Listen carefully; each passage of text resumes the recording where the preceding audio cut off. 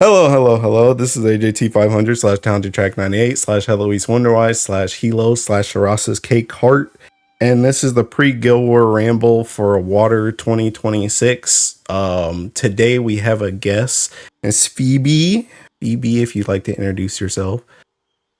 Hello. I'm Phoebe. I've been playing Granblue since summer of 20 or March of 2020. Okay. I am a very heavily invested water player, much to my bank account's dismay. um, Especially this month. yeah. Oh my god. Right. um, And I've been keeping up with all of the water releases for the last 3 years. Okay. Um, my current best achievement in this game is achieving uh, rank number 748 in last year's January Guild War, That's the pretty Water high. Advantage. Oh. That was my first time ever ranking. I wanted to see how far that I could go if I committed myself. And I'm very proud with how I ended. That is very good. Getting in top 1,000 is that's strong. Very strong. Mm-hmm. You plan to do it again this time? Uh, yeah, actually. Oh no. We we have a little group going after last year. Uh, we poached Gwen from Balls into Squad. And we were like, if we rank next Guild War, we're doing it together. We're gonna try grouping, and we brought it's me, Murdy, and Gwen, all ranking, and then we just got a coach yesterday because we were kind of flailing around like fish out of water. So one of our friends asked or offered to coach, and he was like, trios is doable, but you kind of want to get a fourth person. So we've got Juno Key, joining us as well. Okay.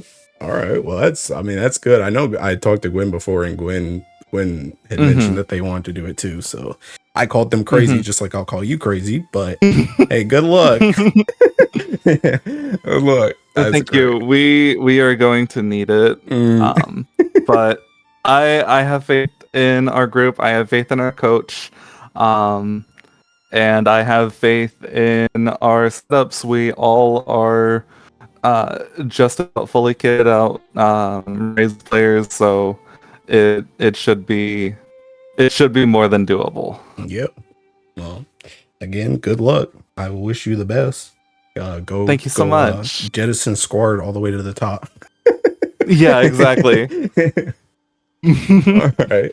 So for this show, usually what we do is we go through weapons, summons, characters. I'm a whale, so I usually just focus on primal. Sorry to the Magnum players. Sorry, Cajun. Sorry, Magnum players. I just don't play a lot of Magna, so I don't want to talk about it too much. Yeah, I'm so inexperienced with Magna. Yeah. I love the versatility that Primal has. Yeah. It feels like there is actually an answer to everything. Yeah. Also, in addition to that as well, no odious. No odious either, right. So I farmed out the summon and I stashed all of my weapons. True and real. Okay. All right. So I'll just jump into it then. So the first weapon I want to talk about is I already got the grands lined up here. Seeking Octavia. So I'll just start on my mini tirade. Everyone who's been around already knows why the heck does this thing have Seeking Big Death Strike when Held in Him couldn't get it. It also has crit. Oh my god, right? And it has 2 triple attacks, one of which is a big triple attack. Why? This weapon's so Seeking busted, man. But everybody already knows how I feel about it. So you can take the floor with it. So I was not fortunate on Octavia's release banner. Mm, I had to spark that banner for the Octavia recruit, and then the Flash Part 2 mm, for the second one. Um, but I have been putting this into every new grid that I make. yeah. It is ridiculous. It plays well with our crit engine. Um, Yeah, sure it does. gives us it gives us a whole bunch of multi-attack, It sure does. of triple attack, in an element where we are negative 100% by Sure are. default with praise.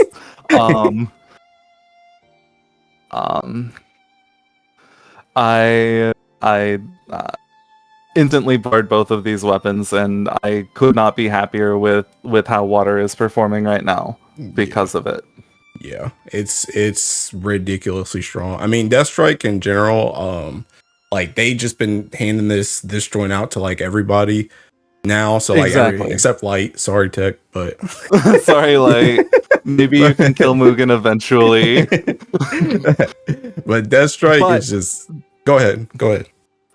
this thing, this clockwork blade, is kind of the nail in Heselia's coffin. Um, Yeah. I have seen very, very little use out of Heselia, Hmm. uh, in the wake of clockwork. Yeah. Um, which is a double-edged sword because Heselia is a very strong character, especially for buffing. Yeah. Yeah, I definitely want to talk about how Celia later when we get to the Right. characters We'll because talk more about that later. but I've noticed the exact same thing, and also just the fact that this weapon also comes with Octavia as well. Mm-hmm. She's Oh taken my over a god, what lot a of that. character. Yeah, she's taken over a lot of that Hase real estate too. So, um, Exactly. but yeah, I mean, this thing. Honestly, I think this one is probably besides the Exaltos because they're Exaltos. This is probably just the Right. best like standalone Death Strike weapon that's in the Yeah, game right now. definitely. Oh, anything else to say about this one though? I think that's all I have on Clockwork for Okay, now. all right. Um, I might write a comment later Okay, we can always go if back. anything else comes up. Oh, I guess I did want to say since I'm on 3 here, this thing is so busted that like low key. This is just an aside. I don't know if it'll come up anything for Guild War, Hmm. but I was very torn between getting an attack celestial and a skill one because the attack one Hmm. for Helger, like the 5% TA does matter, but I'm like, do I want to spend those It mats for does. 5% TA? So I've actually like in my PBHL for the one summon thing, I actually just used 3 of these Yeah. instead of the celestial. I wish that I got a third one. I would have, if I had gotten one, I would have sparked the other and sparked a third. Yeah. Um, I I'm working out like grouping setups with my squad, Mm, and I'm like, I really wish that I could drop a third Rubea for a third Clockwork. yeah. Yeah, I think I feel like go ahead. the extra echo is going to be a lot better than a little bit more amp. Mm. Um, That's exactly what I was gonna say. Unironically, was the echo. The thing about it is, I yeah, feel like people already kind of knew this from the like the dark and the fire exaltos, but I've learned it a lot from yeah, Him. Chasing that echo is like it can be optimal in a lot of situations. That's one of the reasons why hmm, Held in Him even goes up to 4 in the first place. Because like right, you want the crit, but you really want to max out that death strike, which is the reason why when I saw exactly. this weapon, I was like, I kind of want 3 of those. I low-key kind of want like a third Walford too, but I don't know.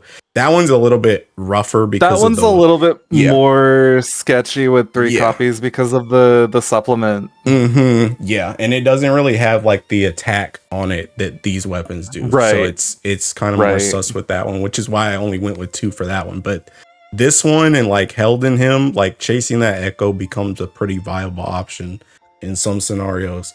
So that was just something else I wanted to bring up with these. But okay.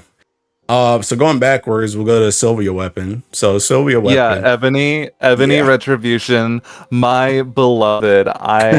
Okay.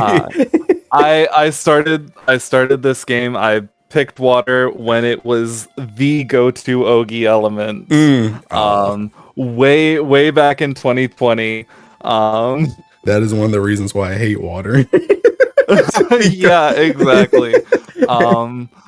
I love playing around charge attacks, and Versusia has very much become one of my favorite raids to play, because that's kind of the play style that almost every element is pushed into because of the damage per turn. Yeah. I will say, like, this weapon, like, we share this weapon, like, water and earth. So I have, exactly. even though I haven't really used this one in water, I've used the same thing in earth a lot. And honestly, it really has like bypassed a lot of my expectations, because I was very much an Ogi impalement doubter, because I kept saying over and over again, I was like, making Ogi supplemental makes literally no sense, because you're already hitting the cap anyway. So I don't get why you would do that. And I was like, the only way they make an Ogi one is if they change how like Ogi works, how lockout works, or they just like change the skill.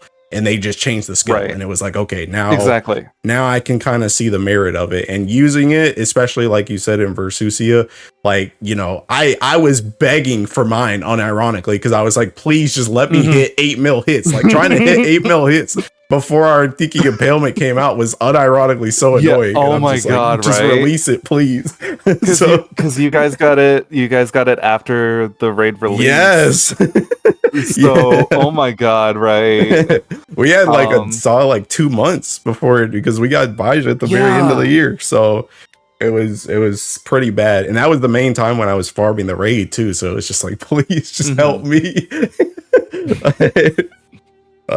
But yeah, I mean, the weapon I feel like it's pretty, I mean, obviously it's still, the downside to it is still like a niche impalement, but when you use it, it's really good. The one downside that I would note of this weapon is that you most likely will not be using it for NM250. Really? You think so? That's my thoughts personally. I am in the camp thinking that Alia is NM250's make or break. I guess that is fair with FO. Yeah. I think that Ebony Retribution would be a close second if we could get an Ogi setup working and working fast. Yeah. Yeah, I know for Earth. Go ahead. Kind of it. Earth gets this Ogi buff because of the class that it's allowed to play, being Rising Force, which gives a bunch of free damage on Ogi if you have enough buffs. Water with Shishio does not have access to Rising Force. Our main options are Onmyoji, Chrysor, and Kengo. Yeah. Ultimate Mastery kind of alleviate or rebalanced it with Chrysor.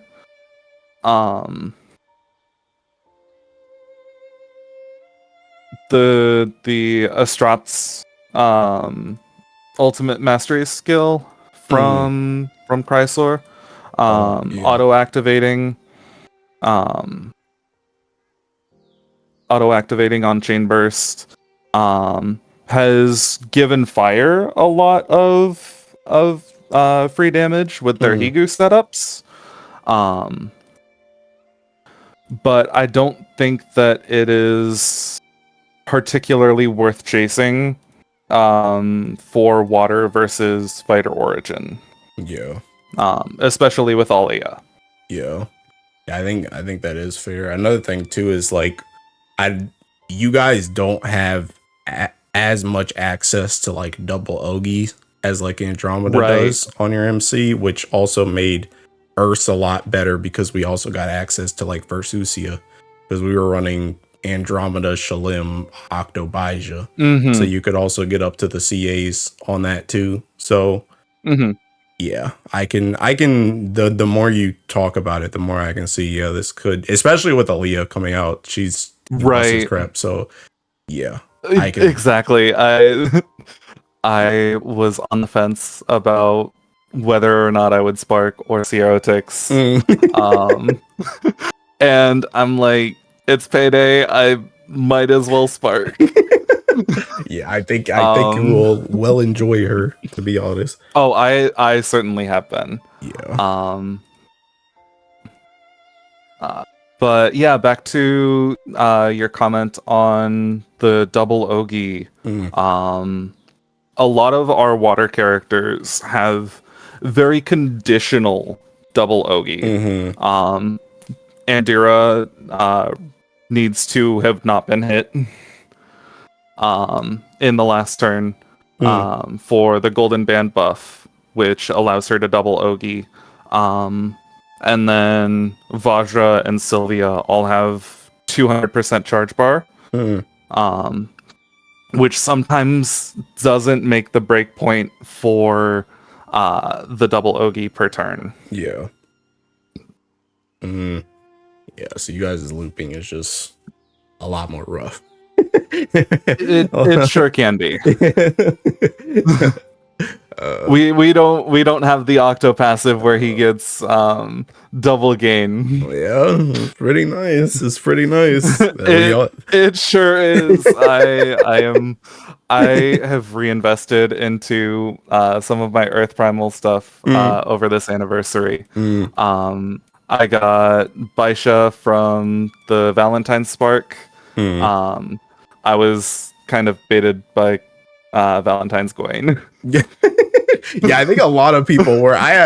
Well, granted, I didn't actually have to spark on that banner. I got really lucky, Right. but I'm glad I got lucky because I Right. have not seen that character like anywhere. Me either. Uh, He was the true potential man Mhm. for NM250, Yeah. and then they killed him Yeah. a month later Yeah. with Alia. That didn't last very long. It really did not. All right. Well, anything else to say about this weapon? Um, I think that wraps up my thoughts. It's a very good weapon. I love my Ogi setups, especially in Versusia. Um, and this weapon helps for a lot more like damage per turn. Yeah. Okay. All right. We will go even further back to Yatima. The Yatima, I mean, at this point we can kind of get to you know, we've Yeah, talked about these before in the past, but I mean, this thing's still pretty good, to be honest. I think this is one of the better Exaltos. Yeah, light and water share the stratagem weapon skill, the and earth to a lesser extent with fronting or not fronting, Held in Hymna. held in hymn. Yeah. Yeah, held in hymn. But with stratagem being attached to the Exalto, it makes a world of difference in sure grid does. building. It sure does. One of the things that I've seen is running 2 to 3 Rubeas um, while not building any other crit in grid. Yeah. Because we have a couple of key characters that will give us pretty much permanent critical strike chance as a buff. Meaning that we can build our grids around more raw power while still getting the amp from stratagem. Yeah. Yeah. Yeah, I mean, I wish I had this in Earth, bro. I wish I had this in Earth, but I know. I wish I wish that every element just had all three different Exaltos. yeah. Hey, maybe in a few years, maybe that's what they go to. Yeah, we'll honestly, give it a few years and see what happens. Granblue is such an ever evolving game. There is so much depth to it. Yeah. I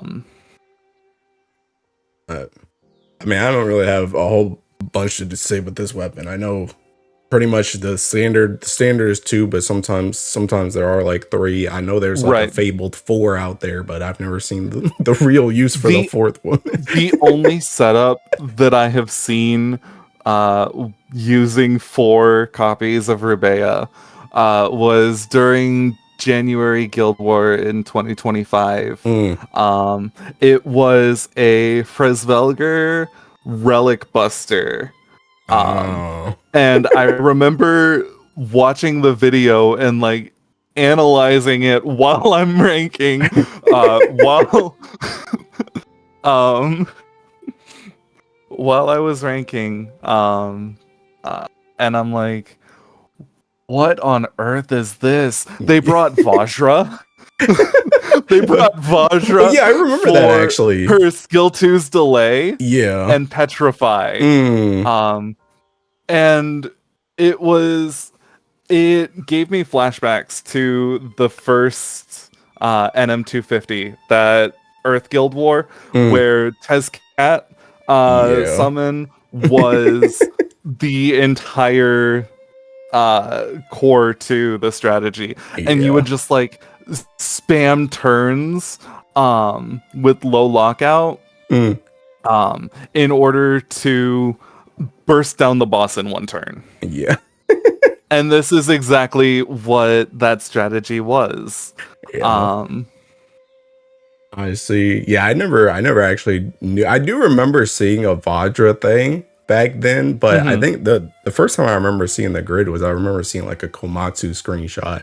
His thing that just had. I'm pretty sure it was Komatsu who built that grid, who built that setup, and it was for Rebea. And I was like, I would try this if I had the 4th one. I actually did get a 4th one this last month, so I could do something like that if needed. I have gotten, I think, 6 now, so I've saved a couple bars on my 4th. All right. You have anything else to say about this one? Incredible weapon.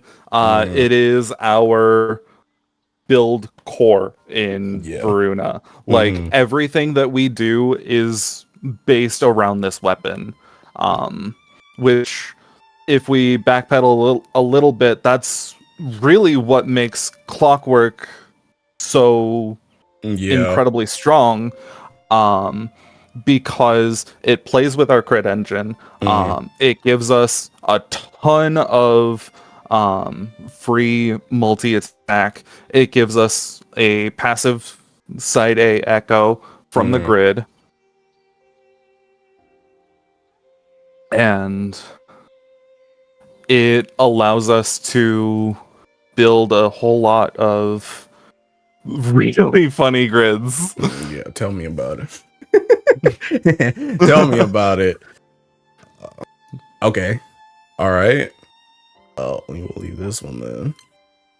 All right. PNS. Well, I guess let me go over PNS real quick. Let me go over all right. this. Yeah, absolutely. So PNS, I always just say PNS is PNS because I mean Yeah. supplemental. I know dudes love to get rid of this supplemental and then they always come crawling back. Oh snap, I can't do any more I damage. know. Oh, I need supplemental. There it is. But this is actually one of the only elements that realistically does drop this weapon a lot if you're It using does. Hrace-Belger, because Hrace-Belger does just give you Right. the supplemental. We in water have about 3 different ways to drop gospel in particular. Yeah. Um, one of those is Hrace-Belger's weapon skill at 150. It gives 100,000 general supplement and 10% damage cap. So you are essentially saving 2 grid slots with that one weapon skill at the cost of a 100% penalty to your multi-attack. Yeah. There is Wamdis's Nidosite, the Wamdis spear from the Wamdis raid, which is a 50% boost, or a 50,000 supplement and a flat 20% boost in critical hit for the grid. Combine that with AX skills, the stamina 3 giving a 5% unique perpetuity attack modifier is genuinely insane and is a lot more raw than that weapon should have. Yeah, considering it has nothing on it. This is the last bastion of sort of this old Granblue, where the design philosophy was a lot more clunky overall. Because when this released, it was back when you had 2 different sides of crit in grid. You had primal crit and you had magna crit. So for a while, this was only available to primal grids. And grid building was a lot easier back in the day. In order to sort of have an edge on Magna, you only needed to bar 2 weapons. Yeah. Yeah, I know for a while Varuna was very cheap. It was a very cheap grid. But this is one of the last remaining relics of that era. And then we also have our Gospel of Water and Sky, RPNS, is still a very strong weapon. Water has a lot of flurry characters. Sure does. So we want to keep our supplement in. Yeah. Pretty much no matter what. For a while, I was only seeing one gospel be used in a bunch of different grids. Because we would run, and we'll kind of talk about this later. We were running like 2 copies of Knight of Ice, which with Hesselia was outputting more damage because of all of the skill nuke follow-ups. We can actually talk about that right now. We can just segue into it. Yeah. Wherever it is. Yeah, these 2 weapons kind of work hand in hand with each other. They are both supplementary weapons. They're both daggers, which plays well into Gospel's what's the skill name? Voltage. Yeah. Into Gospel's voltage skill. For a while, we would run 2 Gospel and 2 Knight of Ice before we had anything better to do. And it was a fairly stable engine with where we could just kind of dish out damage um, for the cost of 4 weapons and 12 bars. Yeah. I mean, honestly, it's pretty worth it though. I mean, even now, like Yeah, definitely. Even now. when you don't use Trace Velger, like it's Right. still pretty worth to like you just slot these in because like the other thing too is you guys have a lot of flurry characters, but you also have a lot of We freaking do. like skilled nuke characters. Yes. So yes, exactly. you get a lot of like you get a lot of use out of supplemental and water. You get a lot of usage out of the skill cap, out of the skill supplement from Hacelia, especially 4-hit nuke at the end of everybody's attack is insane. Yeah. But yeah, I mean, and it's a very strong engine even to this day. Yeah. You can also, the other thing too is, I mean, you can always main hand like your Opus, but you can also main hand both of these weapons for a myriad of things too, like Mana Diver. Like Exactly. I mean, Chaos Ruler got pretty popular with the new raid, but now it's kind of fallen out of favor. It sure did, didn't it? Yeah, but I completely ignored Belmer Volk. Yeah. For a while. But I had the Chaos Ruler set up, all built for the solo setup. And it was pretty fast for a new raid with M3 being like the standard full auto time for these new age of raids. It was significantly faster than most of my M3 FAs. Yeah, honestly, I used to say, like, it's funny because Seeking Stupid Water, I used to say that raid, I thought that raid would take the longest for the longest. Oh my god, I thought it would take the longest because of the way that it's built in with the debuff skills that kind of forces you to do that. And I was like, pretty much the only way, I remember saying this on stream too, I was like, pretty much the only way you're going to get around that is if you can just brute force the raid. What did they do like 2 months later? Just brute force the raid. We are now able to brute force the raid in less than 4 minutes. Yeah. It is fantastic. Thank you, Alia. That joint's seeking crazy. But yeah, I mean, both of these weapons are very good. Just as grid pieces and as potential main hands.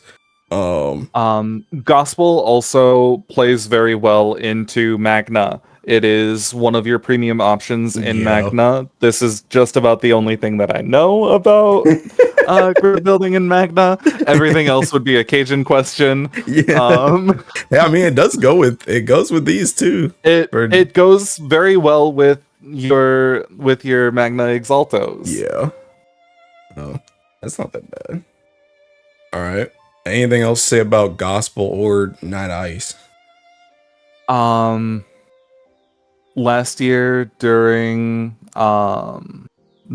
Guild War in January, we had a very heavy resurgence of the second copy of Night of Ice. Even dropping the second copy of Gospel to fit it into the grid. I don't know if it's going to be the same, but for those of you that are thinking about barring the second Night of Ice, I would maybe hold bars for it, just in case it pops up for NM250. Yeah, it also having the HP on it was kind of the HP modifier is crazy. No, that's not bad when you can bring this weapon. All right. I'm gonna touch on it real quick since we're in the dagger section because I think it's pretty dead. Velanovas, yeah. But Shukra daggers. Go ahead.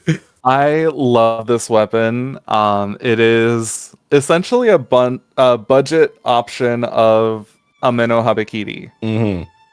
It has the same modifiers, trium, crit, and your little bit of raw attack. Mm. It is simply a slided scale of which stats get more investment in comparison to the other to its counterpart Ameno. Mm. So Felinovis gives more triple attack, Mm. but lower crit and lower raw attack Yeah. compared to Ameno.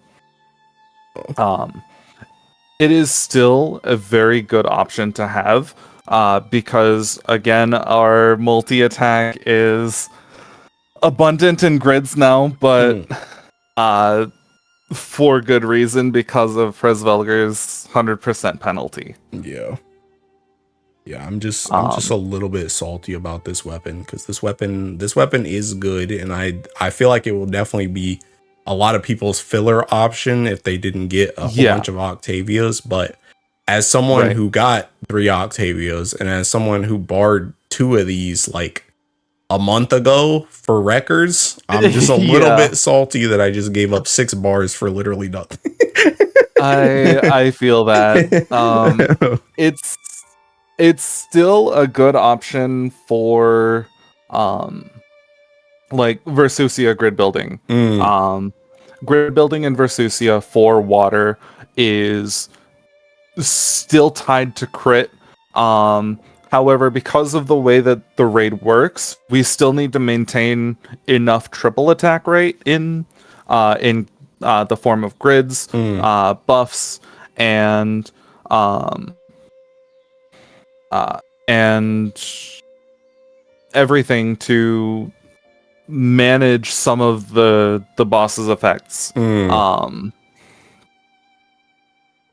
Namely I want to say that it is the tail debuff or the tail buff.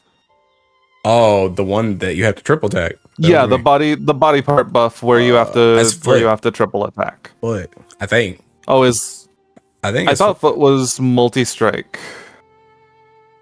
Is it? I don't even, bro. Let me check. I play Earth, dude. I just go through all of them. Yeah, you kind of just get to ignore all of them. Foot is something that I can't do, which I think is triple attack, or maybe it is the multi attack thing, because I know I never turn off my CA, so I can never do foot. Yeah.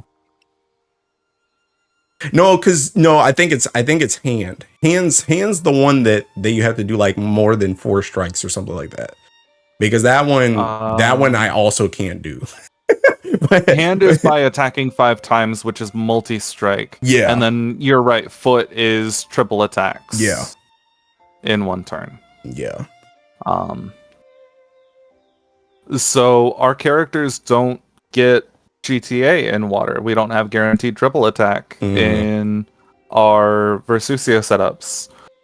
So this weapon is still very good for us to play into our crit engine while still getting a little bit of raw and helping to supplement our need for triple attack. Even though Varuna Call gives 30% and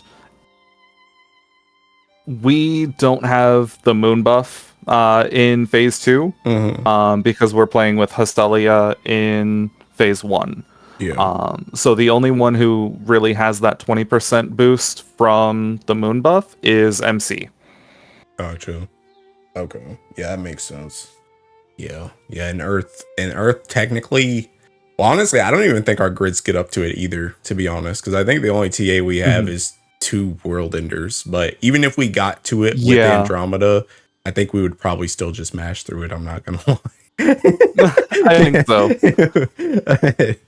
You guys are very fortunately not made of tissue paper in this raid. Shalem strong. I am very appreciative of the Shalem rebalance. Yes. I love this character so much. I have all 3 versions ringed. Better than me. I didn't ring the water one. I probably should at some point, but yeah. All right. All right, I have Wombrella next, but Okay. Wombrella, I don't know about this one. I mean, I see some of you guys doing stuff with like Fighter Origin where you main hand one of these, and it still does like it still is like the Resonator series, so it's still got like the Yeah. stats, but I feel like there's just better options and not enough grid space to really fit them. And it's kind of There also built are. around your HP too, which kind of cooks you. Like you Right. don't get it like you don't get the stats as easily as other elements. So Right. The damage cap especially is maxed out with one copy at 70,000 HP. It yeah. gets you 7% special cap up. Um, and then your defense and attack, I believe, scale up to 100,000 max HP. Yeah. Up to the 40% EX attack, the 25% defense, and 7% special cap up that the other resonator weapons have. I have seen the esoteric mastery trial Yeah, me too. setup floating around that main hands this weapon, and my immediate thought was, why? It's an So, axe. They can use it, I guess. I don't really know.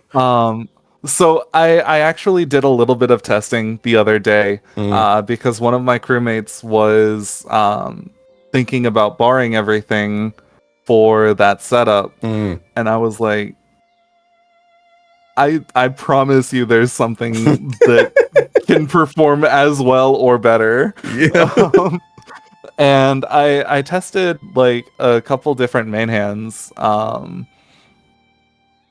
and Excalibur performed exactly the same way, and even a little bit better at mitigating damage from the big garrison on that weapon. I also tried it with Draconic Bust, or the Axe. the Draconic Axe. Yeah. Judgment of Torrential Tides.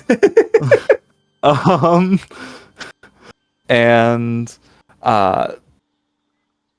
the Draconic performed slightly worse. My one run with it, I got hit with the final Cosmic Mantra trigger. And MC was still alive after it because Alia subs for MC, and was able to kill it the turn after paralysis ends. Okay.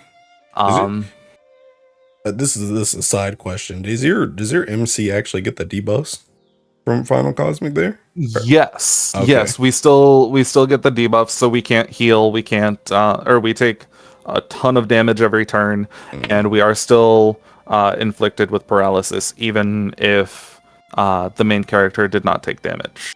As expected of Esoteric. I was just wanting to make sure. What a raid. All right. I know that you have been through hell and back with that raid. Yeah, I actually I salute you for that. I actually on my little the random Excalibur thing, I actually own a water Excalibur because of that. But I will never do Esoteric on water, just out of principle. Right. But exactly. that is good to know that I could use it instead of the Wamu axe, since I do have it. I feel like that's probably the reason why people didn't use it. It's just they probably just don't have Excalibur. But yeah, Calamitous Aquashade is a much more accessible weapon to use as a main hand, especially when the setup doesn't require Excalibur. Yeah. Since the setup itself is Ogi off, there's not really much need to advertise Excalibur as the main hand. So it's very nice to give some of the lower investment primal players something to go off of. Yeah. I myself have 4 out of the 10. Uh, yeah, 4 out of the 10 water superlative weapons. Oh, okay. And I'm hoping to get more later on as the years go by. Yeah, hopefully they keep giving them out because I'm trying to collect all the Earth ones too. Here's hoping.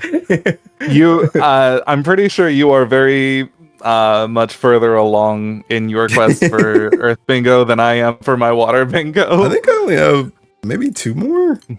I think. I don't know where they are. Right. Group 1. Yeah. I have 1, 2, 3, 4, 5, 6. Yeah, you're at So I have 2 more. I'm not super far ahead. 3 more because you've got double X count. Or 4 more, I think. Oh, do you have doubles or something? No. You do. Oh, wait. You have double X scale, double demo. Oh, you mean just in general? Oh, I was just talking about the Earth ones. Oh, okay. Okay, I got you. Okay. All right. The grants. All right. So, oops. Oh, not all grants, just water. Okay. All right. But So, yeah, for Aqua Shade, really it's just a stat stick now. You kind of put it in if there's nothing else to really put into your grid, or if you have just an extra slot after completing all of your goals in grid building. Yeah. Or if you just need a main hand. So. Yeah, or if you need an axe main hand, Fighter Origin and Lancer Origin are both very strong classes that allow axes to be used as the main hand. Yeah. You probably won't be seeing many Water Lancer setups simply because it's more oriented as a burst class, and it's competing with Fresvelger. Yeah, you say that, but I already know that man Kuwataro. He's working on Lance Origin. I saw his stream. He is a believer. Probably is. Yeah, he is a tiki believer in that joint. All right, okay. So, I kind of wanted to. Honestly, we could talk about these two at the same time. The Folia boat and the I call it Galilei. But yeah. Galilei. So these two have been pretty staple crit weapons. Just in general. For honestly burst and like Filato stuff and high level, I guess. Right. But I do feel like the bow has a little bit more precedent just because it's got the big crit as opposed to the medium. But if you can fit this in and get this stamina, then and I guess like the awakenings for this, then you kind of want to bring the awakening for Galilei's Insight is a lot better than the awakening for Taisai Spirit Bow. Yes. The attack awakening was really the thing that revived Galilei itself. For a while, we were playing with a bunch of different other weapons. Before Versusia, when Fall was our most difficult raid, a lot of water setups were using the hand that scritches, Valentine Sen's weapon. Oh, yeah. For the heal cap, the stamina, and the big crit. And we were building our grids around that,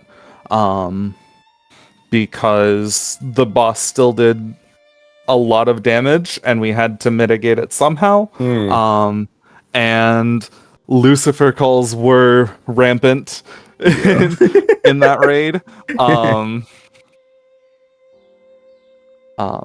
And the attack awakening on Galilei specifically, a weapon that only had the stamina modifier, just made it such a powerful weapon.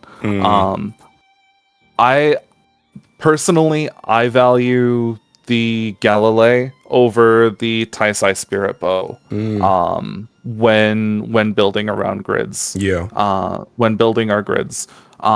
Because Taisai has a lot of raw attack with 2 modifiers. The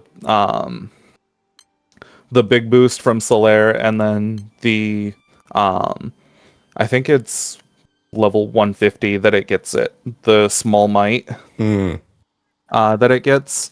And water has so many crit weapons over the years that it's not difficult to find a replacement for Taisai in specific. Yeah. Like I said, the hand that scritches has a big modifier as well, and was able to kind of alleviate the crit from Taisai and from Galilei. Yeah. Back when we would build grids around like two Rubea without needing to fit our ebony retributions. Yeah, I know. I barred this weapon after what you're talking about.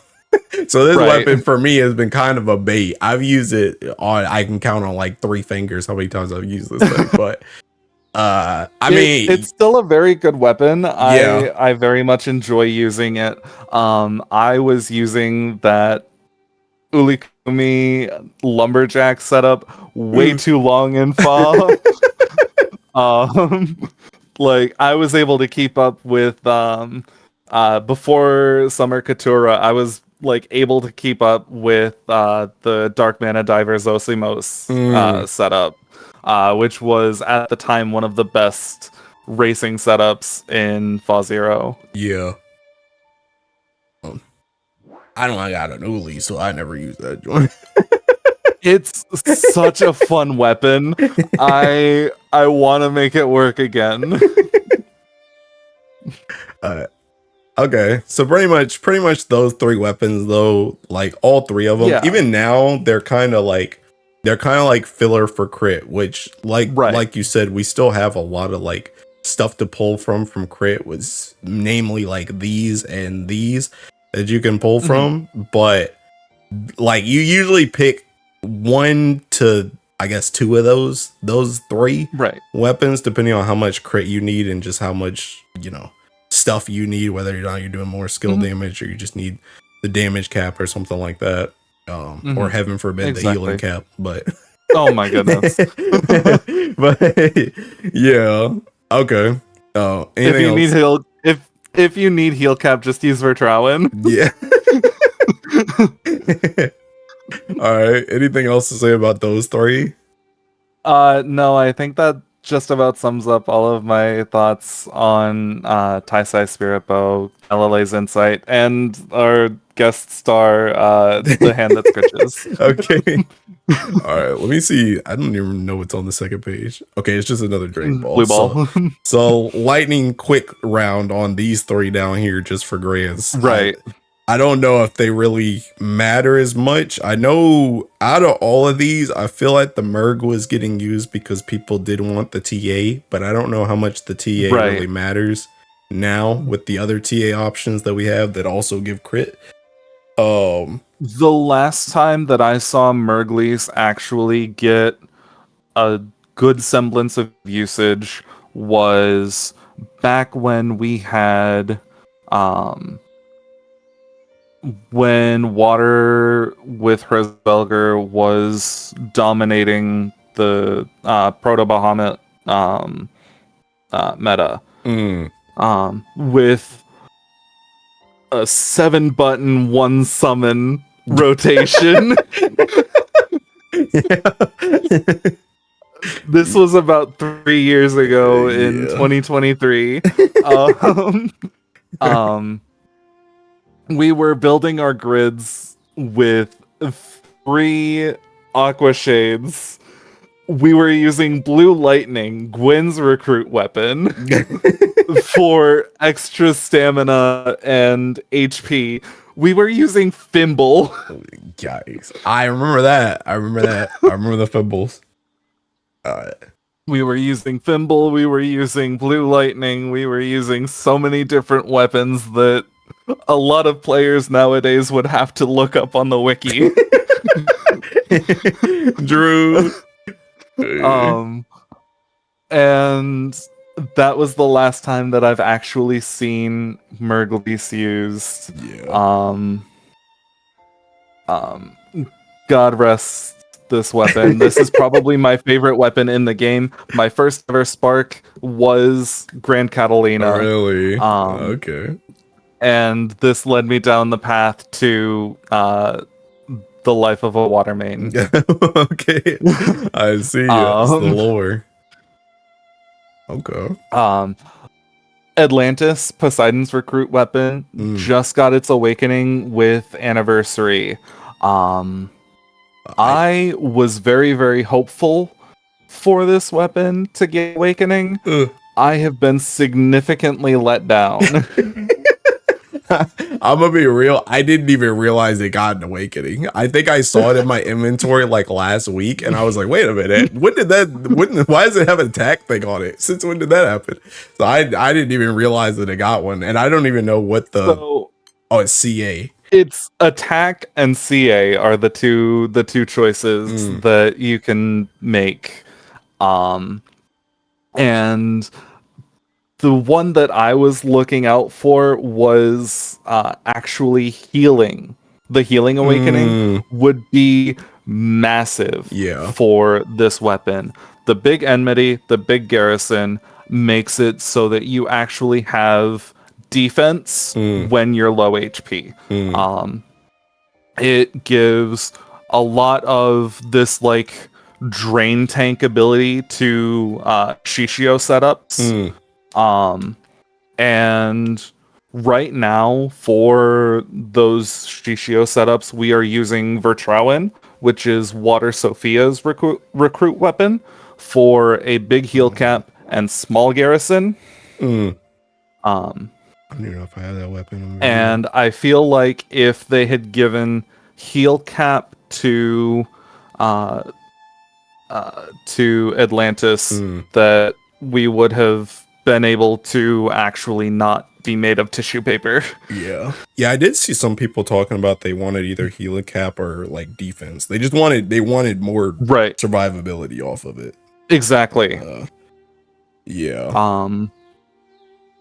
Because the main problem with water right now, especially in Versusia, is right now we are using Yatima character on phase 1. So in phase 2, we don't have that passive damage reduction. We don't have like any defense in the grid whatsoever, aside from the small garrison that Vertrauen gives. And even though we're sacking a full team, we still have a bunch of survivability issues. To the point where a lot of water players in Versusia have either moved on to a different element or have they've either moved on to a different element or they just stopped playing the raid entirely.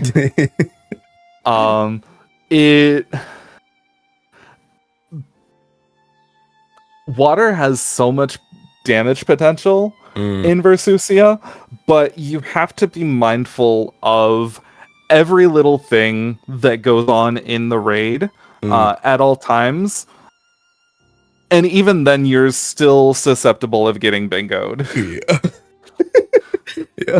I like to share. I didn't think that this would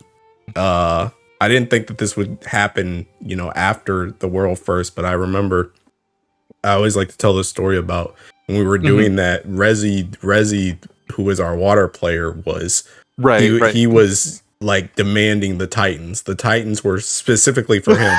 Like it was Exactly. like I was on Titan duty to just make it so that he could survive.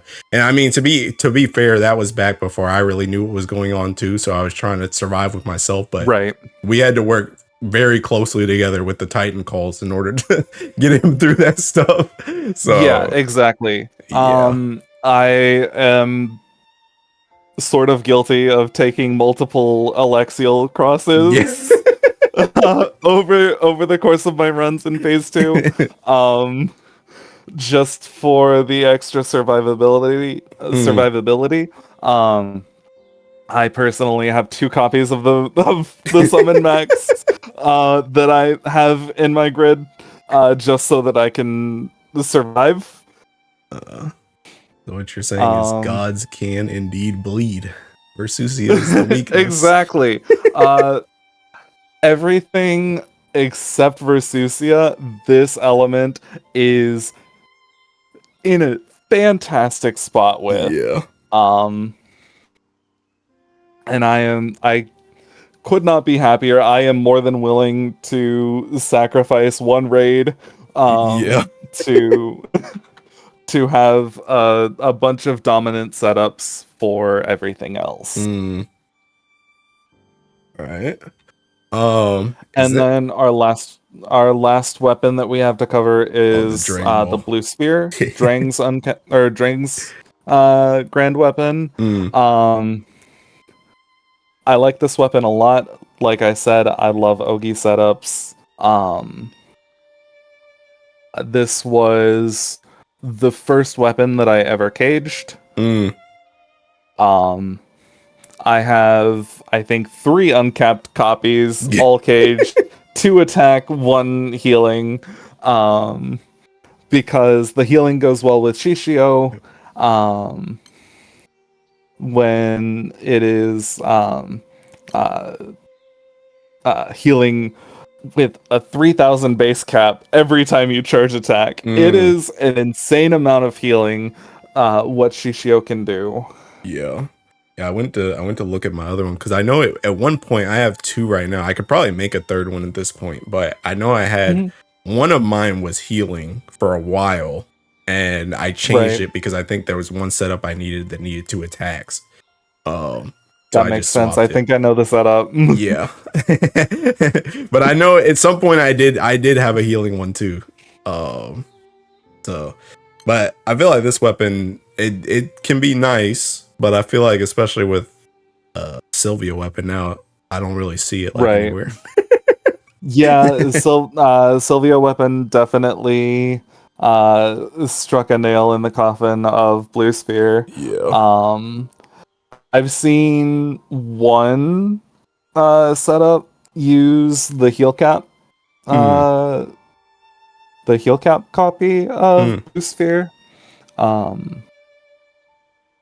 But I can't remember what it was, and it definitely wasn't impactful enough that that it actually made waves. Yeah. All right. I think that's all the grands. Yeah, I think that's all of my thoughts on our grand weapons. Okay. Is there any other like normal weapons besides the Shukros that matter? That's not the illustrious. Right. Yeah. There's kind of one. There is one. It's kind of one. Yes. Our secret grand weapon. Yeah. Bridekeeper. I saw this character, I saw this weapon. I'm like, I need this. This is the new wave for Zvelger. Yeah. And I got my 2 copies of the weapon. I instantly ringed the character. And never looked back. I think every Frisvelger grid that I use or that I have in my inventory has 2 copies of this weapon. Yeah, and if you don't have 2, then you get You feel it. You get feel to. it. Yeah. Yeah, you definitely do. Yeah.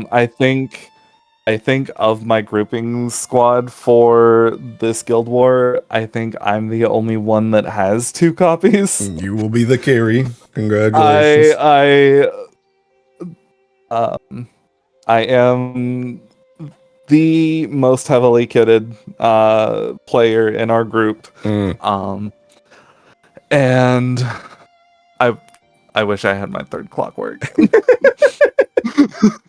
um Anyway, back to Bridekeeper. It sports a medium boost to triple attack rate, which is phenomenal for Hrisvelgr. Mm. Um, the supplement normal attack damage is a different frame from the supplemental that Hrisvelgr's 3rd skill gives. Mm. Also capping at 100,000 uh, per grid. With 2 copies being enough to max that. Yeah. It also gives normal attack damage cap. Yep. I'm pretty sure it's 7.5% at Mm. skill level 15, which is almost enough to not need an auto attack key on your Opus, Ultima, or Mhm. Destroyer. Yeah. You still want the normal attack anklet on the Destroyer because of the other frame of supplemental Yeah. normal attack damage. So you are getting on a 4-hit flurry weapon an extra 220,000 damage Yeah.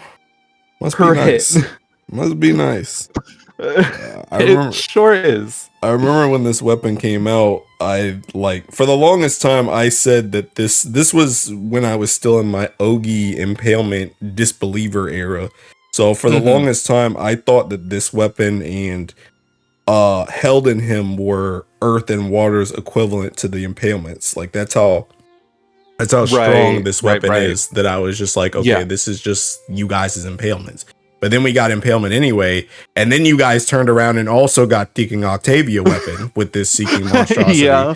So that, my God, it's honestly ridiculous. It's It crazy is. how much damage you guys like, how much stuff that you guys just build on top of each other, specifically for like Race Velger.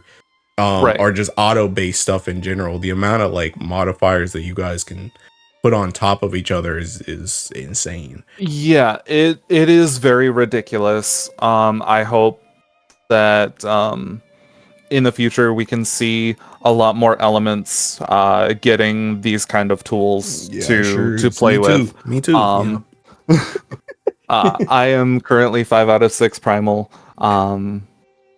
and I'm finishing my 6th before the end of the year. Hey. And I will finally join the Rainbow Primal Club, with my last edition being Zeus. Okay. Zeus absolutely hated me for about 5 years. I have had just about all of the weapons, but the summon itself, No. I had at level 80 since the time when the 5-star uncap was released. Yikes. That's a while. What the heck? And within the last year, I have gotten 3 more Zeus copies. So I'm currently rocking at 210 plus the extra copy. I just need to triple stone it once I'm ready, and then I'll be at 250. Everything else is in the bag. I think I need 1 more Basara and 1 more Caesar. And that's it. Yeah, that's very good. Very good. Rainbow Primal. That was a dream for me for a very long time. Now the dream is to keep it, because yeah, exactly. it's expensive, but and that is significantly more expensive than getting 2. Oh, All right. I sparked my third Helden on Legend Part 1. Um, after getting the second copy from Free Rolls, and I'm like, I want to unscuff my primal, my Titan, um, for like the last year and a half. I Um, all right. um, but Anything yeah, else? I want to see all six elements get um very equal like opportunity Yeah. for what they can do, and just see how the different identities of the characters can really shine through grid building and team building. Yeah. Um, All right. Let's and Bridekeeper is a perfect example of how water is getting all of this normal attack yeah, they sure are. support. Yeah. Your water, bro.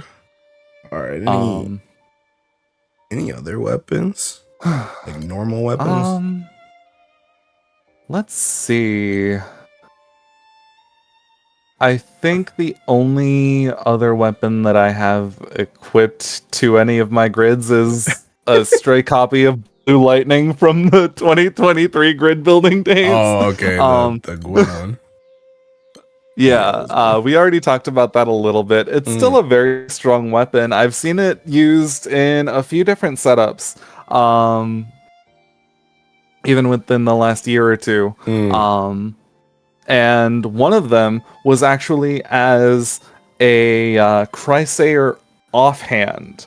It Mm. was a hexachromatic hierarch solo main-handing Shishio and offhanding um, Blue Blue Lightning. Lightning, because um, this was, I think, before Yatima was released, Mm. and the Fedial Lu Wo phase was a run ender. Um, so having the veil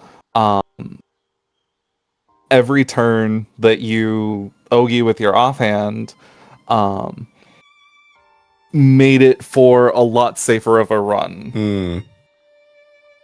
Okay. All right. All right. Well, I think. But I think that's everything as far as like normal grid weapons Mm.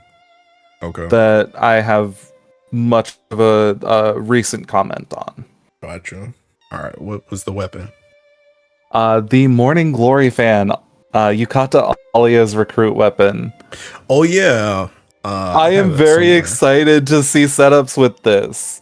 Um, I haven't personally barred it yet, but it seems very fun to play. It acts like a mini swan, where if you are using Alia, she substitutes all of MC's damage, Mm. and you are doing a bunch of skill damage and dispels with this as your main hand.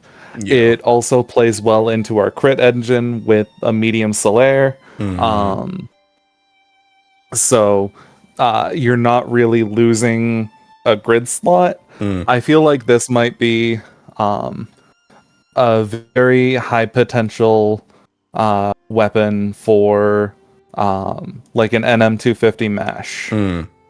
Yeah. Um, I was this pretty. is this is all speculative, but I would definitely keep my eye out. Yeah. Yeah, I was pretty skeptical of this weapon. Like when I first saw it, I was stuck on the dagger part. I was like, where are you gonna use Right. CP dagger at? And then And the then we remembered that Mana Diver yeah. isn't Wizard Origin, yeah. so we actually get dagger proficiency there. yeah. Um, I was also thinking about Masquerade. Mm. Um, Masquerade is one of those classes where you never like think of it right off the bat Mm. because so many other classes kind of fill the same role Yeah. for MC, but it does still have a pretty strong niche. Yeah. Yeah, I was stuck on the dagger thing, but then I was like equally stuck on the, because I always read the weapons before I read the characters. So I was stuck on the dagger part, and then I was like, what? Because in my head I was thinking, okay, what class, like, because I was thinking about Mandiver, but I was like, what class makes it so that you don't get hit? I was like, that's what stumped me. And then somebody said, it works with Aaliyah, and then I actually read Aaliyah, and I'm like, oh, okay, you can just play whatever you want, honestly, because you're just not gonna get hit anyway. So, like, yeah, okay, it makes sense now. But yeah, I agree. I think this will definitely show up for 250. I feel like somebody's gonna pull something with it. Definitely. So yeah, it'll be, especially because if you're playing it, you're probably playing with Aaliyah, so you also get her dispels with your MC dispels. Right, you get like 2 to 3 dispels per turn. Actually up to 4, I think. Do you get like, because Alia's skill 2 procs on MC's autos, doesn't it? Good question. I don't know. I barely use that character. I'm not gonna lie. No, on her normal attacks. It's on her normal attacks. When consuming 50% charge bar. Yeah.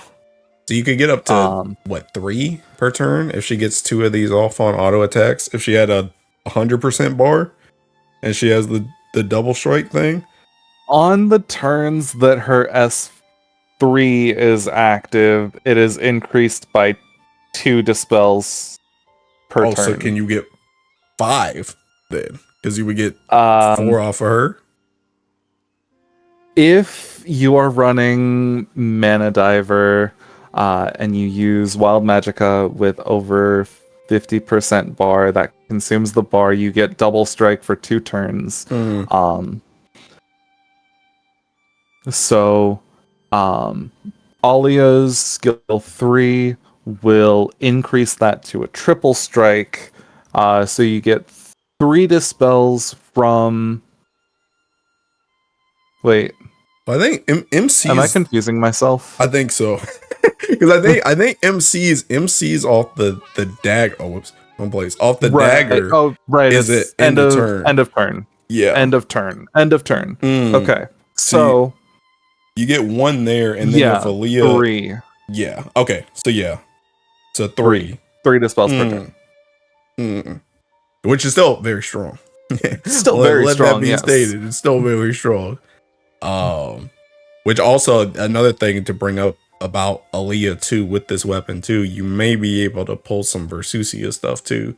So that could add another dispel onto that if you trigger that at the start. But yeah, I think this weapon could be pretty strong too.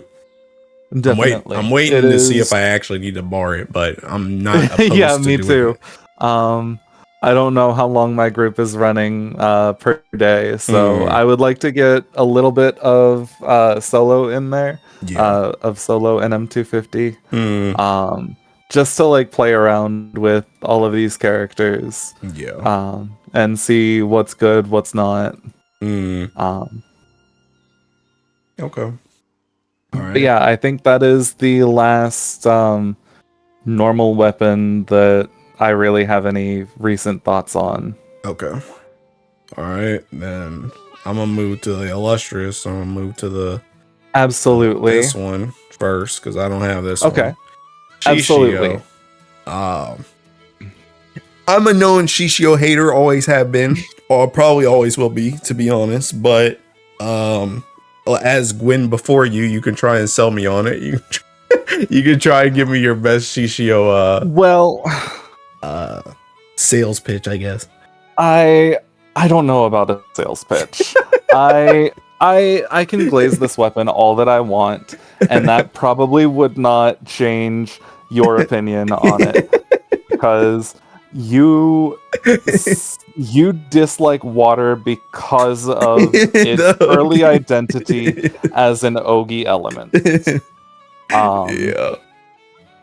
this fits that mold absolutely perfectly. Mm, Um, this weapon um, is one of my favorite weapons in the game. I mm, love using it a whole bunch. mm,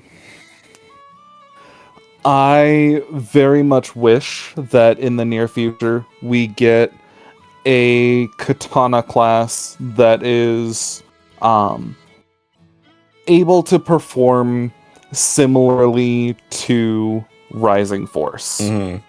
Yeah. Because currently, while all of our katana classes are um, sort of oriented around charge attack damage, Mm, they don't really do much as far as like skill damage follow up mm. that Andromeda setups are able to very very well utilize to their advantage. Yeah.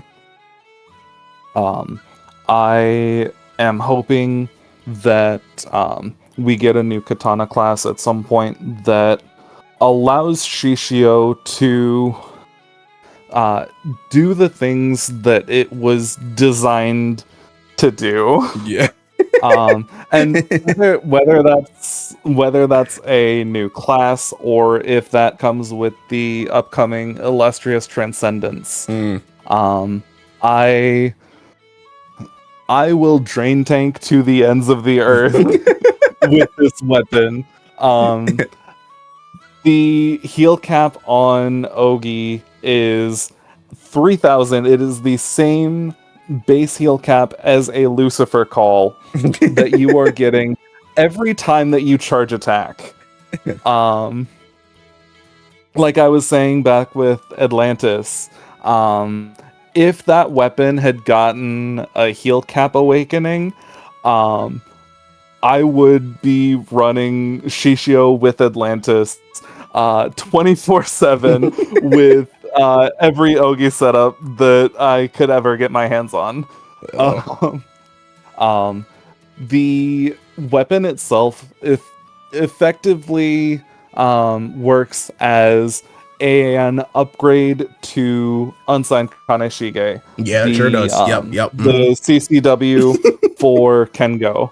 Um, Instead of getting the boost to charge bar gain from the emblem of devilry, Mm. um, it gives bar at the end of turn and then more bar from the Ogi itself. Oh, okay. Um,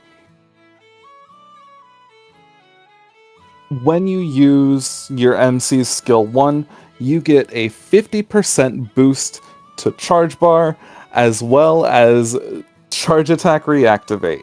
Mm. This in tandem with Onmyoji allows you, I believe, 4 dispels in one turn. Mm.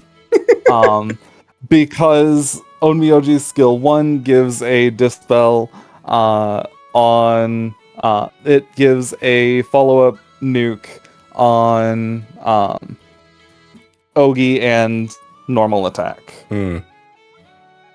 Um, Also, a potential upgrade coming with Transcendence is at the bottom there, that Hoarfrost's Glory Hmm.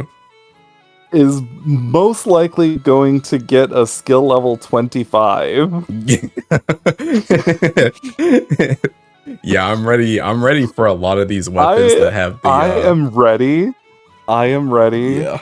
to take this back into Versusia after after transcending it to 250, Yeah.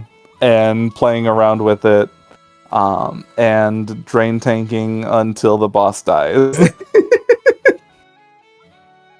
Yeah, I can't talk too much about this weapon because I don't have it. I haven't used it, but and I don't want to spoil future plans too much because I do have a video plan that I want to talk about, Right. like what I'm expecting for all the transcendences. But Yeah. just a little sneak peek to that. One thing I would kind of like to see is I would kind of like to see them do more with like the whole dot thing, kind of in the same vein as like grunting, Yeah. where it gives you the echoes. If Yeah. Shishio could also give you something because you're taking dot damage, I think that would be kind of nice. I don't know all the specifics of what I want to give it yet because I can't give too much to Right. water, but Exactly. I think like the dot damage it's a pretty unique mechanic. I feel where It like definitely is. not a lot of weapons do it. So No, not many weapons do it. I think the 4 that I know off the top of my head are fronting, the Siegfried dagger from the raid, with the insignia skill, the Flame of Prometheus, oh yeah, that old weapon, yeah, also has an insignia skill for fire, and then Shishio. Shishio's dot damage is only 1% per turn, if I remember correctly. Which is still more than manageable with the, like I said, 3,000 heal cap. Yeah. And then the 10% when you use the skill 1. Yeah. Okay. All right. Anything else to say about Shishio before we move on to the monster?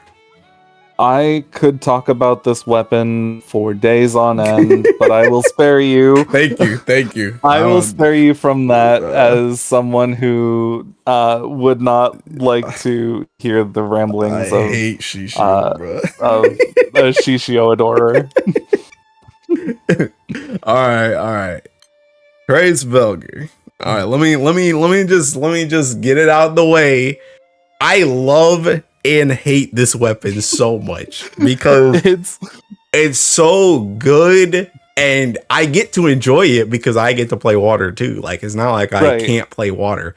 But exactly. God dang, this thing has everything on it, man. And the one thing, the multi-attack rate, they just gave you guys 200% multi-attack rate for no reason, bro. It's just like this thing is disgusting. It just has it's always been the best one when it comes to like being a stat stick. Like it just has everything on it. So it's just like now that it just essentially has like, I mean, it does still have a disadvantage because it still exists. Right. So it's like you have to build around that disadvantage. But if you have everything, you can build around the disadvantage and then it's just not really a disadvantage anymore. So it's just like this weapon, like I honestly, I've been having a thinking time with, like, I say all that about, getting rid of the weakness. But again, I get to play water too. I've been having fun just full auto stuff with her as well. Like, I'm not going to lie. Like, it's been a trip. I've been using Boogeyman, which I barely use. I've been using Shield Sworn that I barely use. I've been using a lot of Street King where your main character actually stays in the front. Like, I've been having fun. I've been having fun with it. I really have been. But I still hate it. This weapon is one of the most fun weapons that I have ever encountered in Granblue Fantasy. The only gripe that I have with this weapon isn't even the 100% hit to multi-attack rate. Really? It is the design of the weapon itself. Yeah. If you'll scroll up a little bit to the image itself. Oh, the way it looks. That's a rifle. I actually kind of like the way it looks. It is a very aesthetically pleasing weapon. Why is there something going into my eye from the scope? That I don't know. It is one of the few guns that sports a 6 rifle loadout Yeah. for bullets. Gross. It is phenomenally gross. Yeah. And the amount of investment that you have to maintain in order to play this weapon Mm. at a top level is a little daunting. I know Yeah. one of my crewmates just finished his bullet grind last night. Yeah. Um, and he farmed out almost 250 faw feathers in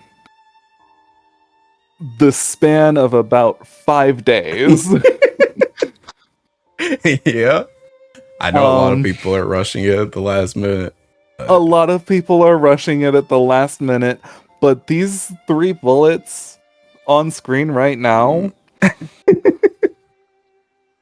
generate so much damage Yeah.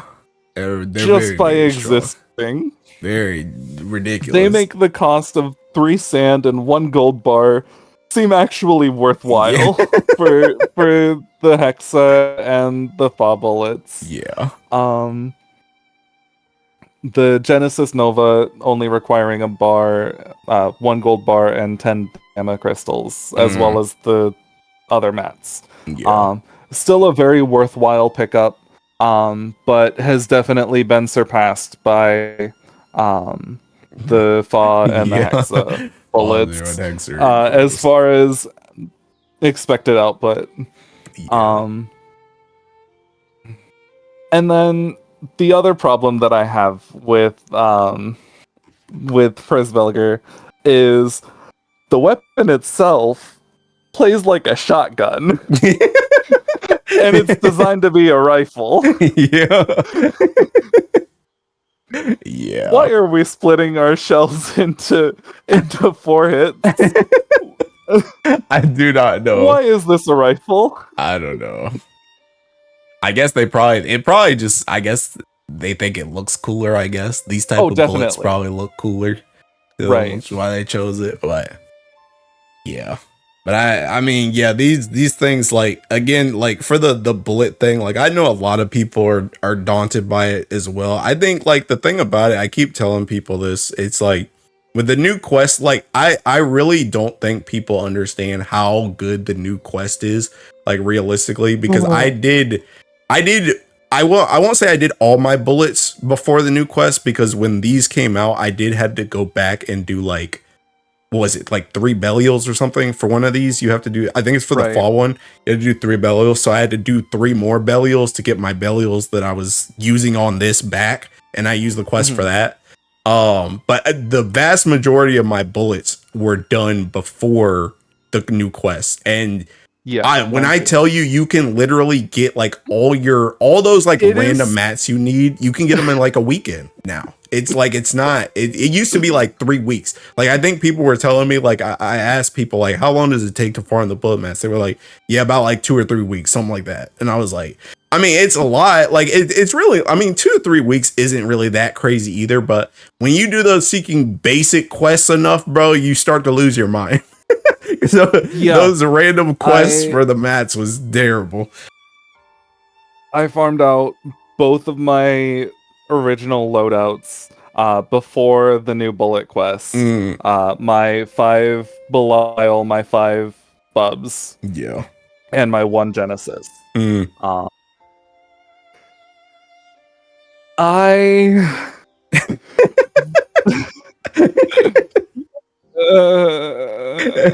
at least you were doing it for Hank Svelger. You know, I did it. I did a Peking Roswell's I know that gun. you were doing it for Airtire. So at least you had something worthwhile at the end.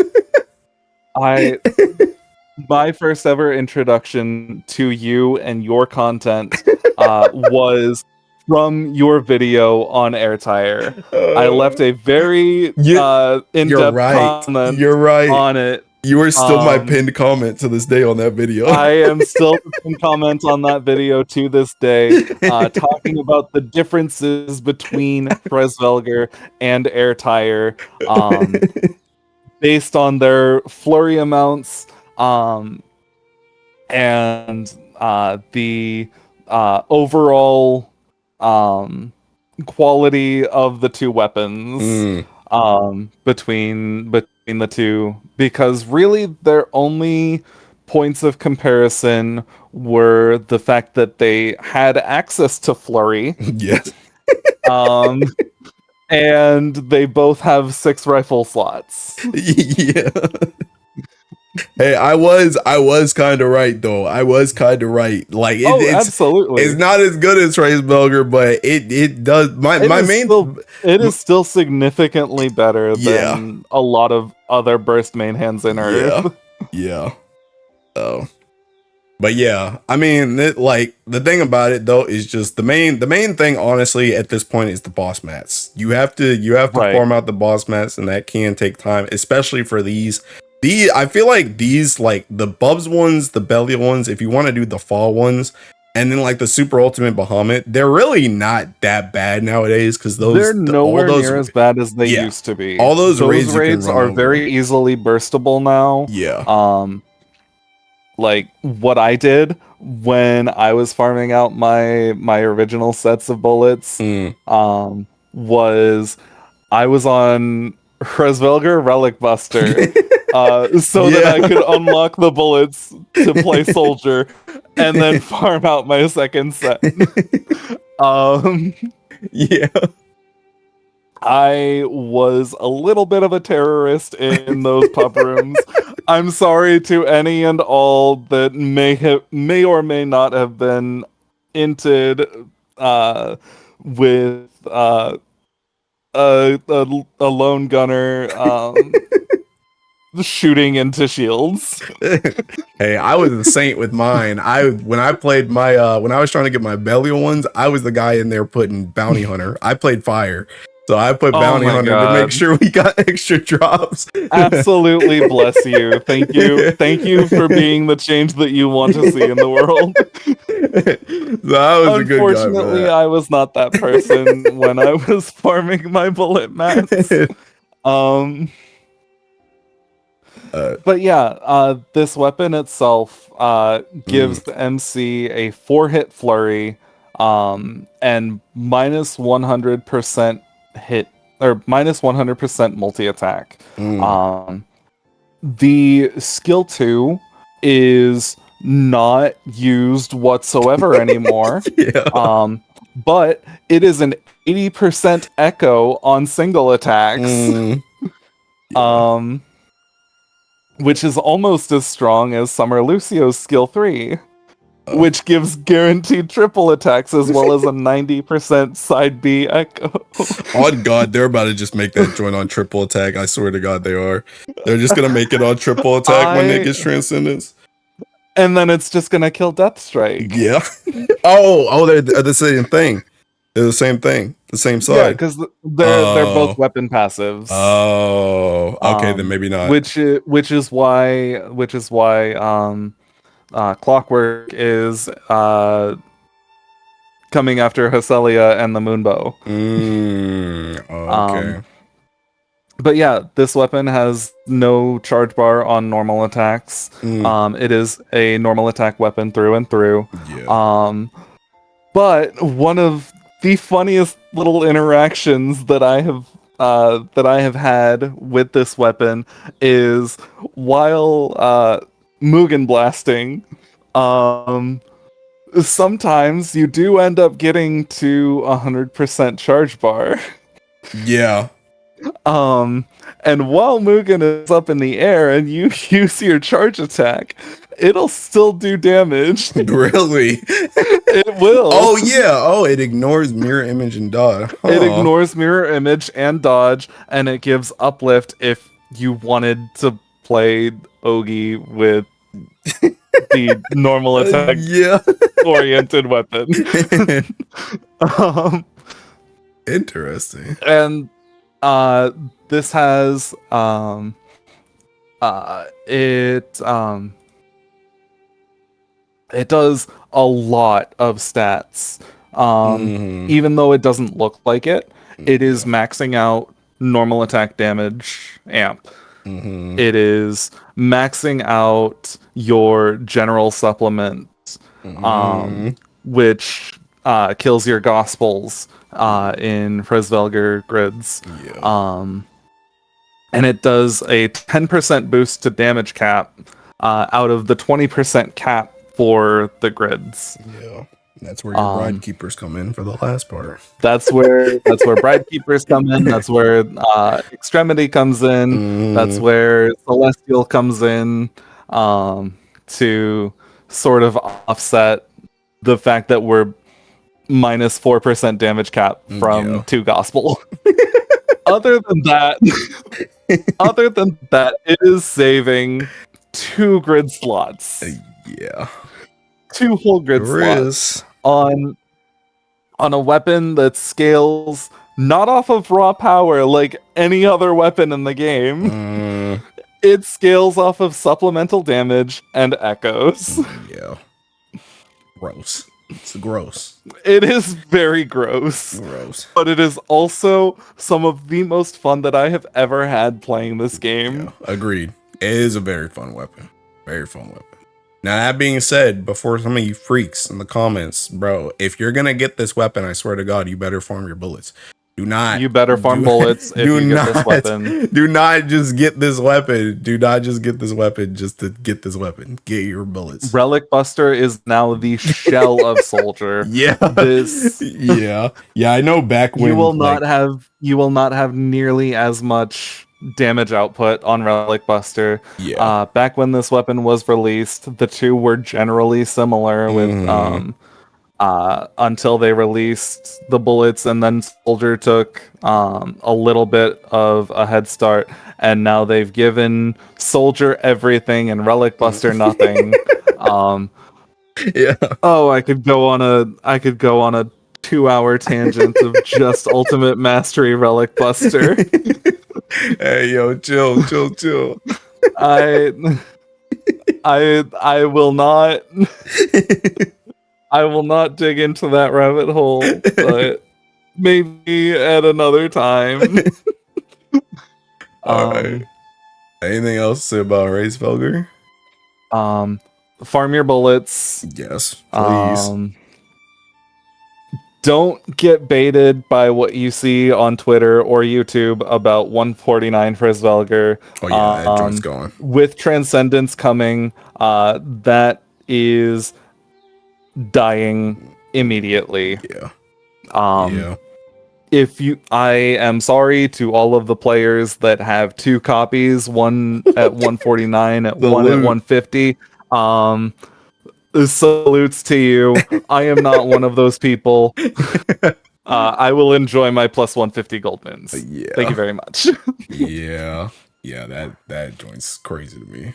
But okay, all right. So I think that's pretty much all the weapons. If we think I think that covers just about all of our weapons. I do want to give a little honorable mention to the Water Excalibur, which is a phenomenal main hand for fighter origin specifically, and kind of any other sword class. This is just about the only sword that that water actually uses. Fateless? What the heck? I am not Gwen. I am not a Fateless shill.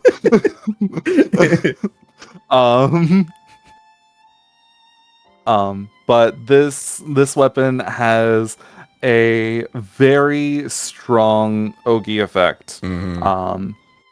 It is a 3k heal cap for MC only, and a 50% superior element echo to MC.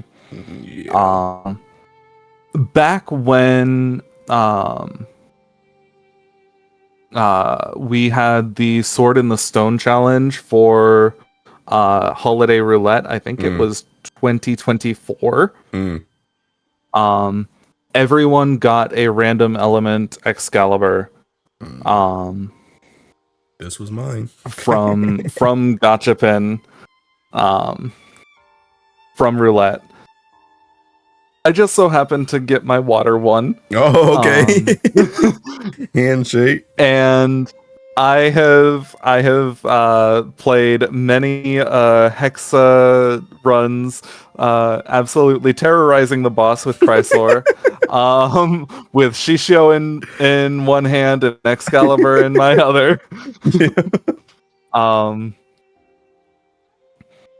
this weapon makes for a great class that Ogies maybe once every 3 or 4 turns. Which is exactly what like Fighter Origin kind of wants to do. Yeah. Especially in water. It gives a strong amount of normal attack potential on a class that gets guaranteed double strike. Yeah. Passively. Bonus superior elemental echo on 3 double strike. Kind of crazy. I mean, there are times where just MC clears the Jinx Omens in Hexa. I believe it. I believe it. Just MC's normal attacks. Yeah. The normal attack can hit 4 million and the echo is 2 million. Yeah. Yeah, Excalibur, the Ogie's strong, and also like the mods. The mods are nothing to scoff at either. Like The Garrison is one of my favorite mods in the game. It is, like I said, I am a Shishio enjoyer. Let me drain tank to the ends of the earth. And this weapon and Atlantis giving that big garrison is some of my favorite ways to play the game. Yeah. Yeah, somebody who has to deal with minus 30% defense. The garrison's pretty nice for me too. Yeah, I bet. Okay. Anything else to say about Excalibur? Don't use your gold moons on this. We have Illustrious Transcendence coming in June in 2 months. Yeah. Do not spend gold moons on this. If you find yourself upon a selector ticket in the future, maybe look into Excalibur. Yeah, agreed. All right. Okay, so after weapons, usually do summons. Summons are All right, a little bit absolutely. easier to handle. I have a lot of like do we want to talk about this joint? Okay, let's start with one of the most controversial summons in the entire game. Shinji and Rei is such a weird summon. Yeah.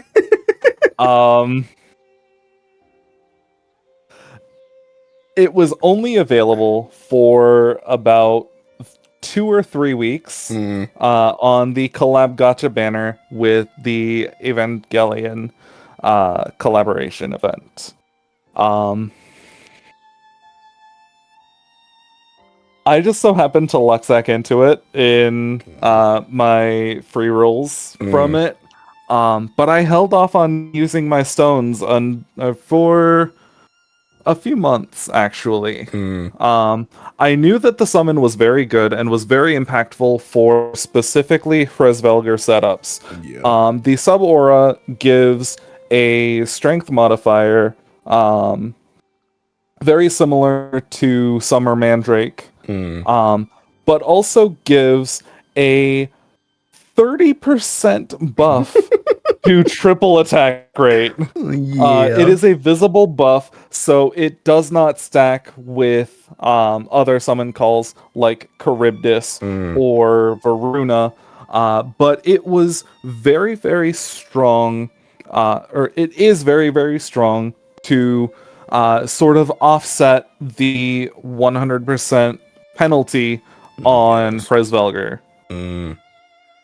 Yeah. Yeah, I know for me, I did not Luxac this summon. I was very much I was not nearly as Hrace Velger pilled as I am now when it came out. Right. And I saw the merit to it, but the thing about it is I was in the same boat as a lot of other people where they specifically said these collab things were not gonna be make or break for a lot of stuff.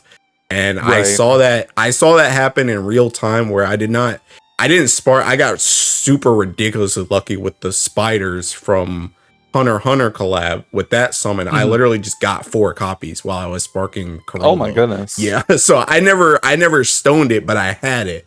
And the thing Right. about that summon it can still be used to this day, but the thing about it is Mhm. they pretty much held up their word with that one because after that summon came out, they immediately before Guild War came out, they released Sariel, which did the same type of thing with the Dispel Cancel, and he had his own Tri-Strike anyway. So it like Yeah, didn't you're right. matter. So I was kind of going into Shinji and Rei with the same knowledge, but I know exactly what it was actually. I was going to say I don't know what it was. I know exactly what it was. The day before this banner left, I saw somebody tweet out some setup with the spider summon. It was for like Mhm. PBHL or something, and they were still using it to help Sedala triple attack. And you're like, I'm like, you know, maybe Shinji and Rei comes up at some point. And I sparked it that night, right before the banner ended. I sparked it that night. And honestly, I'm glad Yeah. I sparked Yeah. because I it's am very sorry to any Hrizvelger players, uh, prior, current, and future, yeah, who do not have this summon. yeah. Until we get something that can offset the difference between not having Shinji Rei, Mm, and having Shinji Rei, um, there is going to be a lot of controversy mm, surrounding this summon in particular. yeah. Um, I think that it is a very strong summon. I just barred it 2 weeks ago, Mm, with the release of Octavia. mm, Um, and it has allowed a lot more flexibility in my grid building, yeah. and in my rotations. Yeah. Yeah, I think the thing that's the most egregious about it is the fact that like both of the things are really really dumb Yeah. because like the strength buff in and of itself like you could potentially make that up with grid power, but the thing about Mhm. it is like the triple attack is like even with all the triple attack stuff you have, even with extremity key, even if you swap your opus key, like the middle one, even if you have all the Octavias you can handle, even if you have bride keepers, like both bride keepers, you can still, even if you have celestial, you can get to a point Mhm. where you still get gapped on that triple attack. Where if you do not Yeah. have that extra 30%, you just straight up cannot do certain things that people with that Yeah, triple attack can do. I saw Rezi's tweet a few weeks ago, Mm, um say that you cannot zero button one summon yeah. PBHL Yeah. without this summon. Hmm. Yeah, you can't. You you Um can't. I literally it have is I have the setup. I'll find it somewhere in here. You literally can't. You don't have enough. You don't have enough it's this one. yeah. You have up to 67%, but honestly this is 65 if you have a celestial.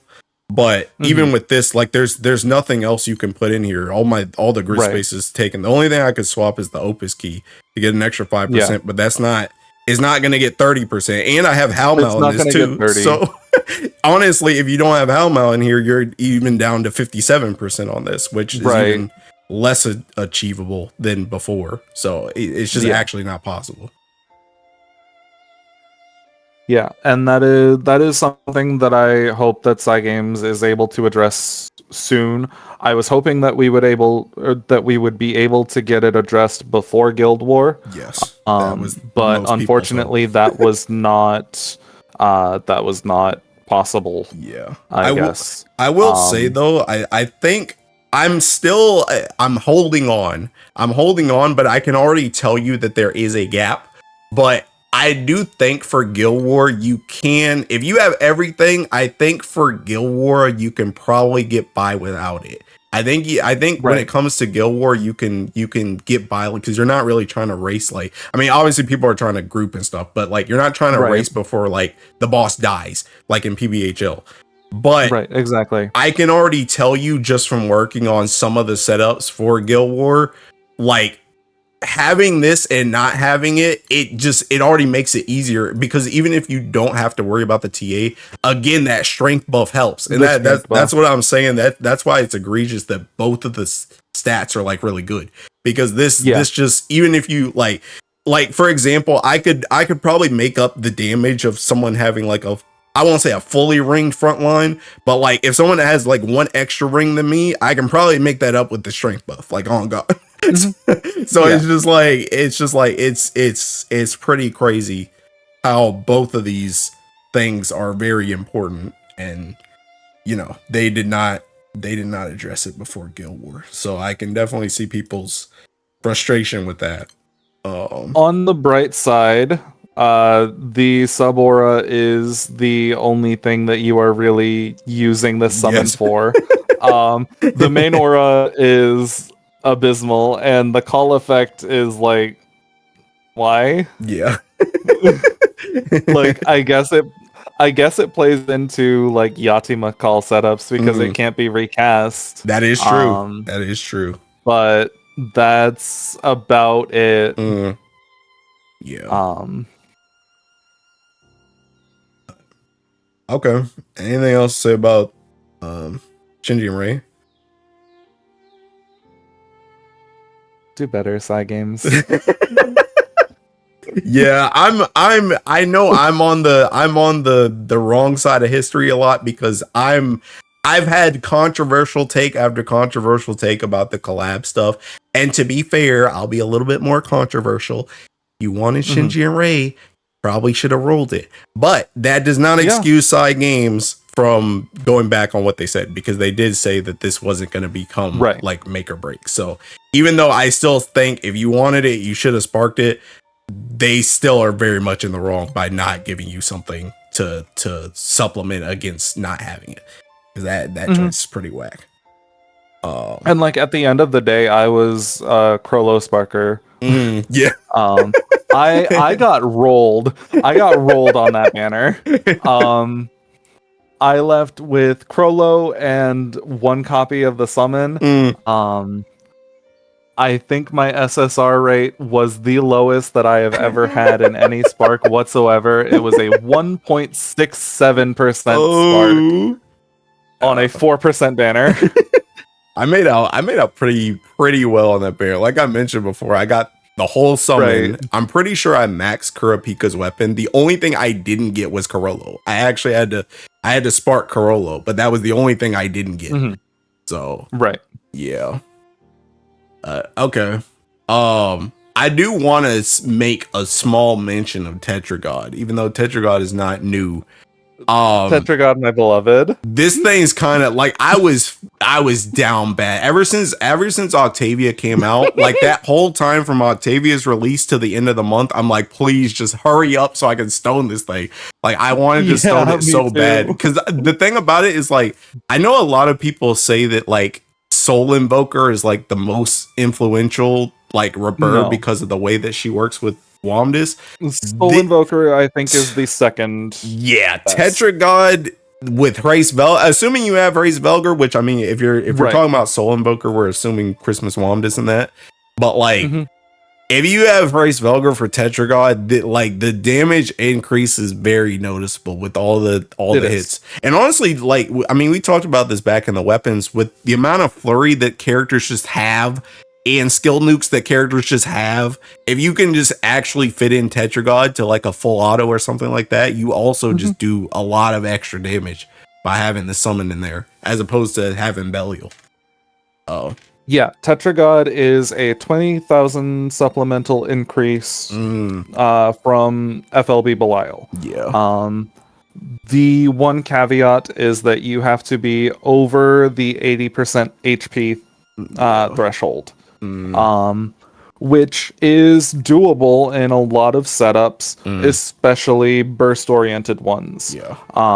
This has a very weird interaction with Hresvelger itself, because for Guild War, you are more often than not looking for the ultra consistent setups Yeah. that you can just spam over and over and over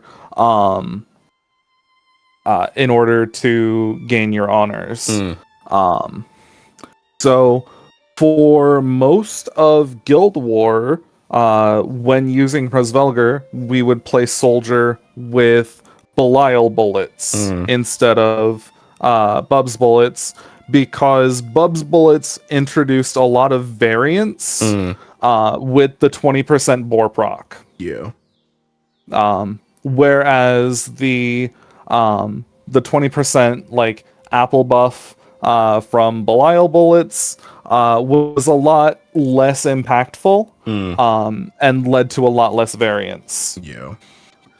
The one thing is that red apple would be a damage increase because it does a lot of plain damage based on the boss's HP, Mm, but it would also consume a lot of whoever the character that is casting a red skill, their HP. yeah. Which can cook this. Which is not how you want to play when using Tetragod. Yeah.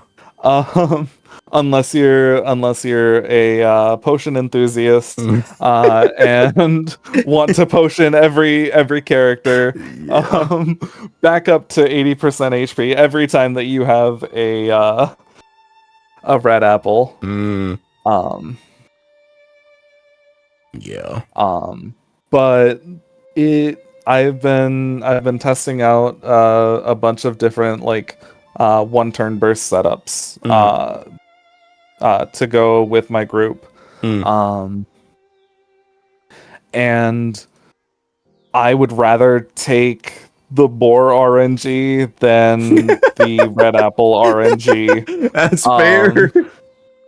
Because at the end of the we can account for the lowest possible RNG Yeah. with no boar. And as long as all four of us are able to meet the threshold of the boss's HP with the lowest RNG from the Bubs bullets, the only thing that we can do from there is kill the boss a little bit faster. Yeah.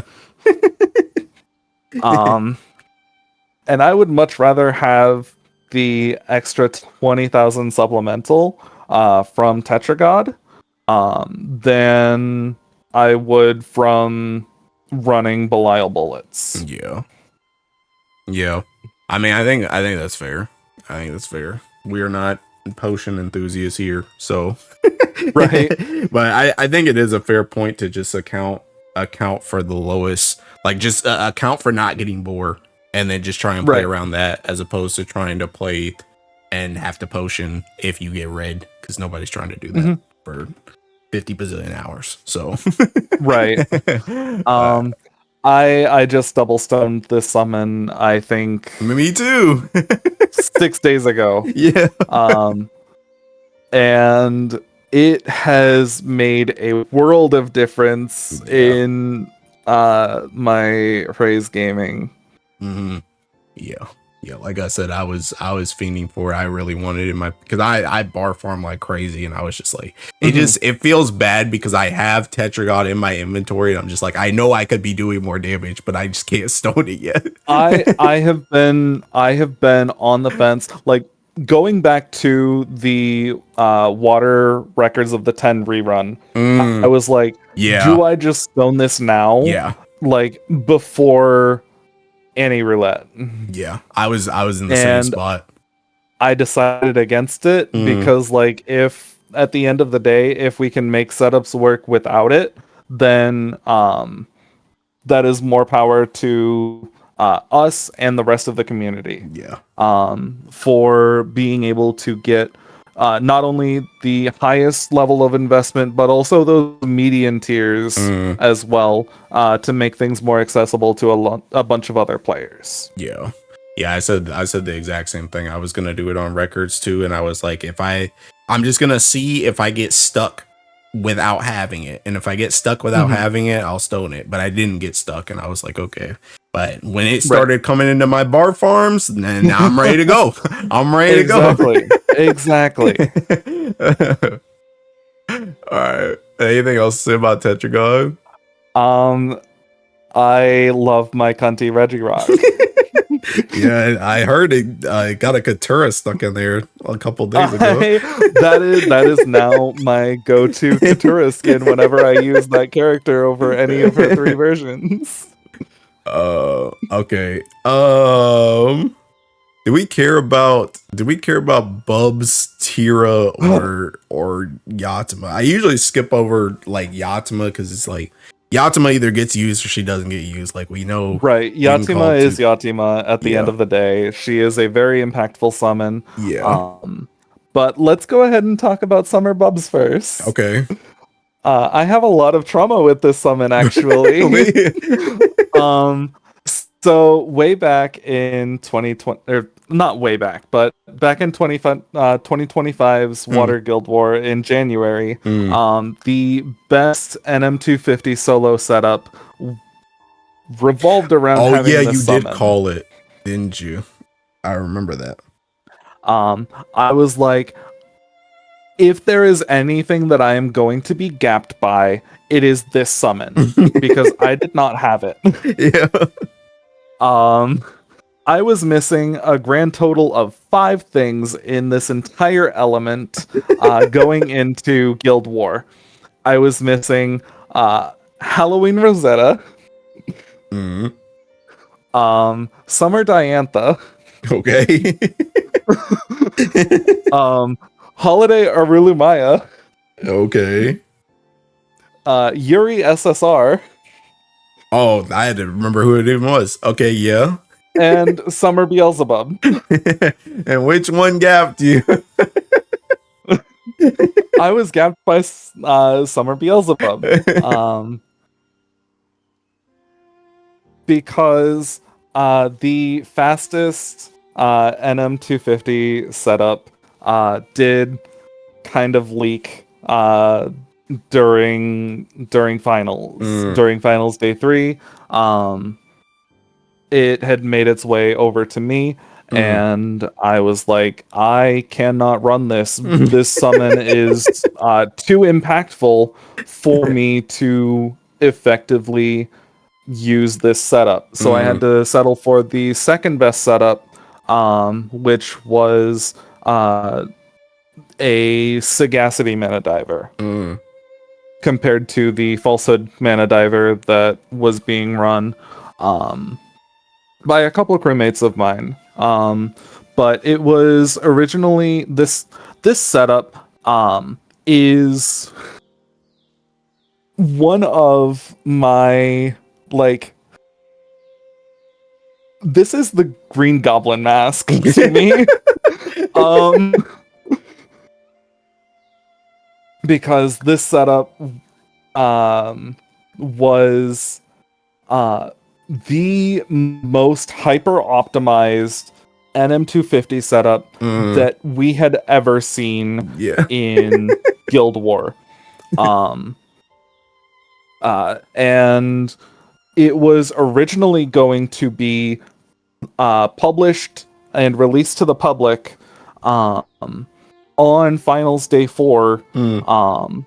It was developed with the Kingdom crew, Mm. and it was supposed to be published on Day 4 of Finals. If Kingdom did not have a tough match. However, Kingdom was facing the number one crew. Oh. They had a one hell of a fight. And while Kingdom doesn't particularly run solo when they have a group like that, or when they have a fight like that, they could not release the information to any of their competitors, meaning that this setup was gatekept from the public eye until after the end of Guild War. But this setup used the Soul Invoker's Reflect buff to kill Gabriel and bring in Maria Theresa with Summer Beelzebub's call to just ignore all of the buffs that the boss was getting and still burst it down in about 2 minutes and 30 seconds was, I believe, the final time that they got it down to. I see. Yeah, I never really knew how it worked. I remember seeing the call. So Summer Beelzebub's call gives a 5-turn debuff to the boss, or to the foes that it hits. All the while, you are clearing the boss in 2.5 minutes, all on your own, using the one mechanic that everybody in like the social circles was complaining about to your advantage. Because sorry, I think go ahead. I think I lost you a bit in there. What all were you saying again? Oh, okay, no problem. Sorry. No worries. Where did you lose me? I think you were going in. You were going in about that. Pretty much when you call the summon, they get the black prison effect, and then they were able to ignore stuff. So the Summer Beelzebub's call effect gives the black prison effect to enemies that are hit. What that does is every time that the enemy uses a special attack, it will dispel one buff. It is a 5-turn debuff, so in V1 raids, you are able to push HP thresholds a lot more easily and hit a lot more special attacks or triggers on the boss, meaning that the boss just can't buff itself and you end up clearing in 2.5 minutes. Oh, okay. Gotcha. I promised myself that I would not get gapped by this summon again. So my 2025 anniversary ticket was on this summon. I triple stoned it. I have used it for bar farming. Yeah, I mean it is good for his welder. What happened during Holiday Roulette 2025, Hilo? They gave you a free one. I'm so sorry. Hey, honestly, there's no comeback. Hey, at least you had it for like a year, I guess. I had it for about 9 months when I was actually PBHL farming. However, the Proto Bahamut meta had shifted very significantly within that year. So Hrazvelger was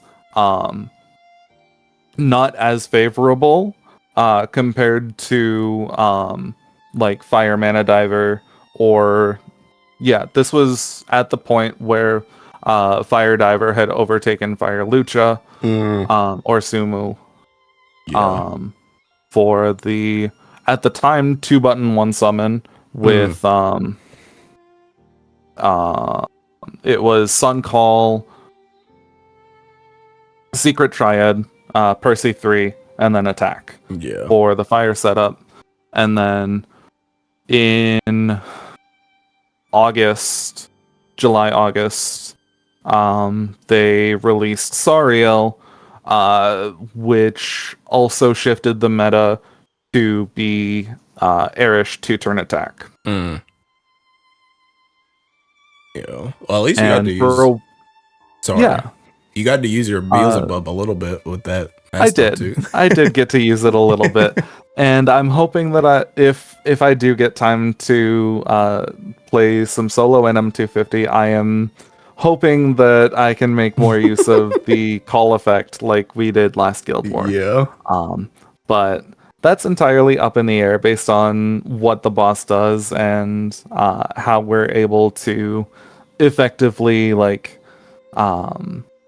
deal with and solve the puzzle that they put in front of us. Yeah. Okay. All right. So noted. Phoebe has a vendetta against Bubs. I sure do. I had to zero ticket my original Bubs. My Dark Beelzebub. I had to zero ticket that back in 2022. When Super Ultimate Bahamut was the most difficult raid that we had access to. I did not want to get gapped on my execution setup because I failed one time. Yeah. Hey, back when the water execute was Kengo Shalem Lock. Those were the days. This is why we can only have one keel in a grid. Yeah. It's all but they did not want us to trivialize their puzzles anymore, so they nerfed Keelan. And then they announced, or not even announced, they just released Illustrious Weapons at the end of that year. Yeah.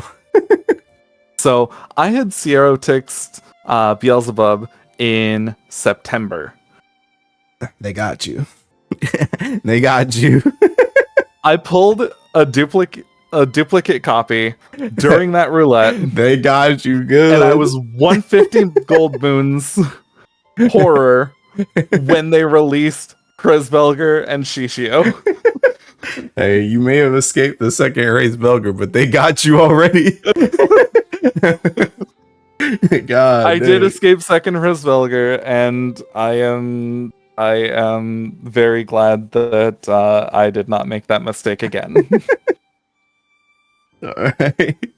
The last summon I wanted to talk about was Charybdis, because Charybdis can still be used, especially if you're using like the Yatima main summon. You can call Charybdis, and I guess people for the most part just call like Wamdis as the second summon. Yes. But the combination of Charybdis and Wamdis is very, very impactful. You are getting especially for Kreisbelger. Yeah. In tandem, these summon calls give a summon layer of Echo. I believe it is 35% triple attack rate. It is a 100% or a 100,000 supplement to all water allies. I think is it again. Sorry, is it 35% or is it 50% for the TA? I don't know. I haven't looked at the actual stats since it got FLB'd. That's fine. So it might be 50. Keep going with what you were saying. Yeah, so it is now 50%. And at 3-star it was 40%. Yeah. I know that so yeah, you are getting in tandem between Charybdis and Wamdis, you are getting an extra layer of echo, 50% visible buff to your triple attack rate. Again, this does not stack with Shinji and Rei. The highest buff will apply. Yes. And from the Wamdis part of the Yatsume call here, you are getting 1 level of Toxicosis. Not very impactful, but you are also getting 100,000 supplement on your Hrisvelger setups that have 3 different characters that are all flurry based. Yep. Potentially 4 if you are playing with Bride Ilsa with any other gun character. Yeah. All right. Anything else to say about Charybdis? Charybdis, how do you say it? I love this summon personally. My first ever Dread Barrage was the one where she was featured as the 5-star boss. Oh, okay. Yeah, I remember her voice lines from when she was a Guild Ward boss. She's cute. There is a little GIF that I found on Reddit during the event, and I'm going to DM that to you in just a second. Okay. And it is her just being very adorable and dancing. I think I know which one you're talking about. Because I'm pretty sure.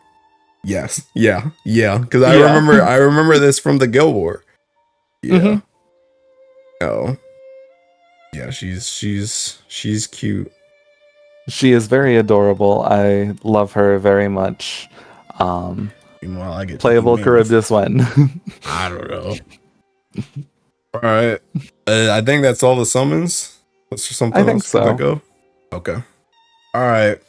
With summons out the way, now it's characters. Let me do. So the way I usually do characters is I think I have everyone that matters except Katura. Actually. Oh yeah. Katura. Narmaya doesn't matter. Saint Dolphin doesn't matter.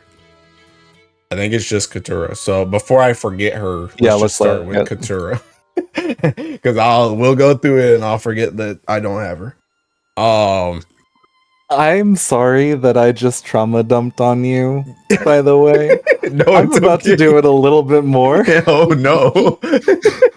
So I have a little bit of trauma with Holiday Katura and all Katuras to an extent. I absolutely adore this character. But does she not like you? She does not like me. I have had to force her home for all 3 of her SSR versions. Oh, yikes. So, remember when I said that I Sierra ticketed Beelzebub in September of 2022? So, in December of 2022, they released Illustrious Weapons. And I was unsure if I would, there was a slight overlap between when they released Hrisvelger and when Katura left the draw pool. Oh, I think I see where this is going. I was not a whale quite yet. I did not become a whale that year. Yeah. But my 2023 anniversary ticket was a toss-up between Holiday Katura and who at the time was a potential character. She had not seen the explosion of usage with Hrisvelger that had happened in 2023. It was discovered much later. I believe it was like April or May that this character was like be all end all for like full auto ability with Hresvelger.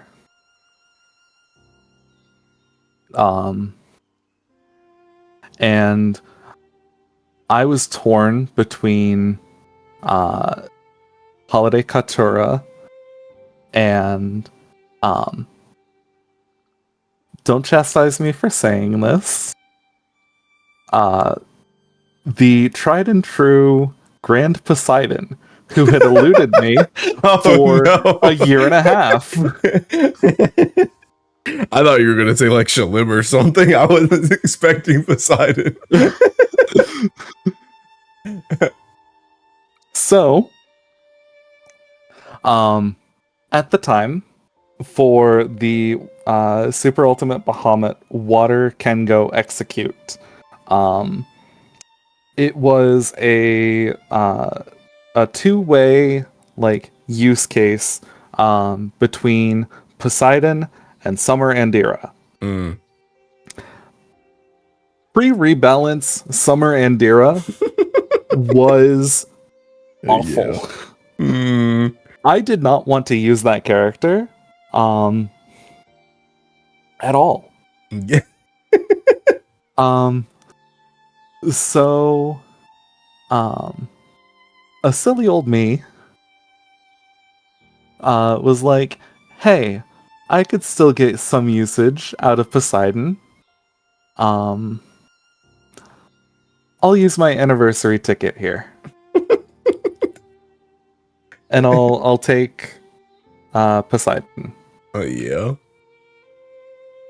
Did that bite you a lot? A month or two later, so I ringed Poseidon. I triple barred his weapon. Because the weapon was still very, very strong.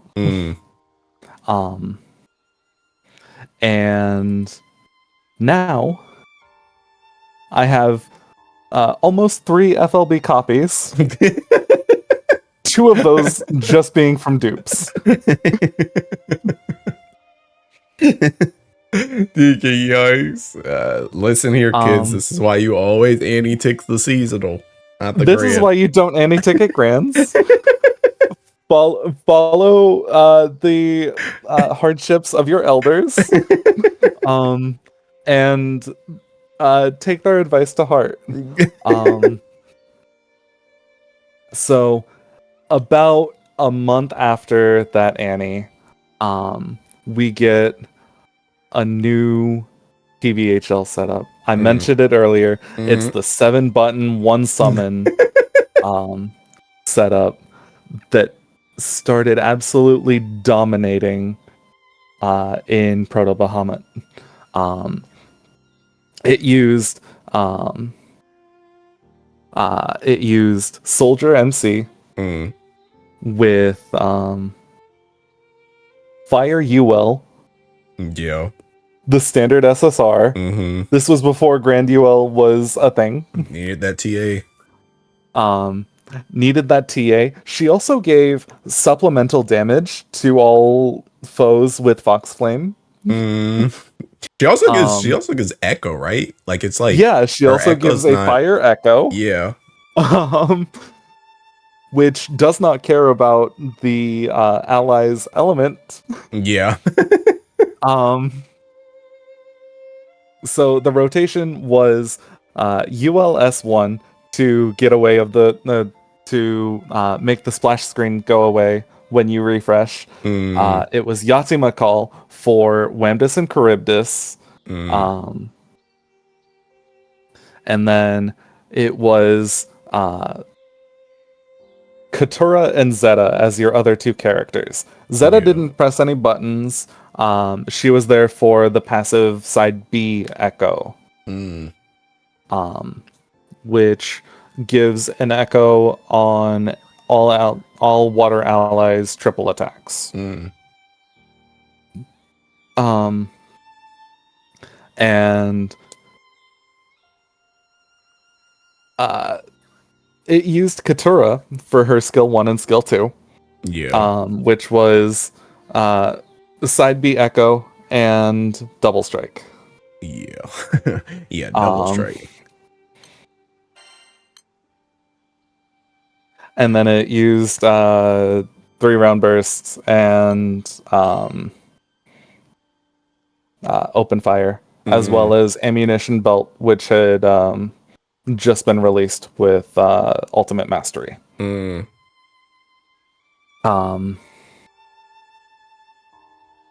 I want you to guess what I used in place of Katura for that setup.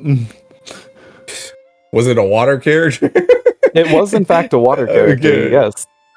An old water character that is most likely going to appear in Guild War for Phrase Burst. Lucio?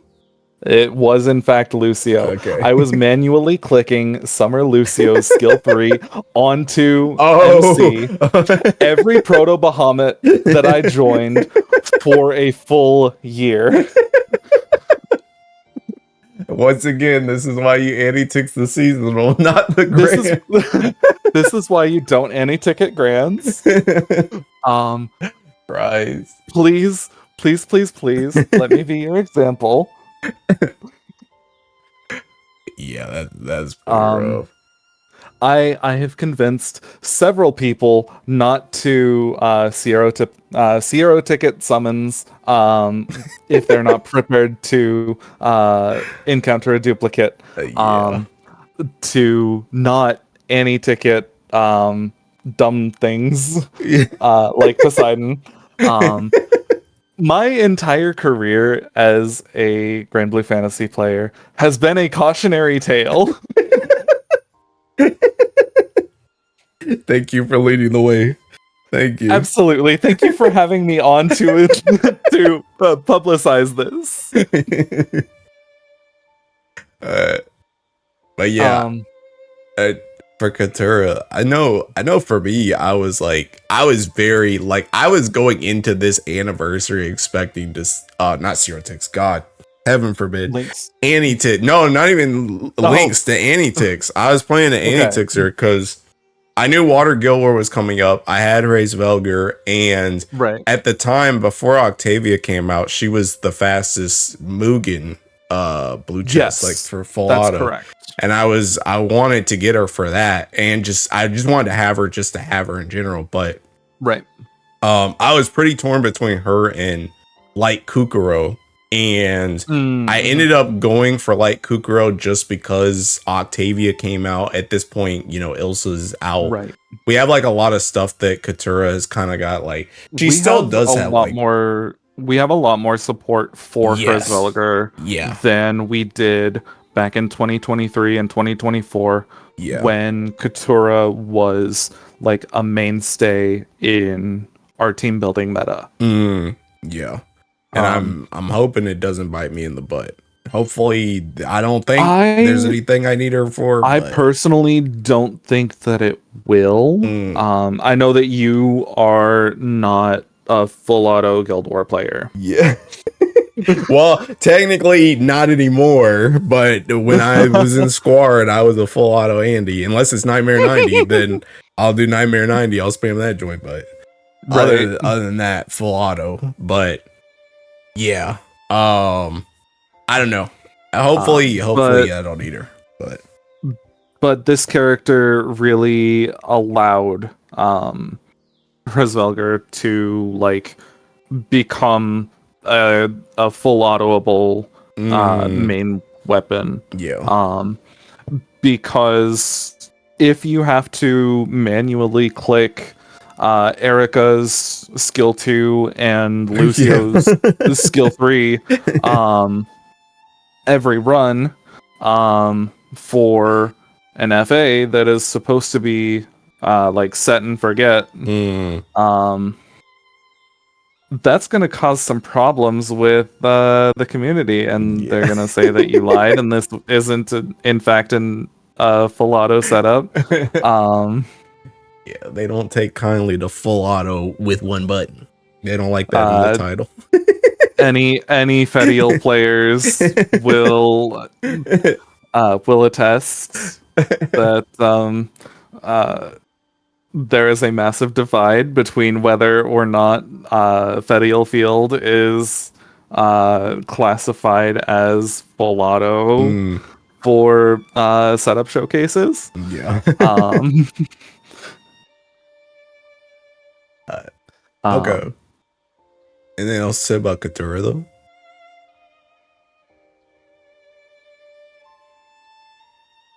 I think that this is the first Guild War that I can lay Holiday Katara to rest. Thank God. Thank you. Thank you. Thank you. I'm not the biggest Katura fan in general, so I do very much enjoy her character. There's a significant amount of like fan made content based around Katura, one of which very heavily impacted me and how I see the character. yeah. I mean, So that's fair. I don't particularly have the same affinity for canon Katura as I do for like a fanon. Yeah. That's Katura, fair. I guess. Yeah. I will say in Katura's defense, I'm not the biggest fan of her character, but I don't have her Christmas version, but the Wind and the Dark, I like both the units. She has been so impactful for every element that she has gotten an SSR in. Yeah. Like Wind is still struggling to drop Katura, even when they want to do other things. Dark just got Summer Katura in late 2025, and she has been an absolute menace to every raid that you can use Dark in. Yeah, that S3. I don't be busting this grab. Okay. Alright, so let's move on to Aaliyah. I haven't gotten a lot of chance to use Aaliyah yet, but I'm starting to see a lot of footage. I have seen a lot of footage. I started using this character the night after I sparked. I was waiting a couple days to see like whether or not I would need this character. And at one point enough things have come out that I'm like, okay, I will pick up this character. Yeah. My original thoughts when first reading the kit were, this is going to be an NM250 character with potential usage in like HL solos, and maybe this could get water FO off the ground in Versusia. I have seen a lot, almost all of those things. The only thing that I have not seen from my original predictions were, I did not expect us to still be on Onmyoji in Versusia with Aaliyah. Yeah.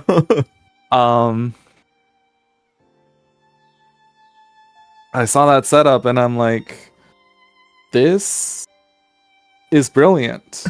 I can finally kick Quattro Theor from this team. I can finally stop mashing his buttons.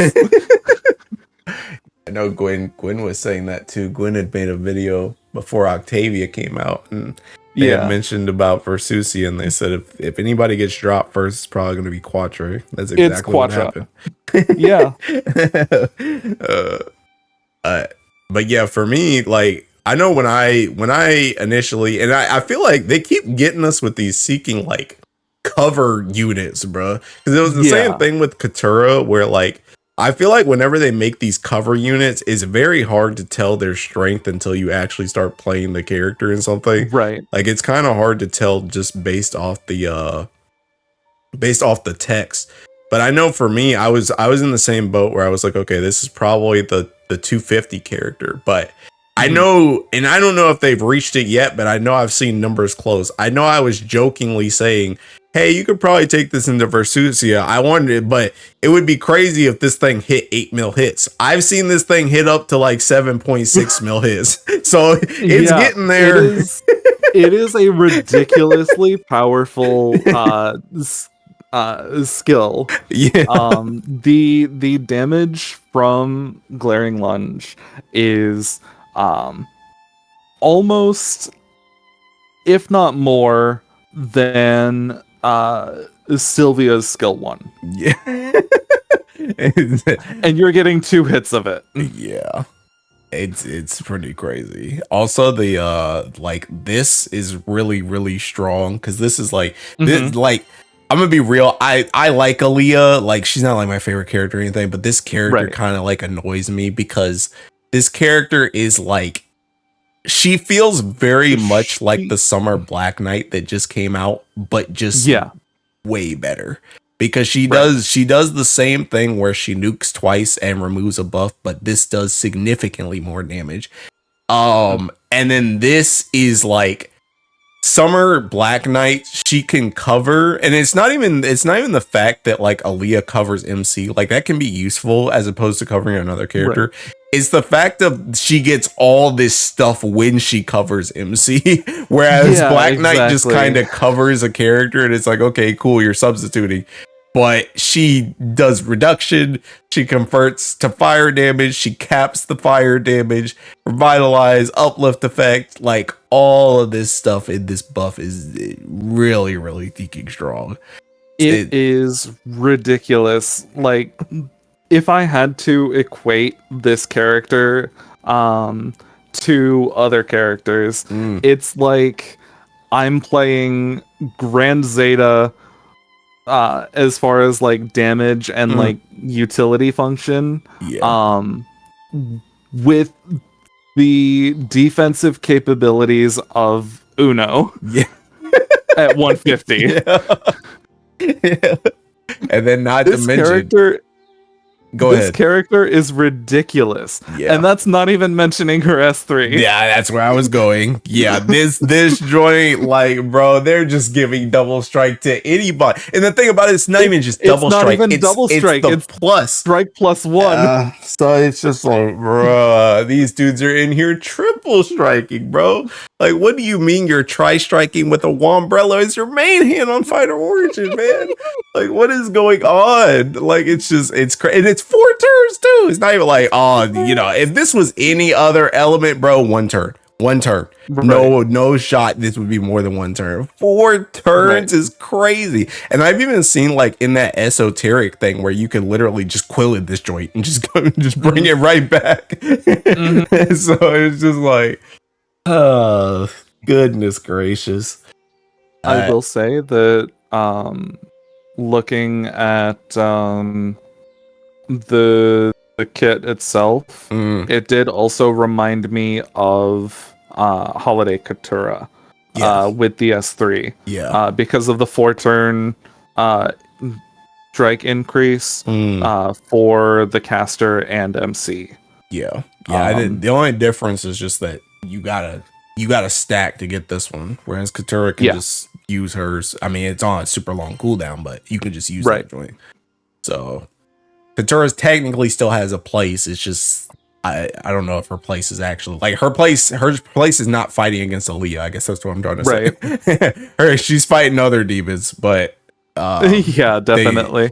These two don't really like fight each other. But yeah, I mean, this character, she's just really good at tanking, really good at honestly keeping herself alive and just doing a ton of kicking damage and letting her MC do more damage. The heal cap on the skill 2 is a default max cap of 2,000, which is 2/3 of a Lucifer call. Yeah. And that is happening every time that she normal attacks. Yep. And if she has this, then she's doing it twice. I told you earlier that I love drain tanking playstyles. This is the character for you. This is one of my characters. Yeah. This is one of my units.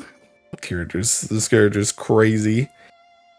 But all right, anything else to say about her?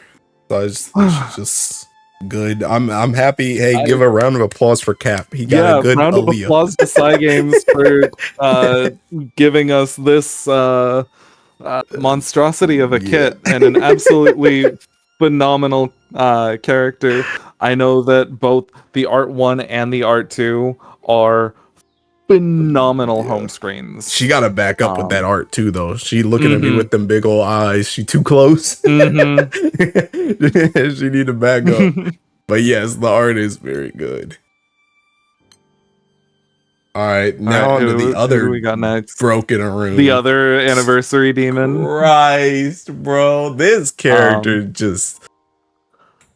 I don't even know what to say about this one, man. She's just... Go ahead. There are very few things you can talk about this character for hours and hours on end because she does so much that at this point everybody's already heard it. Yeah. There's not much new that I could really put out there about this character. The 50% boost to triple attack rate for 5 turns to all water allies and a side A echo with the spell cancel. And she gives herself double strike. Why not? Why not?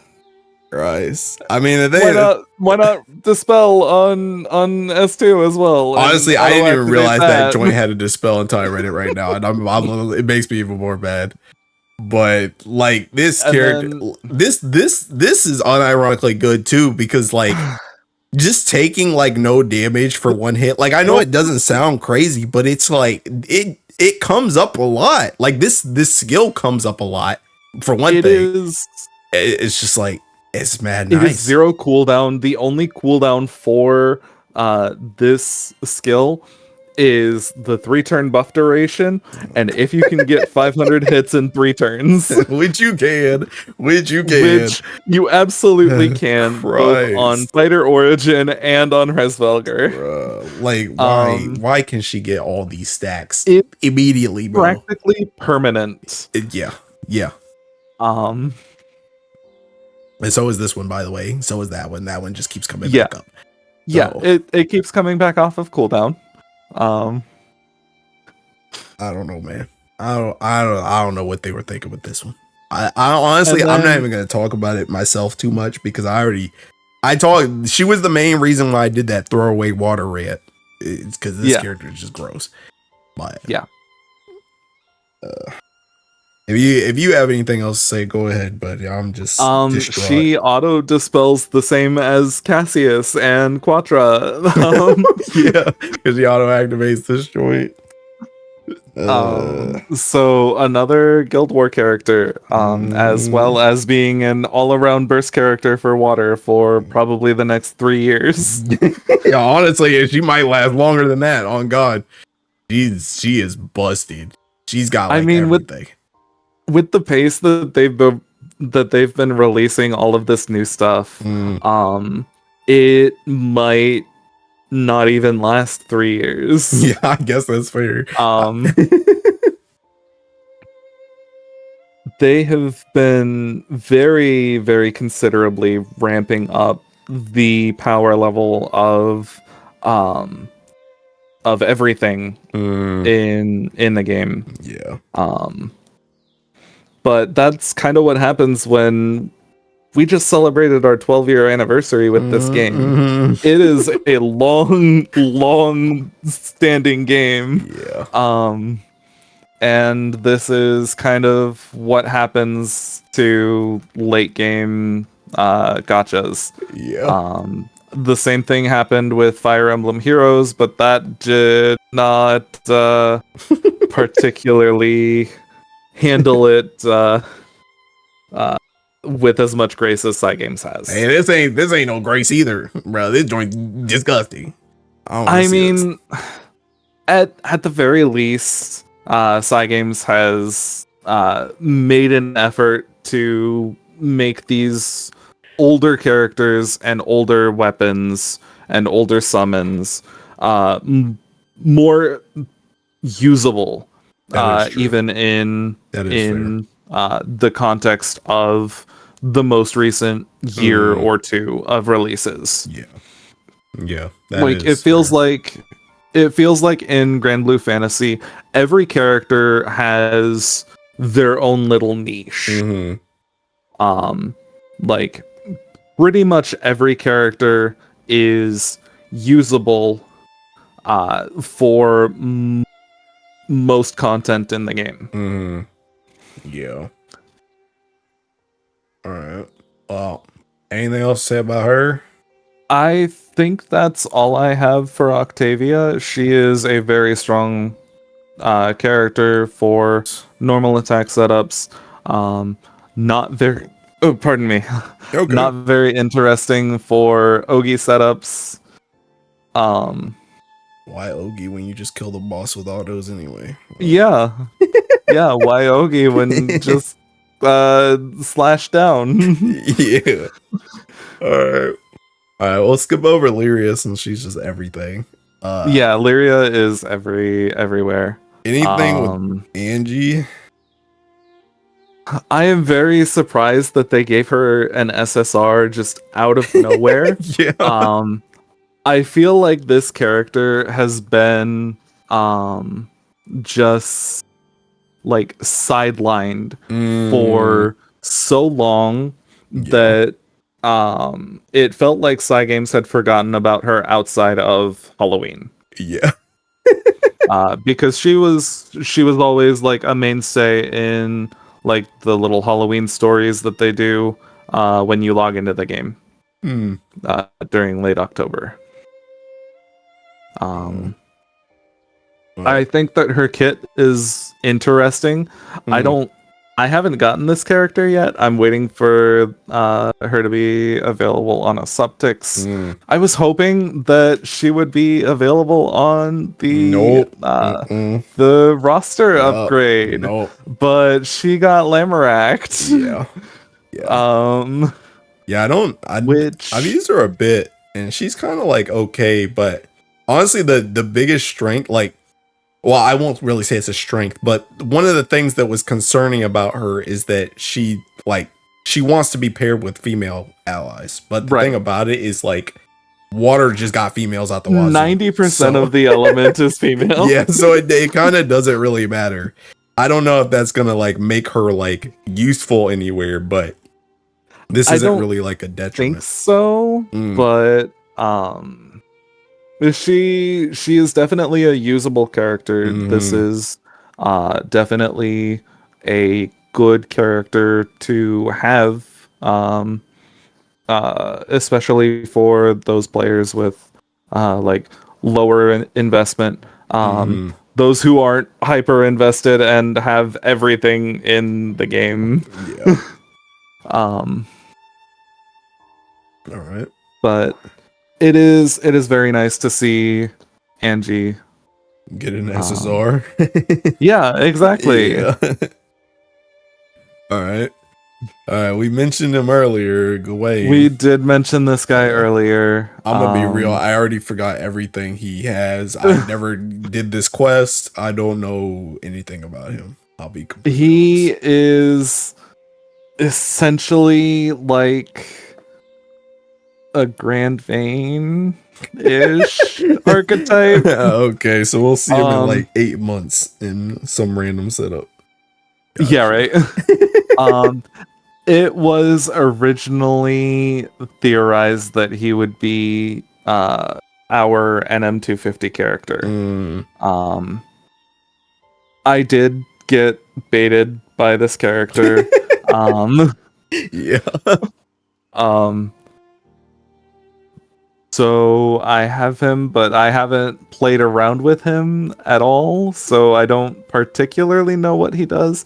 I know that he is a defensive option in an element that has a plethora of Mm, other defensive options. yeah. I did see Like, one setup on Twitter earlier that had him and Aaliyah both in it. So I don't know if mm, that's actually gonna be needed for anything, but I saw someone that was like theory crafting on Twitter. So right. maybe if you need Maybe. all that, then maybe he comes up. But Yeah. uh, I'm not holding my breath. He is potential man. Yes. All eyes on Um, him. See what he can do. Okay. all right. Tien. All right, I, let's go to Esser. This is my favorite Eternal character. oh, okay. Um, I love her. Um, I have a little bit of a disposition toward gold ringing, Mm, anything that is in fire or light. mm. I have 0 combined gold rings in either of those two elements. Um, out of the 41 that I own. And 23 of those are in water. Oh, sounds like me on Earth. Um, so if you go to my wiki user page at all, Mm, I have a little splash of all of my ringed characters, mm. and I make sure to put a comment on them. And the comment on Esser is, "My favorite of Eternal is finally ringed." That's fair. I mean, I think. Like I Go I ahead. ringed Quatra in solidarity Mm. for Esser. Like, ringing Oh. Quatra was, to me, what ringing Esser would be if I actually put rings into fire. Yeah. Yeah. Um, but yeah, this kit is uh, very, very niche, but Uh, a very, very strong niche.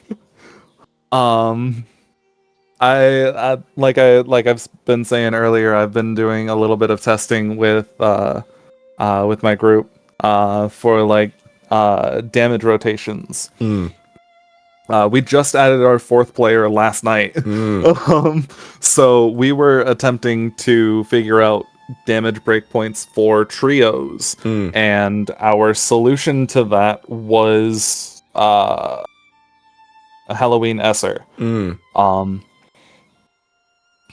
it was like a 14 button rotation or something. Absolutely not recommended. Um, but it worked. The one turn burst did like 900 mil, Mm. which is a significant chunk of the Yeah. boss's HP. Um, Yeah, the S3 is pretty the strong. S3 buff is very, very strong. Mm. Um, I actually got this character. I got this character for records. I was right. averse to sparking her. I had the opportunity to spark her on Mhm. Halloween because I had gotten the other 2 Halloween characters, but I actually decided to spark a Sylvia during that, and I said if I Right. needed Tien, I would Linksmate her. Honestly, I didn't really need Tien, but I wanted Tien for records You because want her. I wanted the bounty. Yeah, That's the you want reason. the bounty. That's the And reason why I got her. But honestly, for the NM150, you kind of wanted yeah, the actual damage yeah, from the water character rather mm-hmm, than just having a bounty bot yeah, from Fire Tien. yeah. So I ended up getting her for that. But like unironically, I've also been using her in the one summon PBHL because she gets the flurry on break, which to be fair, Right. it is a little bit of pachinko because if it's not in break, then Yeah. she just doesn't get it. But Yeah. nowadays with PBHL, maybe it's died down a little bit since anniversaries ended, but the whole Yeah. anniversary month, that thing was always in break. So Yeah. you got to take advantage of this pretty much, and she I did like could out barely damage. get into any Yeah, rooms. yeah, and she out damaged the two Harvins for me Mhm. when she. Oh, honestly, I think she out damages the two Harvins in general, but Yeah, she really out damaged the two Harvins when the foe is in break. So exactly. I've been getting use out of my Link's bait. I'll just say that. So Yeah, I intentionally went for like the second or third best Mugen join setup just so that I could use Esser yeah. instead of using Milior and Solilao. Yeah. So, but yeah, I mean she's pretty decent. I think especially if you're using anything with even if you're doing like full autos with like Right. Hreisvelger, she can be useful because this thing just comes up and just helps you do a lot of damage. Mhm. So pretty nice character. I don't know if she'll necessarily be needed for anything in particular, but I don't think so, but she's very nice to have. She yes. is a very strong character with niche usage Mm, for like uh, getting as much damage dealt in one turn as possible. yeah. Yeah. Very much so. Okay. Oops. Alright, who's next? Do we care about Dari Dara, Chichiri, or Ray? Any of those three? think I think Chichiri is worth mentioning a little Okay. bit. Um, I don't know if she'll make it into like any optimized Guild War setups, Mm, but she is still a very good character to have for lower investment players, yeah. especially those lacking the newly rebalanced Summer Andira. Mm, yeah. Yeah, I know Um, Gwen is an advocate of her in Versusia, but I don't know about yes, for Guild War. I don't think for Guild War, Mm, but she is a strong defensive option mm, for Ogi setups in particular. got you. So if you are bringing an Ogi setup to like set and forget Filato, Mm, um, she might be worth considering mm, alongside like Vajra and Sylvia. yeah. Okay. All right. Let me go back this way. All right, so speaking of Sylvia, Speaking of, uh, Sylvia, I have very little expertise with using this character, but from what I know, she just wants the Ogi. So, she does. Her kit, her kit on paper is fantastic. mm, I absolutely love using this character. mm, However, I have noticed that um, sh- she is one of our best Ogi-oriented characters in water. mm, Um, Previously, our uh, two best were Yatima and Haselia. mm, Um, Sylvia kind of took the place of Haselia mm, in a lot of setups because you get um, the cut to debuff durations as well as a heal mm, on the S2, which is a 20% battery and comes off of cooldown every time that she Ogis, just oh, like Haselia's skill 3. oh yeah, okay, The one thing about that is her skill 1 mm, auto activates whenever a water ally will oh uh, yeah, charge attack more than once in the attack phase. Yo. So she's kind of killing two birds at once with one stone because she doesn't particularly play as well with Yatima as Hesselia did. Mm-hmm. Because Hesselia not only is a good Ogi character, she is a very strong buffer for normal attacks as well. And Yatima is just this character that deals a bunch of damage no matter what you're doing between charge attacks and normal attacks. Yeah. Yeah. Um, like I said, I so use this character very, very little. it is, yeah, it is very weird to try team building around Sylvia. Currently she's on phase 2 of our Versusia setup, which is pretty standardized to Summer Andira, Vajra, and Sylvia for the lineup with Onmyoji, Shishio, MC. It does a lot of damage over the course of the raid, but has very little sustainability. Yeah. Despite Shishio like healing every charge attack. Yeah. Because destruction damage doesn't care. Yeah.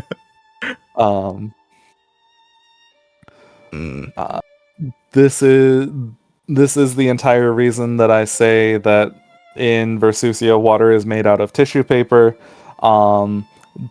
This character kind of makes it so that we aren't really able to bring Yatima on side 2. Yeah, because she doesn't double Ogi. Because she doesn't double Ogi. And therefore we don't get the 20% damage reduction from being fully stacked. Oh, I see. Oof, that kind of sucks. Yeah, that kind of sucks. You said that Gwen was put out a video saying that the first character to get replaced in the Versusia lineup would be Quatra. My second would be Vajra.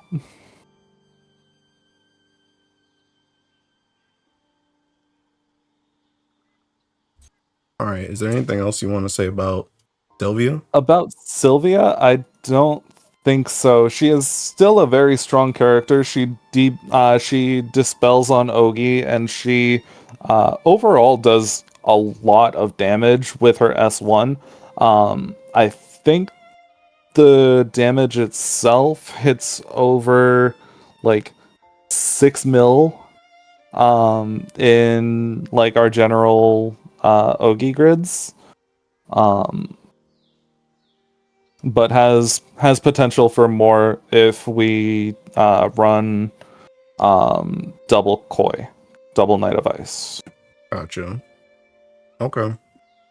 All right, we'll move on to the next character then. Absolutely.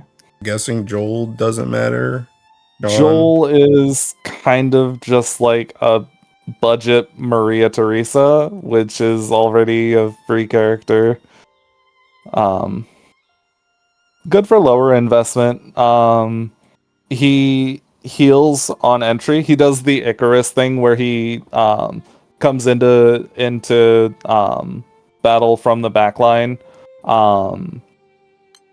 and instead of dealing damage, he's focused on healing. Gotcha. Yeah, I never did Never did his S3 quest either. All right. It's Joel is another very interesting character that I didn't expect to see him get an SSR, especially when he released. Yeah. He came out of nowhere. He's also Yeah. He's just normal. It's not like a swimsuit or anything. Right, this is just normal Joel. Yeah. I think his SR version is like a swimsuit. But he's I think he's from Auguste. Like his job is as a lifeguard. Gotcha. So they try to make all of his kits based around like saving people from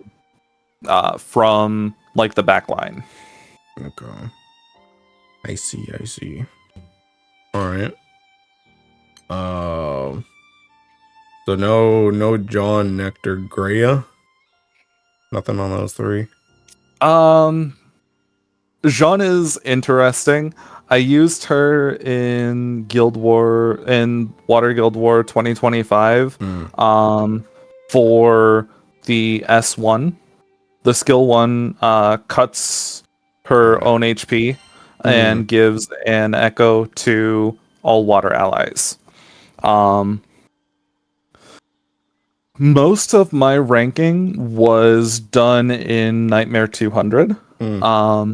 While waiting for NM250 setups to kind of show up and pop out from the woodwork.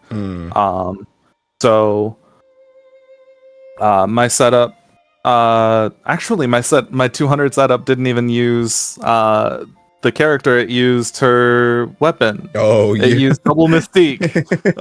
Yeah, I know that was popular for a while. For on LE Sax. I think the setups sacrificed Water Korwa and Summer Lucio on turn 1 with the help of the HP cut from Mystique. Gotcha. Jean did pop up in a Soldier Super Ultimate Bahamut setup around the same time. Yeah. Along with Show, the Wind SSR. Yeah. I know I wanted this character for a while. I did not get her. Like, she's, as you can see, I'm based off of recent, and I just got her now. Yeah. So it's been a long time coming before I got that character. I'm glad the Mystiques are kind of like gone though, because I know at some point, like you said, there was like 2 Mystiques, and I was like, I don't even have the character yet, and I need 2 of them. So I'm glad that that's kind of fallen out. Yeah, it was significantly better to use Mystiques over the other bloodshed weapon, Blossom Axe, which is SSR Vane. Yeah. Because when Blossom Axe got its uncap, it got a small garrison, if I remember correctly. So it made it a little bit more difficult to actually have units that you don't want in your front line to die. Yeah. Okay. All right. I'm guessing nothing on Nectar and Greya though. Nothing on Nectar and Greya. Okay. All right. Nectar was kind of dead on arrival. I think I've seen maybe 1 setup. Yeah. That he's used in linked skills plus 6 turn cooldown on those is not exactly the greatest recipe for a good character. Yeah. If we were to make a perfect character, though, hello. Yeah. Yeah. So we already mentioned that she comes with Bridekeeper, which is already good enough to keep her. You know what I'm saying? Exactly. But I mean, her Art 1 and Art 2 alone are that's also true. Worth keeping. I think you love this art, but The art one is so good, but I think I like the art 2 better. The gold background is just absolutely incredible and majestic. Yes, it is. For a character as dark and brooding as Elsa. Alright. Her kit though, Her kit, she don't even have to click buttons. Yeah, she just goes. She's just there. She just stands there and supports you. I mean, first of all, she just deals triple attacks, which is like, hey, also does this split, which is like, hey, she also nukes when people attack. So that's like, hey, she also nukes at the end of the turn, which is like, hey, and then she also just, and then based on buffs. gunner bow allies, all gunner bow allies gain normal attack supplement. Yeah. Superior element bonus damage, which is very helpful in Proto Bahamut.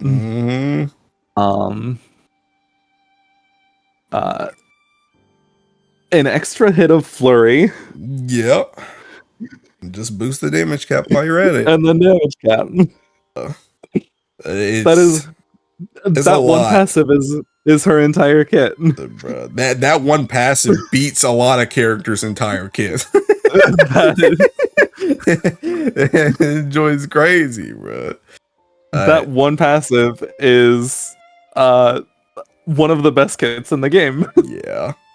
Yeah. The thing about it is, like, I know for me, like, I wasn't necessarily on edge about this character, like on the fence about this character, but I guess I kind of was. For me, it was more so she had a really good kit, but a lot of people were calling her like 10 out of 10 when you didn't really get to play into her passive as much. Like she helped Trace Velger, that much was obvious, but at the time when she was released, there was less gun bow characters to actually play with her. So it's like she supported Trace Velger, but you weren't getting like the really big benefits at the time.